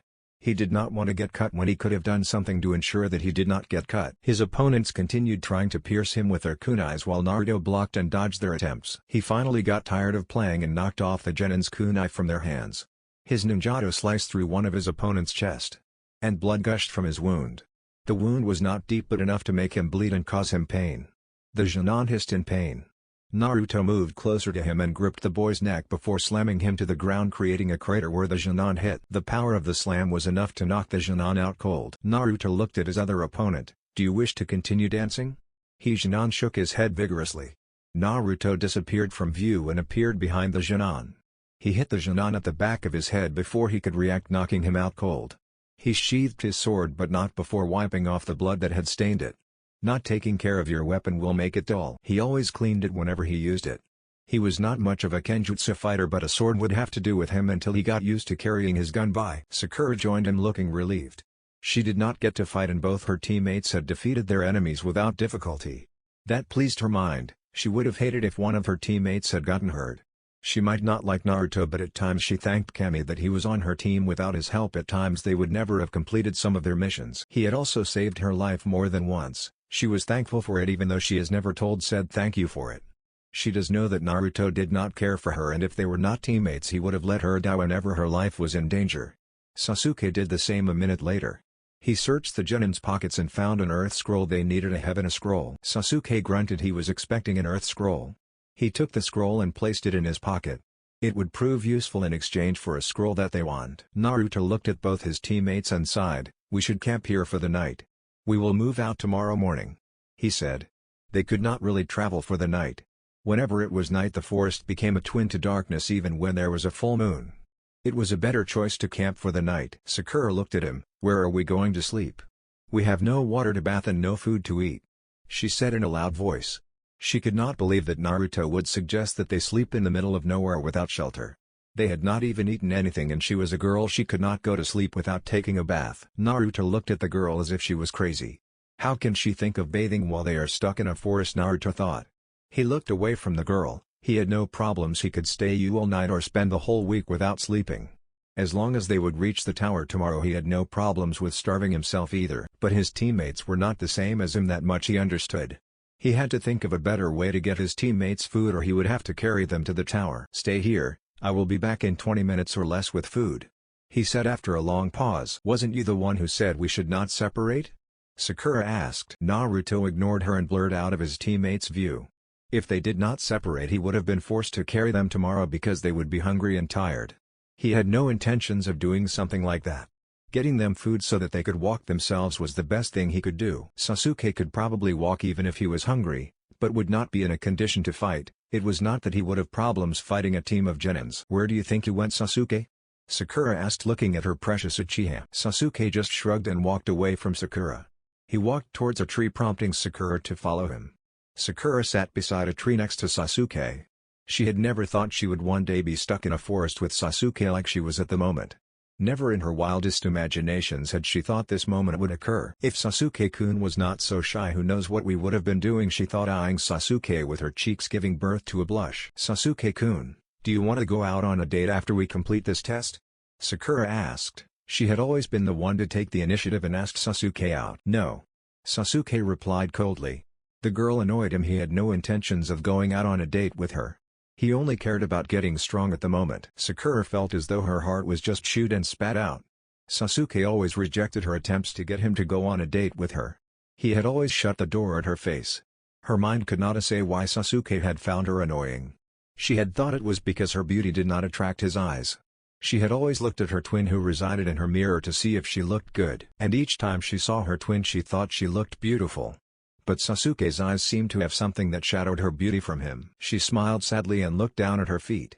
She loved Sasuke and would never stop trying to win his affection. 17 minutes later, Naruto walked towards teammates carrying a small bag. He went over to them and sat down. He opened the bag and withdrew 2 scrolls. He threw one at Sasuke, who caught it. "What is it?" "Storage seal. You do know how to use it, right?" Sasuke felt offended by Naruto's question. How could he and Uchiha not know how to use a simple storage seal? Luckily Sakura spoke for him. "Of course he knows how to use it." Naruto ignored her and continued looking at Sasuke. Sasuke opened the scroll and a seal appeared on it. He channeled chakra into the seal. A puff of smoke gave birth to 2 tents. He smiled along with Sakura. Sakura was quick to point out something. There are only 2 tents. The logical solution would be that Sasuke share a tent with Naruto since both were boys. But Sakura would not mind having to share a tent with Sasuke. In fact, if she was not shy to say it, she would have suggested it. "You two will use the tents, I will keep watch while you sleep," Naruto said. Sakura had no complaints with what Naruto had just said. But Sasuke did. "Naruto, why don't you sleep in the tent? I will take the first watch and wake you up after some time," he suggested. Naruto just shrugged. If Sasuke wanted to keep watch, he could keep watch. But that did not mean he was going to sleep in the tent. He opened his scroll that was the same as Sasuke's. He channeled chakra into the seal and his puff of smoke gave birth to 3 food containers and 3 bottles of water. Sakura's stomach growled as the eyes looked at the food. She had only eaten in the morning. She did not wait for Naruto to give her the food. She crawled over to a container and took it. She retreated to her spot and began to eat the fish and bread Naruto had brought. She ate with eating manners. Despite her hunger, she refused to eat like a pig in front of Sasuke. Sasuke took his container and ate his food peacefully. Naruto did the same. He was glad that he had Zetsu to count on. They stayed in silence as night reigned over Earth. Sakura was the first to sleep. With all the walking the whole day, she was tired and needed to sleep to replenish her stamina. Naruto stayed up with Sasuke. It was before midnight that Sasuke became sleepy. The tent was singing soothing songs to him that had him sleepy. He tried to resist, but his will was not strong enough. Sasuke looked at Naruto. "Wake me up in 3 hours so I can take the watch and you can sleep," he said before crawling into his tent. Morning. Naruto woke up his teammates as it was time to move on towards the tower. They could not waste any more time sleeping. They had already wasted enough time already. Sasuke looked at Naruto. "Why didn't you wake me up?" "Did I tell you I would wake you up?" Naruto replied with a question, earning him a small glare from Sasuke. They were about to hit the road when Sakura spoke. "Hey guys, what about the tents? Aren't we going to need them if we happen not to get to the tower before the end of the day?" "We will make it," Naruto said, looked at the tents and at Sasuke. "Burn them with a fire jutsu." Sasuke though did not like taking orders from Naruto. He nodded and did a fire jutsu, burning the tents. They hopped onto the trees and made their way to the tower. A few hours later. They had been traveling for 3 hours. It was not non-stop. They had to take a few breaks to allow Sakura to regain her strength. Had it not been for the girl, they would have covered a lot of ground by now. It annoyed both Naruto and Sasuke and the number of breaks they had to take because Sakura always got tired after running for a few minutes. Sakura was by no means a stamina freak like Naruto. Naruto had more stamina than Kakashi, so she could not compare herself with him. She had only seen him slightly winded once. But even when he was winded he would still push further like he was not tired. She did not understand where he got his energy from. He always seems to have more energy than anyone. Even at the academy he always seemed energetic. Naruto stopped suddenly, causing his teammates to do the same. Someone strong is following us. After those words left Naruto's mouth, gusts of winds hit the Genins, sending them flying. Even Naruto was caught. He had not been fast enough to react after sensing the chakra build up. The gusts of wind were strong, but other than sending Team 7 crashing towards the trees there was no injuries suffered. A nin wearing a Kusagakure forehead protector appeared in front of the Genin. The Kusa-nin was a woman. She unleashed her murderous killing intent. She enjoyed the look of fear her killing intent brought to her praise. She could never pass a chance to plant a seed of fear in her praise. It was always fun watching them cower in fear. It soothed her soul. The Genins froze at their places. The killing intent had put them under an illusion. They watched themselves being killed in any ways. It was horrifying watching your own death. None was affected more than Sakura. The girl was on her knees shuddering with eyes wide. The experience she was having now was far worse than what she had experienced at the Wave Mission when Zabuza had unleashed his killing intent. It was unbearable. She wished nothing more than death to make her one with it. Sasuke had thought it was genjutsu at first when he was seeing his death. But he had come to a realization that it was not illusion, it was just the effects of a killing intent by the Kusa-nin. His body failed to obey any command. His mind was screaming for his legs to carry him and run away. But all it got was silence from the feet. The pressure of the killing intent was so much that he too was forced into his knees. But he was not shuddering like Sakura. This time he could not blame the girl for shuddering in fear. Even he was doing his best to keep fluids from escaping his body. Naruto had experienced such level of killing intent. He had been exposed to his grandfather's intent so much that he had become resilient to fall for the horrors a strong killing intent brought. But it did not make him invincible to killing intents, not it allowed him to shake off the effects of a killing intent. But judging by the pressure of the killing intent, he could tell whoever the person was in front of them was strong, so strong that he knew he could not defeat. After sweating a few bullets he shrugged off the killing intent and looked at the Kusa-nin with an unreadable expression. The Kusa-nin seemed amused by seeing Naruto shake off her killing intent. She could do worse than she was doing at the moment. But she chose not to. Her tongue escaped from her mouth and extended into a length that no human tongue should. The tongue kissed the frames of her mouth as she got ready to play with her praise. The Kusa-nin dashed forward at Sasuke, who was still suffering from the pressure of the killing intent. To him it felt like Earth had brought out her hands and gripped him tightly. Upon seeing the Kusa-nin charging at him, Sasuke took out a kunai, stabbing himself to wear off the killing intent. His plan worked as he recovered and jumped away in time to avoid being hit by the Kusa-nin. He jumped on a tree branch and stared back at the Kusa-nin. Naruto found himself staring at yellow silted eyes of a large snake. The snake could chew him to bits without breaking a sweat. Its eyes shined with a glint of malice as its fangs extended from its mouth. The snake rushed at him at fast speeds. His attention was no taken away from the Kusa-nin and Sasuke. He jumped up to avoid the snake's mouth. The snake followed him. Its head crashed into a tree he was on, breaking it. Naruto wondered what a snake was doing here. Of all the times it just chose to attack him while his team was being attacked at the same time. It was too much of a coincidence. He sheathed his ninjato and rushed at the snake. Naruto jumped up onto the snake's head. The snake tried shaking him off its head, but Naruto held firmly. He channeled wind chakra to his blade and stabbed the snake's head. The snake hissed and shook violently. Naruto jumped off the snake and landed on the ground. He really should not be dragged into a fight with a snake. The snake rushed at him in fast speeds. Naruto rushed at it too. He threw his wind-enhanced blade straight into the snake's right eye, piercing it.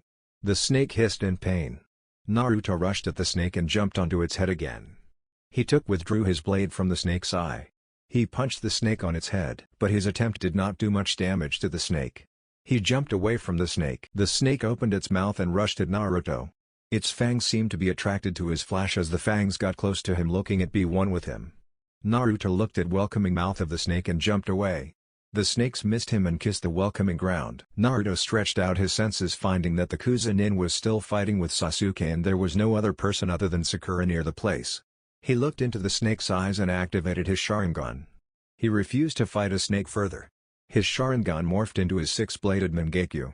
Naruto closed his right eye and concentrated his left eye on the snake. Amaterasu, he muttered as black flames engulfed the snake. They hissed in pain inflicted on it by the black flames. The snake began to roll uncontrollably on the ground while the black flames ate it. Naruto looked away from the snake and wiped off the blood leaking from his left eye. He was glad that for the exams he had no shadows following him. He blurred away, but not before deactivating his Sharingan, Had he stayed a bit longer he would have seen the snake burst into a puff of smoke. With Sasuke, Sasuke stared at the Kuzunin and then at Sakura. She seemed to have been doing fine. He saw a snake chase after Naruto. He did not have to worry about Naruto for he knew that he could take care of himself. Right now he needed to worry about himself. His opponent was strong, he could feel that. The Kuzunin chuckled looking at her prey. Sasuke could see the Kuzunin's eyes were the eyes of a predator. He was the prey and the predator was staring at him in its glory. "Come at me with all you got, Sasuke-kun." The Kuzunin spoke with a grin. Sasuke did not want to be told twice. He charged at the Kuzunin. The Kuzunin blocked a kick that was directed to her temple by Sasuke. Sasuke tried to kick the Kuzunin again but his attempt was blocked again. Sasuke jumped back from the predator and activated his Sharingan. The Kuzunin seemed to like seeing the Sharingan being activated. "Yes, that's it Sasuke-kun, show me what you can do," she thought as she continued to chuckle mirthlessly, unnerving Sasuke. He dashed forward at her and attempted to punch her on the face. But the Kuzunin leaned back to avoid his attack. Sasuke leaned forward and tried another punch at the gut but the Kuzunin jumped to avoid being hit. Sasuke dashed forward, not giving his opponent rest. He jumped up into the air and attempted to punch the Kuzunin while Earth pulled him down. The Kuzunin brought out both her hands and blocked Sasuke's attempt. She tried punching Sasuke on his chest but Sasuke was able to see the attack thanks to his Sharingan. He jumped back to avoid being hit. The Kuzunin rushed at Sasuke and tried kicking him but Sasuke blocked the kick with his knee. Sasuke's right fist flew into the Kuzunin's face, but she bended down to avoid the attack. Sasuke saw an opening and got down attempting a leg sweep but the Kuzunin jumped, returning the favor with a kick to the face. He was able to see the kick coming but was not able to neither dodge nor block the attack. It felt like he was being hit twice. Sasuke hit a tree with a grunt that followed after the impact. "Is this all you can do, Sasuke-kun? Even your Sharingan?" the Kuzunin said while chuckling, earning a glare from Sasuke. He was trying to understand just who the person was. He could not land a hit on the person. The Kuzunin did not wait for Sasuke to clear his thoughts. He dashed forward to the Uchiha. Sasuke was forced to dodge a power punch that shattered the tree branch he was standing at. The Kuzunin charged at Sasuke again. They engaged in a taijutsu fight. Sasuke smirked as he got a hit at the Kuzunin face. He did not stop there, he added a kick to the chest that sent the Kuzunin flying. He continued smirking, thinking that it was not hopeless as he had thought at first. Naruto had gotten back a few moments earlier and was watching the fight with interest. The Kuzunin seemed to have his eyes only on Sasuke because he had yet to make a move on Sakura, who had just been watching the fight with worry all over her face. Sasuke did hand seals for his favorite jutsu. "Fire release, great fireball," he muttered as the fireball sped at the Kuzunin. His smirk widened when he saw his jutsu hit the Kuzunin. He ended his jutsu and saw the Kuzunin standing there with his devilish grin placed on as if nothing had happened. His eyes widened in disbelief. It should not have been possible for someone to take on the jutsu and still stand like nothing had happened. He watched as the Kuzunin's skin began to peel off, revealing a more pale skin. The Kuzunin blurred out of view and appeared behind Sasuke. Sasuke was kicked hard on his back and sent crashing towards a tree. "Ah!" grunted as he hit the tree. He got panting and looked back at the Kuzunin. The Kuzunin looked at Sasuke with calculating eyes. Sasuke was indeed a skilled young boy. She had proven it and her eyes liked what he had witnessed from Sasuke. Naruto took the time to announce his presence before Sasuke got killed. But he felt that the Kuzunin was just playing with Sasuke. He felt that if the Kuzunin wanted to kill Sasuke she would have done it already. She had many opportunities to inflict serious damage to Sasuke but did not. It was making him answer a lot of questions. First it was the snake, now it was this. There was only question that he felt worthy of being asked at the moment. His eyes traveled towards the Kuzunin. "Who are you?" Chapter 5, The Three Sets. Set 1. Naruto stood still staring at the Kuzunin waiting for an answer. He was truly curious as to who the person was. It was not every day that one found such a strong person in the Chunin exams. With the power the Kuzunin had, he should not have been a Genin. And there was also the person's clear interest in Sasuke Uchiha. The Kuzunin was not the first person to show interest in Sasuke. There was also Kabuto, who showed interest in Sasuke at the first part of the exams. "I'm the one who should be asking the questions, Naruto-kun." The Kuzunin replied, sounding amused by the question. Naruto just stood there staring at the Kuzunin before sighing. He was not going to get the answer he had requested. By the looks of things the Kuzunin just wanted to play around with them. He could always join and have some fun too. Naruto charged at the Kuzunin, engaging the Kuzunin in a taijutsu battle.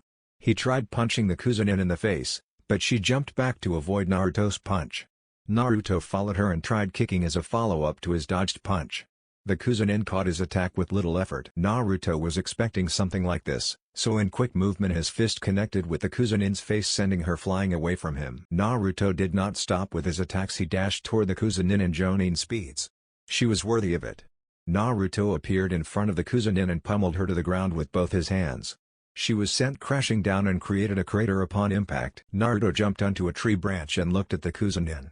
She got up from the crater and looked at Naruto with a malicious smile. "So the rumors I have heard about you are true, eh, Naruto-kun?" Naruto looked at the woman carefully. She did not seem to have taken any damage or even bothered by his attacks at all. She looked to have just brushed them off. Nothing. It was nothing. He had thought it would cause a bit of damage even if it was little. The Kuzunin charged at Naruto and tried punching him at his chest, but Naruto blocked her blow with both his hands. She tried kicking him with her right foot. Naruto jumped back to avoid the effort to kick him. The moment he landed on the ground, she was right in front of him.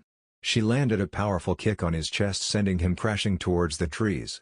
Naruto grunted as he hit a tree hard. The Kuzunin appeared in front of him again. "You are better than Sasuke-kun, but I have no interest in you, at the moment," the Kuzunin said, punching Naruto hard in the stomach. Naruto grunted. He felt the punch connect with his gut. He coughed up a bit of liquid and fell on his knees while clutching his stomach in pain. The Kuzunin turned her back on him and looked back at Sasuke. Sasuke stood there watching with wide eyes. He had never seen anyone manhandle Naruto. Whenever he had seen Naruto fight with an enemy, he had always won each time. He had never been beaten with ease, like he was some kind of weak Shin'an. He was starting to fear for his life now. If the Kuzunin could beat Naruto the way she did, what could he do to her? Naruto had always been superior to him, so could he fight someone who defeated Naruto with ease? Despite him hating that fact, he knew that Naruto was superior to him. The Kuzunin turned to Naruto again and kicked him hard on the temple, sending him flying away. She looked back at Sasuke again. "No, Sasuke-kun, shall we continue where we're?" the Kuzunin said, looking at Sasuke with a wide grin that sent chills to Sasuke's spine. Sasuke did not know what to do at that moment. He was overcome with fear. His legs failed to respond to the commands he gave to it. The Kuzunin rushed at Sasuke, slamming her foot in his gut. Sasuke was sent flying. He held his stomach while he panted. The Kuzunin was in front of him again. Sasuke reacted quicker by pulling out a kunai from his pouch and stabbed the Kuzunin on her neck. But the Kuzunin crumbled down into dust, making Sasuke widen his eyes. He did not even see he had hit a clone even with his Sharingan. His time to be shocked was cut soon as the Kuzunin appeared behind him and kicked him, sending him flying away. Sasuke hit a tree and fell down to the ground. He got up panting and tried looking for the Kuzunin. "Are you looking for me, Sasuke-kun?" the Kuzunin called out in mirth. Sasuke gritted his teeth in frustration because he was unable to find the Kuzunin anywhere despite hearing her voice. He was also getting beat up, something that he hated with all his Uchiha pride. Naruto looked from the tree as he had been recovering from after the last Kuzunin's attack that had fallen at him. He replaced himself with a clone and hid somewhere he could not be seen. He did it in a way that no one would see. The clone remained on the tree acting beat up while he hid. He could see where the Kuzunin was hiding, but she could not see or sense him. He had hid himself in the shadows. He activated his Sharingan. He had no choice but to do this. His Sharingan morphed into the Mangekyo. He concentrated on the Kuzunin, having finally locked at the target. He muttered, "Amaterasu." The black flames engulfed the Kuzunin. She was not able to sense the built-up chakra in his left eye to dodge the attack. As the black flames began to eat her body, she fell down from the tree she was concealing her position at. She fell to the ground while she screamed in pain. The black flames burned hotter than any flames in existence, and there was no way to extinguish them. Once one was caught in them, they were surely going to die, unless the flames were put off by the one who ignited them. She stopped rolling on the ground and her mouth opened. Another body came from the mouth, looking perfectly fine. But the body was different from the Kuzunin. Naruto deactivated his Sharingan and dispelled his clone. If what he was seeing had shocked him, he hid it well. He walked up to the clearing and looked at the black-haired male with a paste skin and yellow eyes, Orochimaru. Orochimaru looked at Naruto with his malicious grin firmly in place. The jutsu that had hit him was defiantly not an ordinary jutsu. Had it not been for his ability to shed his skin, he would have been surely burned to dust by the black flames. He would never want to get hit by the jutsu anytime soon. The flames ate his body instead of just burning. A normal fire jutsu would have just given him third-degree burns. It made him curious. If he was not mistaken, the black flame jutsu could only be used by an Uchiha with a Mangekyo Sharingan. He had researched everything there was about the Sharingan, and thus knew about the jutsu. He looked at Naruto with calculating eyes. It was not Sasuke who had used the jutsu. Sasuke had yet to awaken his Mangekyo. He did not sense any other presence close by, it only meant that it had to be Naruto who did the jutsu. But that only begged a question. How? Naruto was not an Uchiha, and did not have the Sharingan. The only special thing about Naruto was that he was a Jinchurikun, nothing more. So he could not understand how Naruto was able to do the Amaterasu. On the outside he may look like he was enjoying something, but inside his head questions had been triggered and he was unable to find the answers. The only way to get answers was to do it the easy way. An interesting jutsu, Naruto-kun. Can you tell me how you did it? As far as I know, only a person with the Mangekyo Sharingan can summon black flames. Naruto was not going to answer the question. The answer he would give Orochimaru would make Orochimaru curious.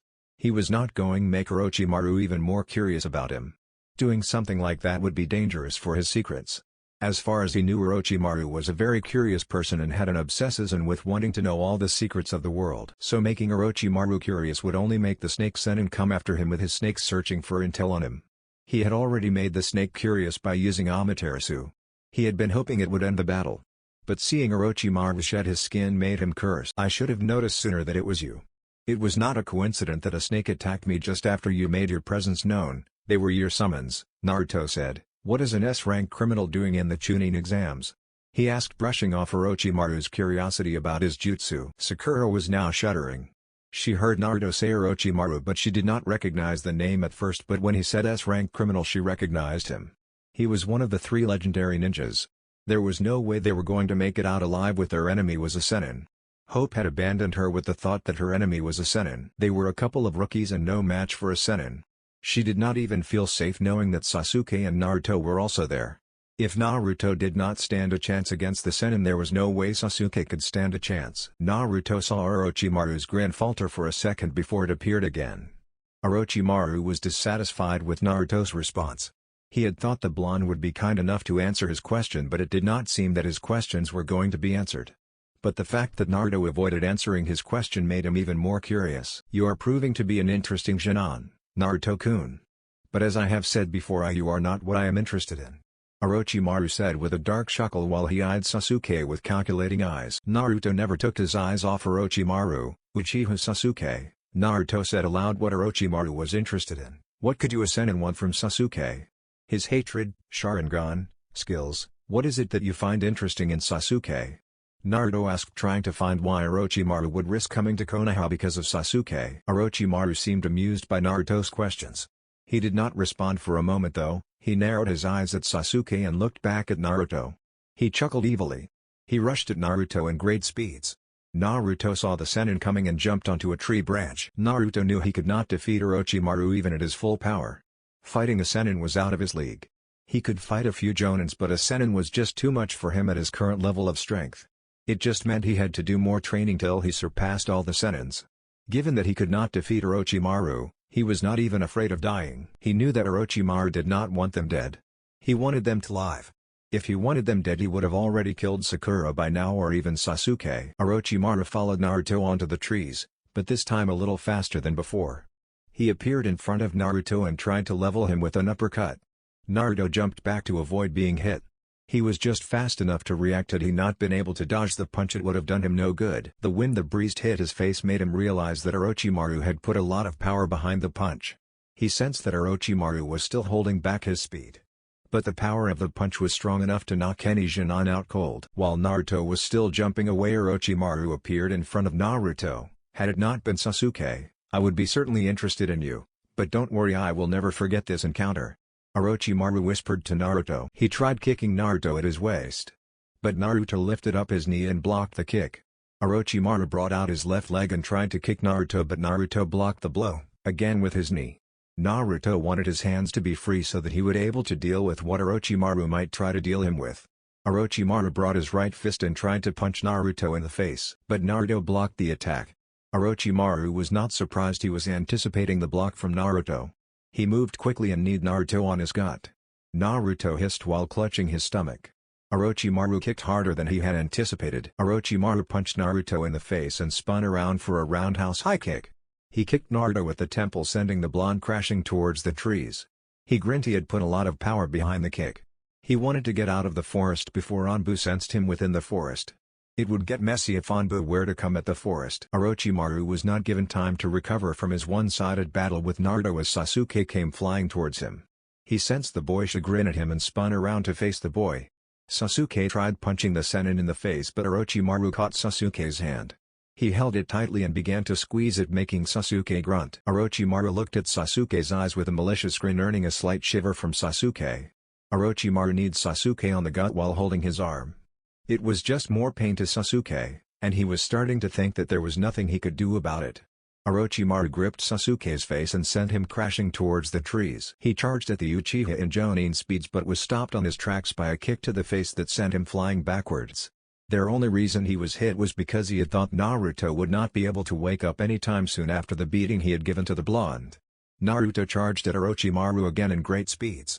He was welcomed by an E on his gut. "You did good, Naruto-kun, catching me off guard like that," Orochimaru said with a low chuckle. He grabbed Naruto's face and smashed the blonde down to the ground. The impact formed a crater on the ground. Orochimaru crashed his foot onto Naruto's chest while the blonde was still lying down in the crater. Naruto coughed up blood because of the hit. He could feel that he was losing a lot of his energy. It was not good for him to lose his strength the way he was at the moment due to the beating he was receiving from Orochimaru. Orochimaru grabbed Naruto by his foot and swung him around twice before sending him crashing towards the trees. He did not stop there. He rushed at Naruto again and grabbed him by the neck. He could almost lick the blood that was dripping from the blonde's mouth. But he had other businesses to attend to. Naruto was having hard time breathing because his body was worn out and Orochimaru's hand that was on his neck was making it difficult for him to breathe. He struggled to get out of Orochimaru's grin but to no avail. Orochimaru slammed Naruto to the ground again. "Stay down, Naruto-kun, Sasuke-kun is waiting for me," Orochimaru said. "It's hopeless, I'm going to die." Sasuke thought to himself with wide eyes. He had just seen how Naruto was defeated like he was nothing. He knew that if Naruto had been beaten off that easily there was no way he would have a chance against the enemy. The man was a Sennin after all. There was really no hope of a Jonin winning a fight against a Sennin. Orochimaru appeared a good distance away from Sasuke. Sasuke was leaning against a tree breathing rather heavily. He was tired from all the fighting he had to do since the Sennin had ambushed them. He watched as Orochimaru made his way slowly at him. Fear began to grip him tightly at each step Orochimaru took towards him. He felt like the fear was draining him of the little energy he had in reserve. The fear rendered him immobile. It brought a cold to his body, making him shudder. Sasuke's body began to tremble uncontrollably as Orochimaru drew closer to him. He was frightened that he was going to die, death without even getting his revenge. Orochimaru enjoyed watching the terror-stricken Uchiha. He loved seeing his prey cowering in fear. "Stay back, don't come any closer," Sasuke stuttered out, seeing Orochimaru making his way to him. Orochimaru did not stop. He slowly made his way over to Sasuke with calculating eyes. "Do you want power, Sasuke-kun?" Orochimaru asked with a wide grin. Sasuke lost his fear and took a confused look on his face. He wanted power. What confused him was why Orochimaru would ask him the kind of question. Orochimaru stopped in front of Sasuke and spoke again. "I know you want power to kill Itachi, Sasuke-kun, and I can give you that power." Sasuke's eyes burned with hatred the moment Itachi's name was registered to his mind. He hated nothing and no one more than Itachi. Orochimaru's widened upon seeing the hatred within Sasuke's eyes. His neck extended in lengths that no human neck should extend. Two large fangs grew from his mouth as his head traveled towards Sasuke's neck. Sasuke just froze, not knowing what to do. Orochimaru's fangs became one with Sasuke's neck before Orochimaru retrieved his head. Sasuke let out a pained scream before falling down. "Sasuke-kun!" Sakura yelled out while rushing at the fallen form of Sasuke. She had heard his pained scream. It was not healthy.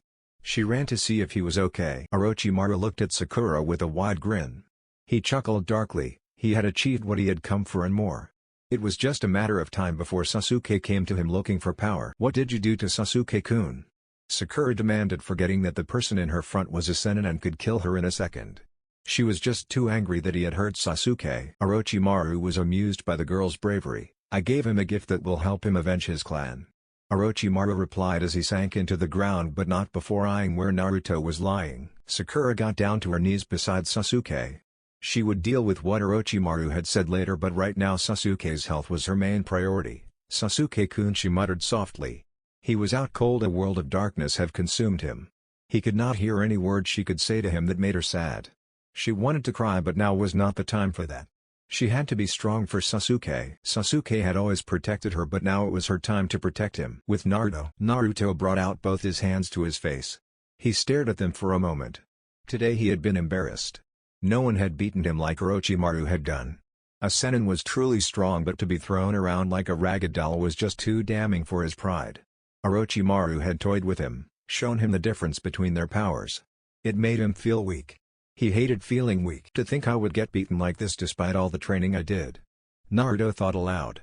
Even though he was still hiding some of his power, it did not change the fact that he was beaten. Taijutsu had been what he trained the most while he was training with his grandfather. I wonder what you would say seeing me like this, Madara. He thought aloud again. His grandfather would surely not have been pleased with his performance despite not going all out. It would not have made much of a difference. Orochimaru was just stronger than he was. When he thought of going all out, Madara had told him that he never went all out unless he was fighting against Hashirama. Madara was strong, but at the moment he was not. This experience only meant he had to train even harder than he had been. For him to surpass his grandfather, he had to focus on training than he had been after he became a Jonin. Naruto shook his head and got up. His body was beat, but he could last for a few more hours. He dusted himself up and wiped the blood off his mouth. He walked over to his teammates. Naruto looked over at his teammates. Sakura was kneeling beside Sasuke, who looked like he was unconscious. He walked over to them and inspected Sasuke. Sasuke did not have much damage to his body, unlike him. There was a strange seal on his neck. He figured it must have been Orochimaru's cursed seal of heaven. With Sasuke unconscious, he would have to be carried if they are to get to the tower before night takes its shift. Sakura looked at Naruto. She did not know what to say to him after watching him get beat up. His clothes were torn up, but he looked fine for someone who had just went through a rough beating. Naruto picked up Sasuke and placed him on his shoulder. He looked at Sakura. Let's head straight to the tower. I don't want to spend another night in this forest, he said. Sakura nodded. She too did not want to spend another night in the forest. And going to the tower now was a good thing, since they would take Sasuke to a medic. She felt his body heating up. If he was sick, they needed to take him to a medic for treatment. They also did not know what Orochimaru had done to Sasuke. So getting to the tower, they would surely meet someone who would tell them what had been done to Sasuke. A few hours later, it was already past noon. Naruto and Sakura had been running at fast speeds. It was most surprising that Sakura was keeping up with Naruto without complaining about being tired. Sakura understood that it was not the time for her to be lazy, but a time for her to endure everything and keep on going till they reached the tower. They had only taken 2 breaks since they continued on with their journey to their tower after the encounter with Orochimaru. Nothing interesting had happened in their way. They had just been traveling in comfortable silence. No one was saying a word to the other. Naruto had a lot in his mind and would rather be quiet than having to deal with Sakura. Sakura, on the other hand, was worried about Sasuke and did not know how she could start a conversation with Naruto without Sasuke being active. So she decided to enjoy the silence as much as she could. While they were running, she kept glancing at Naruto. He did not look the same after the encounter with Orochimaru. In fact, he looked worn out. She had never seen him worn out before since the formation of Team 7. But she was glad nonetheless that he was carrying Sasuke to the tower. They had yet to meet another team while on their way to the tower. It was becoming a troubling fact to Sakura, since they would fail if they did not get the scroll they needed. But at the moment, while looking at Sasuke, whose temperature seemed to be rising up, she thought the most important thing was getting Sasuke to safety. Naruto suddenly fell down on his knees while he was running. Sasuke was still on his shoulder. His body was in pain. He did not understand what could have been causing to feel the way it was. During the encounter with Orochimaru, he did not receive blows that could cause his body to experience the pain he was currently feeling. Sakura was alarmed when she saw Naruto fall to his knees. She hurried close to him. "Are you all right, Naruto?" she asked, sounding concerned. With a look on her face, it was obvious that her question did not betray what she truly felt. Naruto looked at the girl for a second. Never had she asked him the kind of question before. He thought it was because he had never been in pain in her presence before. He gathered his strength and got up while still carrying Sasuke on his shoulder. "I'm fine," he said. "We will take a break not far from here. There should be a stream just ahead." Sakura nodded. She was getting hungry. She had not eaten anything since morning, and all the traveling she had been doing was making her hungry. At the stream she would freshen up a bit and get some fish to eat. About an hour later, Team 7 had reached the stream. Naruto had placed Sasuke under a tree, allowing Sakura to tend to him. He had yet to wake up from the encounter with Orochimaru. His heat was still rising. Naruto could not tell what was going on with Sasuke's body. but he was certain that his body was heating because of the curse mark Orochimaru had placed on him. He did not understand what the curse sealed into a person's body as he had no depth knowledge about the seal. Naruto and Sakura were currently eating some fish they had caught. They were eating in silence. Sakura seemed to have something to say but had not courage to do so. Finally she brought her courage. "Naruto, what is that weird mark on Sasuke-kun's neck?" Naruto responded without even looking up to the girl. "It's a cursed seal." Sakura looked confused. She had never heard anything about a cursed seal. "What is a cursed seal?" Naruto looked at her and replied, "It's a seal created by Orochimaru that gives the wielder power." The look Naruto had given Sakura was one that told the girl to ask no more questions. Naruto got up and turned to the stream. "You should rest, we will move again within an hour," he said, making his way to the stream. He had already cleaned himself up while the fish was cooking. What he needed now before they continued on to the tower was to relax his body. The pain had left him but not entirely. Some parts of his body still hurt. He was troubled by the realization that he had lost his ninjato at the place they had encountered Orochimaru. He had cursed upon realizing that he did not have it with him when he was cleaning himself up. It did not cost him much, but having to lose something belonging to him was not something he tolerated or liked. He had lost his sword because of Orochimaru. It served as another reason for him not to like the Snake Sennin. It did not take long before the relaxation time was disturbed by a team of genins from Takigakure. There were 3 males, each of the same height. They did not look strong. They were weak, a fact that annoyed Naruto. He was in no mood to deal with weak genins at the moment. Dealing with weak ninjas was an annoyance to him that he would rather avoid. Fighting weak ninjas never challenged him. A fight without being challenged bored him. Naruto might have been just annoyed seeing the genins. But Sakura was on another level of reaction upon seeing the arrival of the Taki genins. She did not know what she was going to do since she was not sure if Naruto could fight because he did not look to be well and Sasuke was still out cold. "Give us the scroll and we won't hurt you," one of the genins said aloud. Naruto got up and walked towards the genins. He stopped midway before he reached them. "No," he said, "but however I will request that you go away and leave your scroll behind. If you refuse I will show you just how much of annoyances you are," he said in a tone dripping with danger. The danger did not seem to reach the Taki genins. "There are 3 of us, one of your teammates is unconscious," one said pointing at Sasuke, "and the other is a girl who looks really weak.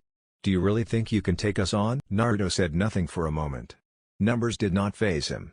The genins were nothing but annoyances that were making his bad day even worse than it already was. "Fools," he said more to himself, but the Takigakure genins heard him. "Who are you, California?" One of the genins wanted to retort but he never finished his sentences. Naruto's powerful fist crashed into his gut. The genin dripped some fluids from his mouth because of the impact of the punch and dropped to his knees. Naruto quickly grabbed the other 2 genins' necks and held them tightly, making it hard for the genins to breathe. "I guess I will take out whatever I'm feeling out on you fools. This will also be a lesson to you that you should never underestimate your opponent," Naruto said impassively. He kicked the genin who was on his knees on the face, sending him flying away. He brought the 2 genins who were struggling to get out of his hold together in front of him. He slammed them both to the ground, creating a small crater. He picked up one and kneed him hard. He followed by a powerful punch to the gut. The knee and the punch caused the genin to cough out blood. Naruto followed his assault by a high roundhouse kick that sent the genin flying away. He picked up the other and repeated the same punishment he gave the other.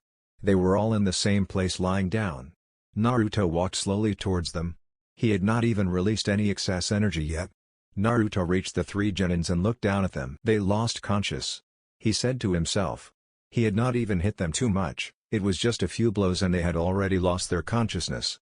It was very disappointing. He bent down and searched the genins' pockets looking for their scroll. While he was searching, a malicious burst of chakra washed over the area. The chakra was pregnant with evil intentions. It made Sakura nervous and scared her. The source of the evil chakra was the now awakened Uchiha Sasuke. He was covered with flamed patterns all over his body. His appearance frightened Sakura. Naruto chose to ignore it and continued with his search. Sasuke had just woken up and the power of the cursed seal had activated. He had never felt so powerful before. The power was just great. He felt like he could defeat anyone with the power he had now. He laughed evilly within himself. He needed to test this power and see what he could do with it. He looked around and saw Naruto standing up in the middle of 3 fallen genins. Naruto will prove to be a good test, he thought as he walked over to the blonde. Naruto felt relieved. He had found a heaven and earth scroll. With the scrolls they could go to the tower without taking detours to look for scrolls. They needed both heaven and earth scroll to pass the second test of the Chunin exams. He was curious though as how the genins had gotten their hands on both scrolls. They were weak, so he could not think that they could defeat another team of genins. It was unless they had ambushed another team which had separated. He looked over to see Sasuke making his way over to him.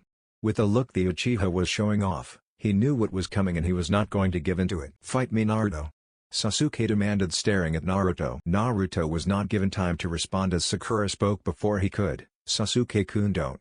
Sakura cried out. Sasuke did not bother to look at her, his eyes stayed focused on Naruto.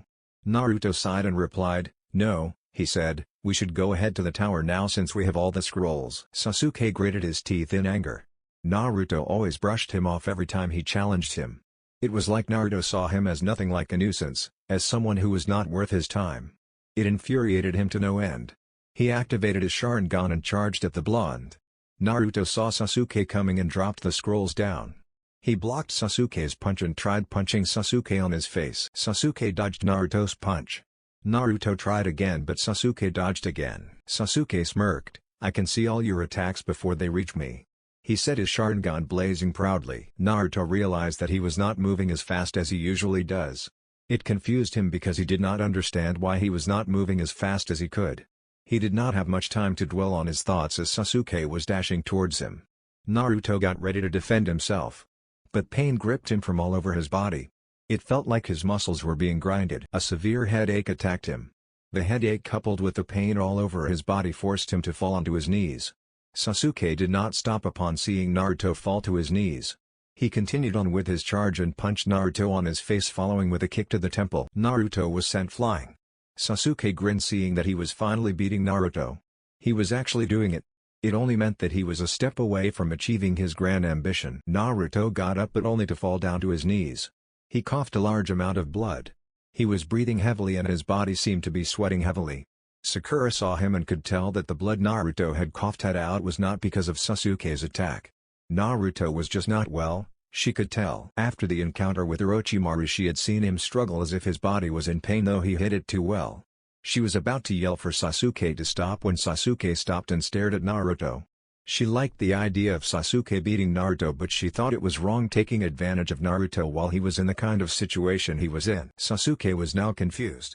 Despite his arrogance, he was smart enough to realize that something was wrong with Naruto. The amount of blood Naruto had coughed was unhealthy and could not have been caused by his attack. The black marks around his body receded back to the cursed mark. Sasuke fell down on his knees as the flames disappeared. He felt a bit of pain on his neck, but it quickly disappeared. He got up again and looked at Naruto before looking away. He was too proud to ask the blonde what was wrong. He went to pick up the scrolls Naruto had dropped. Sakura now did not know what to do. Sasuke was now awake, she could go to him, but Naruto was not well. He needed help, serious help, and soon. She felt relieved when Naruto got up and went straight to the stream.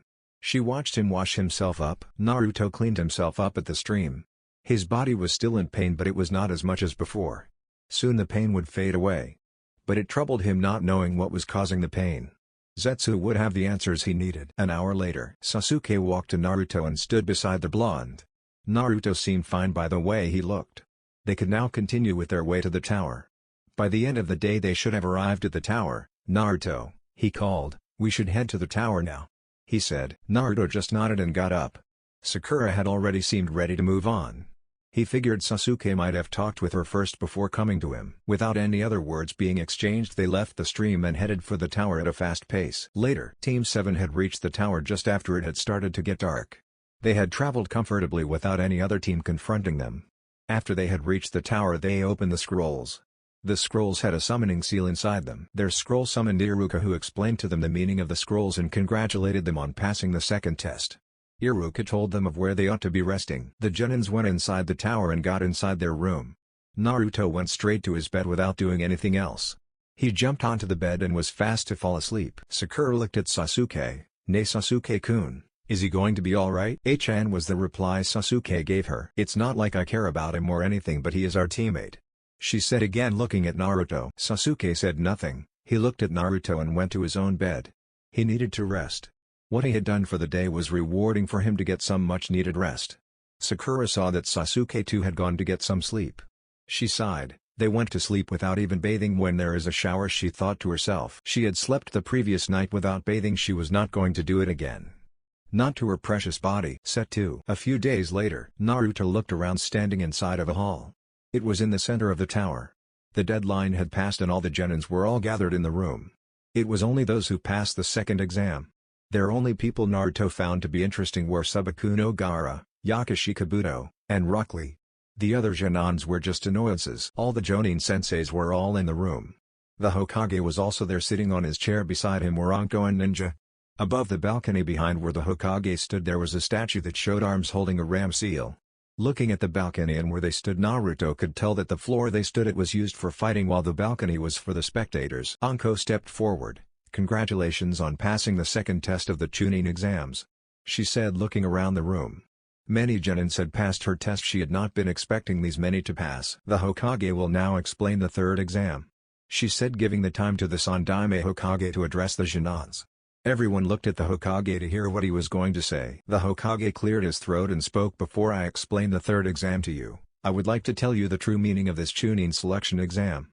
Why do we have allied countries taking the exam at the same time, even some neutral countries?" He paused to let them think before answering his own question. "To promote friendship among countries, to raise the standard of shinobi. Do not be confused, this exam is war." The Genin grew confused and the tension rose within the large room. If we were to turn back time at some point, all of us would be fighting the other country over who would rule. This exam is an alternate that allows countries to avoid such wasteful fighting.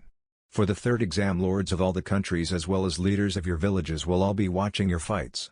You will fight with your life on the line, not to protect your home's land but its prestige.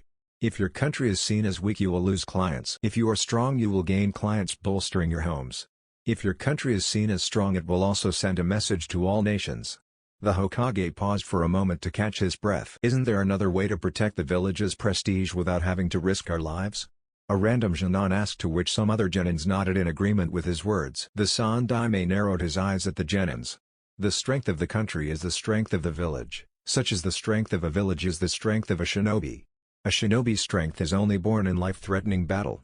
The Sandaime replied seriously, "This exam only has a meaning because there is life-threatening battles. Friendship between countries requires this. We call this friendship excising." The Hokage said as a man shunshined next to him and bowed in respect. "Allow me to explain the third test, Hokage-sama." The man spoke, looking at the Sandaime Hokage. The Hokage nodded and went back to his seat. The Jonin turned to face the Genins. "I am Gekko Hayate, the proctor of the third exam." The Jonin introduced himself. "There is something we must do before the third exam." The Genins looked at the man. He looked like he was really sick by the way he was coughing. "There is to be preliminaries to decide who gets to participate in the main event," the third proctor said before coughing. "What the hell preliminaries?" A bored-looking Nar asked the question. "We have too many participants for the third test, thus we have to thin out the numbers under the Chunin exam rules." He paused for a moment before speaking. "Those who wish to withdraw may step forward now. This is individual basis. Should you quit, your team will not be penalized for it." Kabuto raised his hand and stepped forward. "I quit. I'm low on chakra," he said, leaving the hall. Hayate coughed. "Is there anyone else who wants to quit?" he asked, getting the attention of the Genins. No one else came forward. They had come this far, they were not going down without a fight. "Okay, we have 22 contestants, which mean we will have 11 matches. The winners of each will advance to the finals. The rules are simple, there are no rules. The match continues until one dies or is knocked. If you wish to give up, you can forfeit. I will step in should you be declared winner and you continue to beat your opponent." He paused, letting the Genins absorb his words. "Now let us see who you will be matched against," he said, looking at the black screen. "This electronic screen will randomly select 2 contestants who will fight at a time. Now let's us begin." The Genin waited for their names to pop up in the screen. Naruto just looked at the screen blankly. He wished he did not get someone who would waste his time. 2 names appeared in the screen: Uchiha Sasuke vs Akato Yoroi. Some felt relieved that they weren't going to fight first. Others were disappointed, they wanted it over with. "Will the 2 contestants please step forward? The rest of you please proceed to the observation platform above." Hayate spoke after coughing. The Genins walked away to the observation area. The senseis stood behind their students. Sasuke looked at his opponent with an arrogant smirk on his face. He was fully prepared to fight, he had gotten enough rest. He took out a kunai and got into a stance. Yoroi took out 3 shurikens and held them with both his hands. He threw them at Sasuke. Sasuke waited for the shurikens to block them with his kunai. Yoroi ran at fast speeds towards Sasuke. The shurikens reached Sasuke, he deflected them. He was not able to react fast as Yoroi was in front of him while he was blocking the last shuriken. He had yet to activate his Sharingan, thus he was not able to detect the oncoming right hook from his opponent. It connected with his right side of the face and pushed him back. Sasuke cursed himself for making such a stupid mistake and getting hit early. He activated his Sharingan. He rushed towards the oncoming Genon, prepared to a taijutsu battle. He was faster than his opponent, thus he was able to use the advantage of his speed. Yoroi brought his right hand trying to smack Sasuke on the face, but Sasuke saw it coming and easily dodged. He tried to kick Sasuke, but the Uchiha caught his leg and landed a hard punch to the face. Sasuke let go of Yoroi's leg and spun around, kicking the Genon on his shoulder. Yoroi was sent crashing into the wall. He gritted his teeth at the slight pain he felt and quickly recovered, rushing of Sasuke. Sasuke waited for his opponent to arrive. Yoroi jumped up attempting to punch Sasuke with much force. Sasuke sidestepped the attempt and gutted the Genon. Yoroi hissed, clutching his stomach. Sasuke was not done. He brought out his right hand and gripped the Genon by the neck. He glared at the Genon with enough coldness that would make anyone gulp in fear. He was busy formulating a plan on what to do now that he had his opponent. Yoroi suddenly broke free from Sasuke's hold. He held Sasuke by his right hand, sucking out of his chakra. Sasuke only realized it when his reserves were starting to empty. He quickly tried to separate himself with Yoroi. What he got from his attempt was a hard kick on the face that sent him flying away. He flipped in midair and landed gracefully on the floor. He glared at his opponent, who had a grin on his face. Yoroi looked as if he had won the match, but Sasuke was not going to give up easily because his chakra got sucked. He inhaled large amounts of wind and did a few hand seals. Fire style, great fireball. He exhaled a large fireball that sped towards the grinning Yoroi. Sasuke was positive that his opponent would not be able to dodge since he was not faster than him. He ended the jutsu and fell on one knee, panting. His chakra was running low. He should have not done the jutsu. An insane chuckle invaded his ears. He looked forward to see Yoroi standing just away from him, unharmed by his jutsu. "I see you still had some chakra left." Yoroi spoke with a bit of amusement in his voice. Sasuke just got up and glared at him. Yoroi rushed forward so that he could end the match before the Uchiha came up with a plan to win the match. Sasuke waited till Yoroi was in front of him. He acted fast and brought out his left hand, aiming Yoroi's face. Yoroi saw it coming and grabbed Sasuke's hand. He smirked at the Uchiha, but it vanished quickly when he saw a wide smirk on Sasuke's face. Before he could know why Sasuke was smirking, he received a punch to the gut that had him coughing a bit of blood. He let go of Sasuke's hand. Sasuke dropped to the ground and did a leg sweep. Yoroi was falling down when Sasuke grabbed both his legs and spun around twice before throwing him up.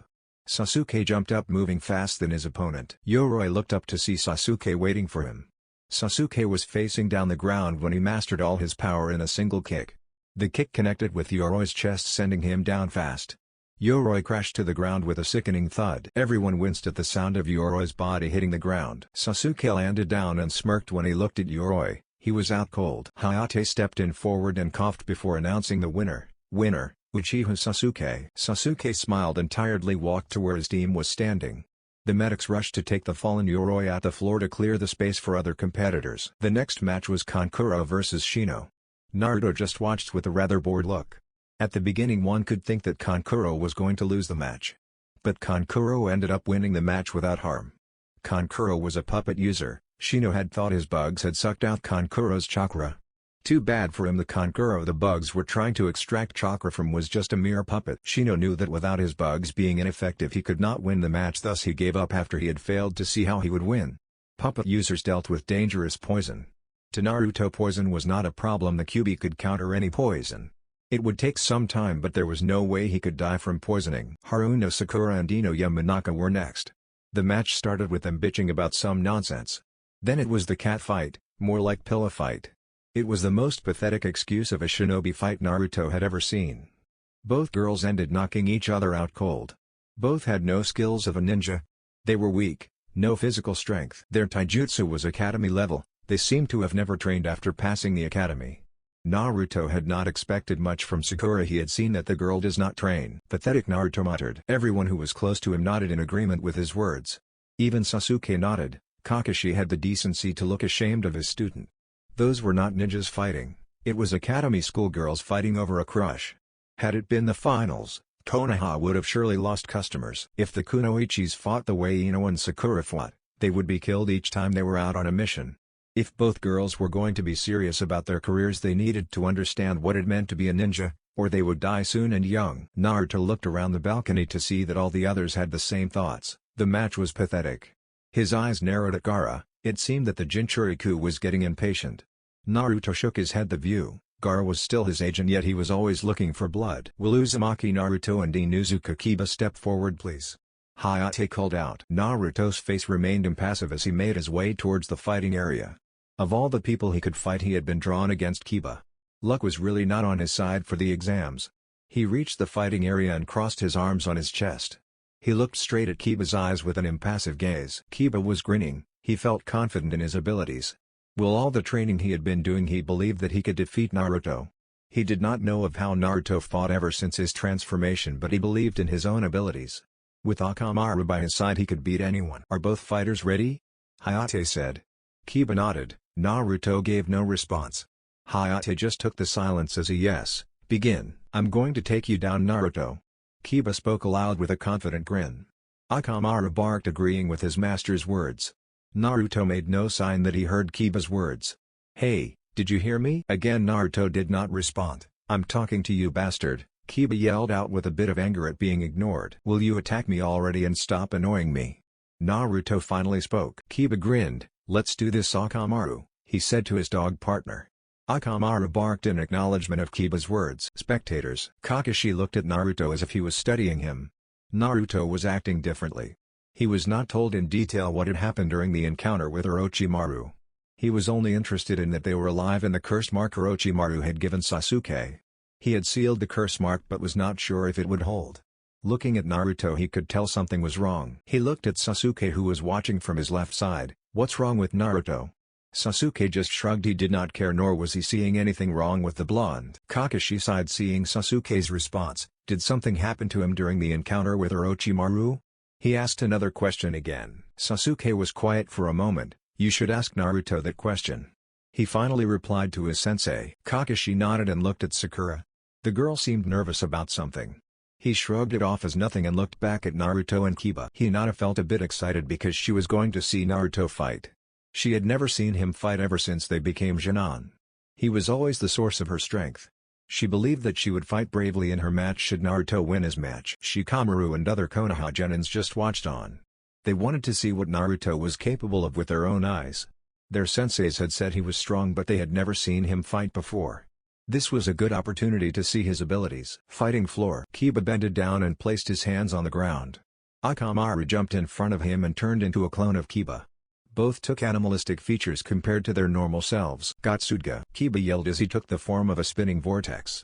The spinning vortex sped at Naruto at fast speeds. Naruto just stood at his position with his hands still crossed at his chest. He waited for Kiba's attack to reach him. Kurenai looked at Naruto. What is he thinking standing there like that? If he gets hit the match will be over, she thought to herself, wondering why Naruto was not even trying to dodge Kiba's attack.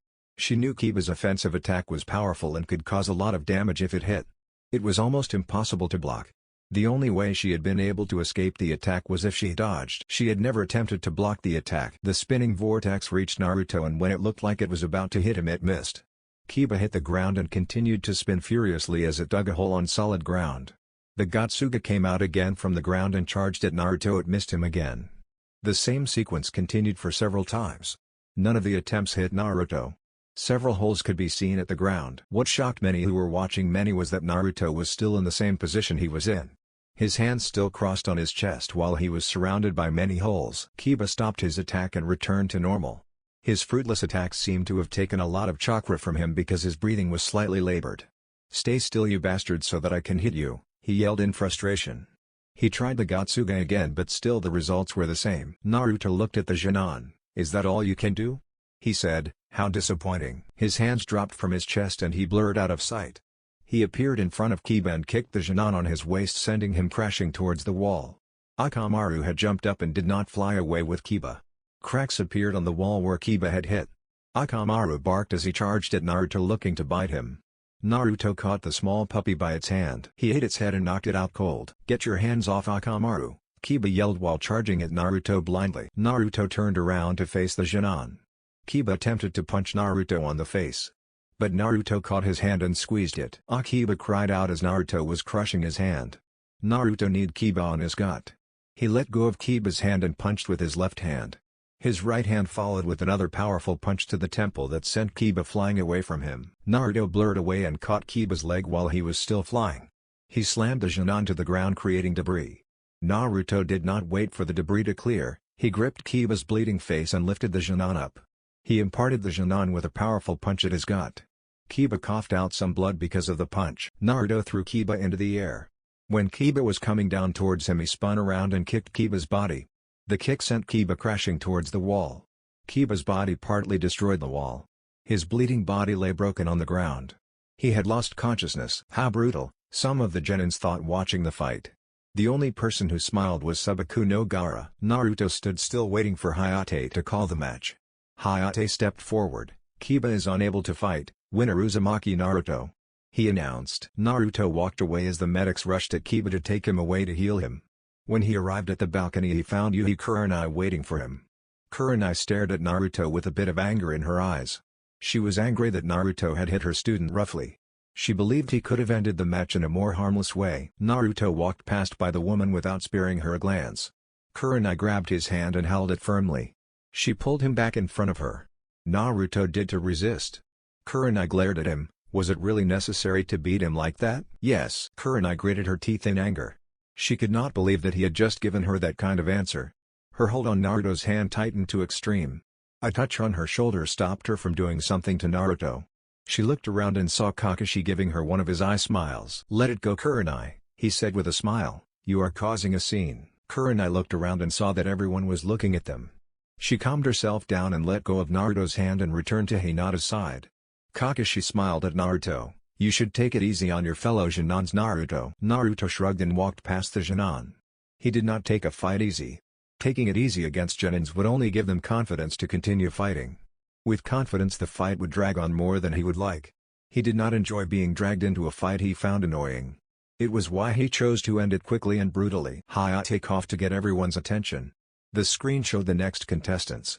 Hayate looked at the screen. Will Subaku no Gaara and Tsuchi-kin step forward to the arena, please?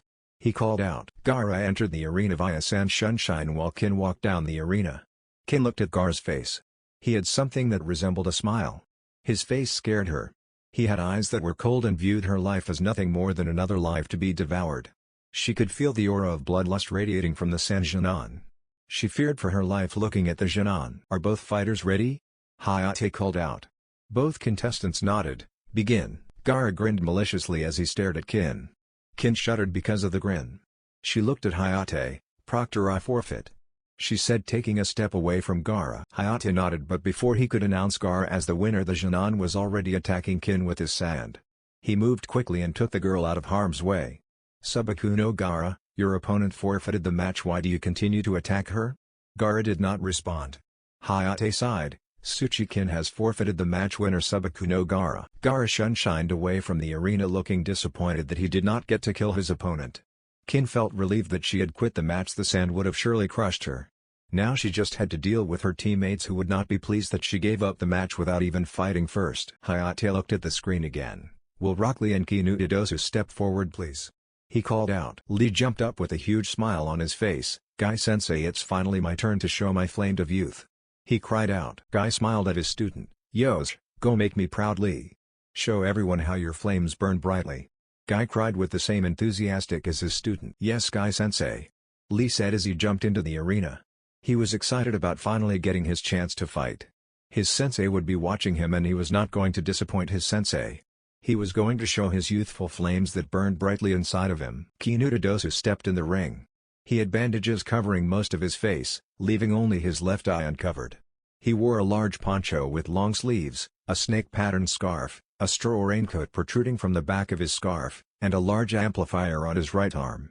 The amplifier was called the Melody Arm. Are both fighters ready? Hayate asked as he looked at the Genins. He earned a nod from both Genins. Begin, he yelled as he jumped away from the arena. Lee took a taijutsu stance. His face had a serious expression. He charged at Dosu and attempted to kick the Genon at his upper body. Dosu brought out his right arm to block the kick. Lee's foot connected with the Melody Arm. Lee retrieved his leg and brought out his right, attempted to kick the Genon again. Dosu raised his left arm to block Lee's kick. The power behind the kick pushed him back a bit. Lee smiled a bit before taking a stance again. He waited for his opponent to make a move. Dosu dashed at Lee and attempted to hit him with a melody arm on his face, but Lee jumped back to avoid being hit.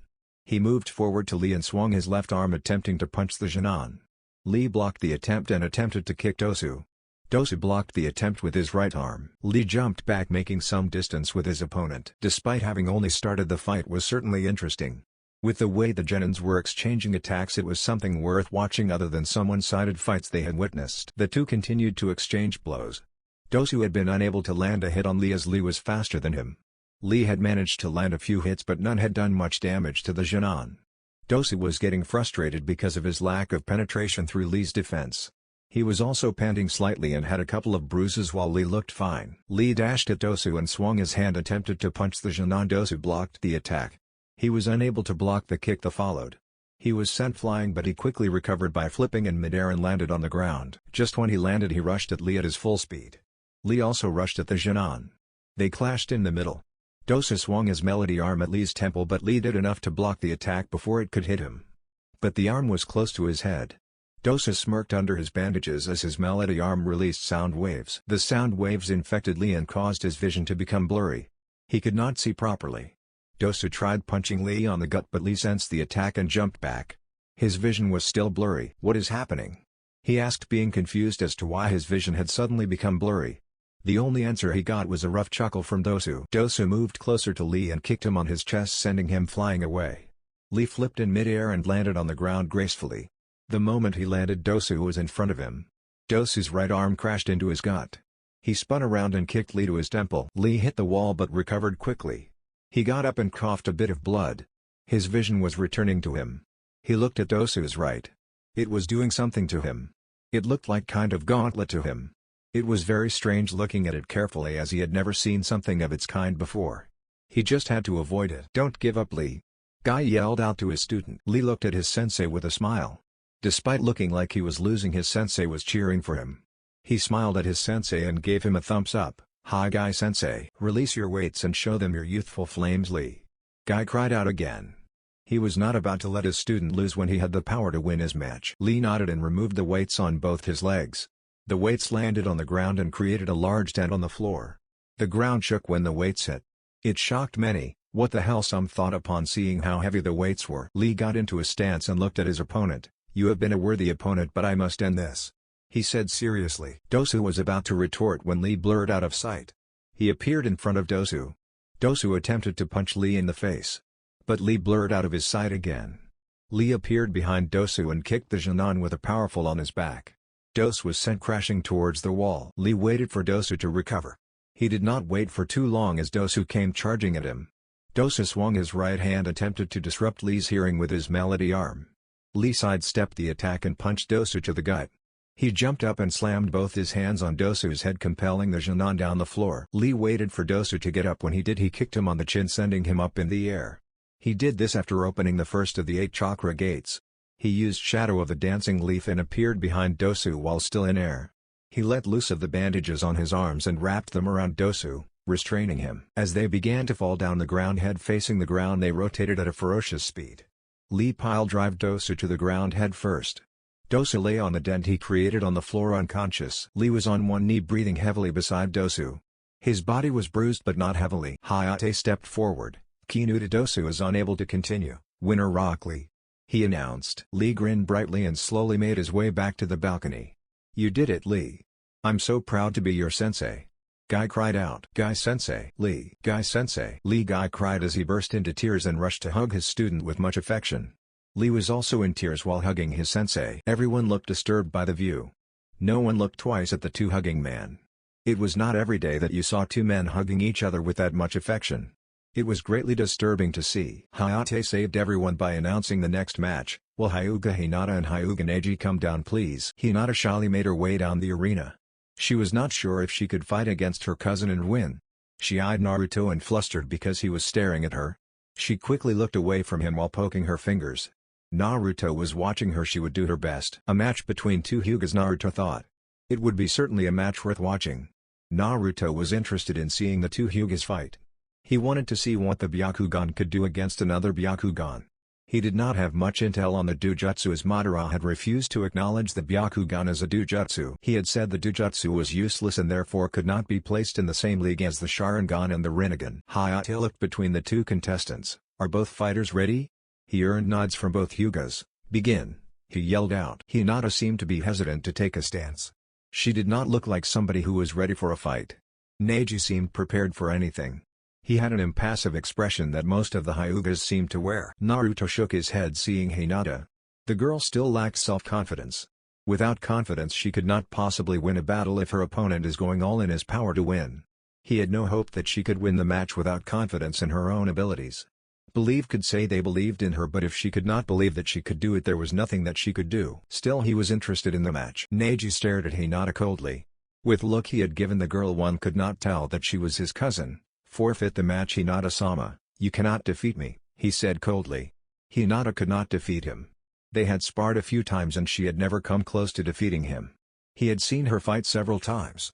With her skills she could not defeat him. Hinata looked down while poking her fingers. "You are not fit to be a shinobi because you lack self-confidence. Someone with no self-confidence is fated to lose." Hinata was a bit downed by Neji's cold words. She wanted to fight him and prove that she could compete to him, and also save him from the darkness that was consuming him. She took a stance and had a look of a dedicated kunoichi.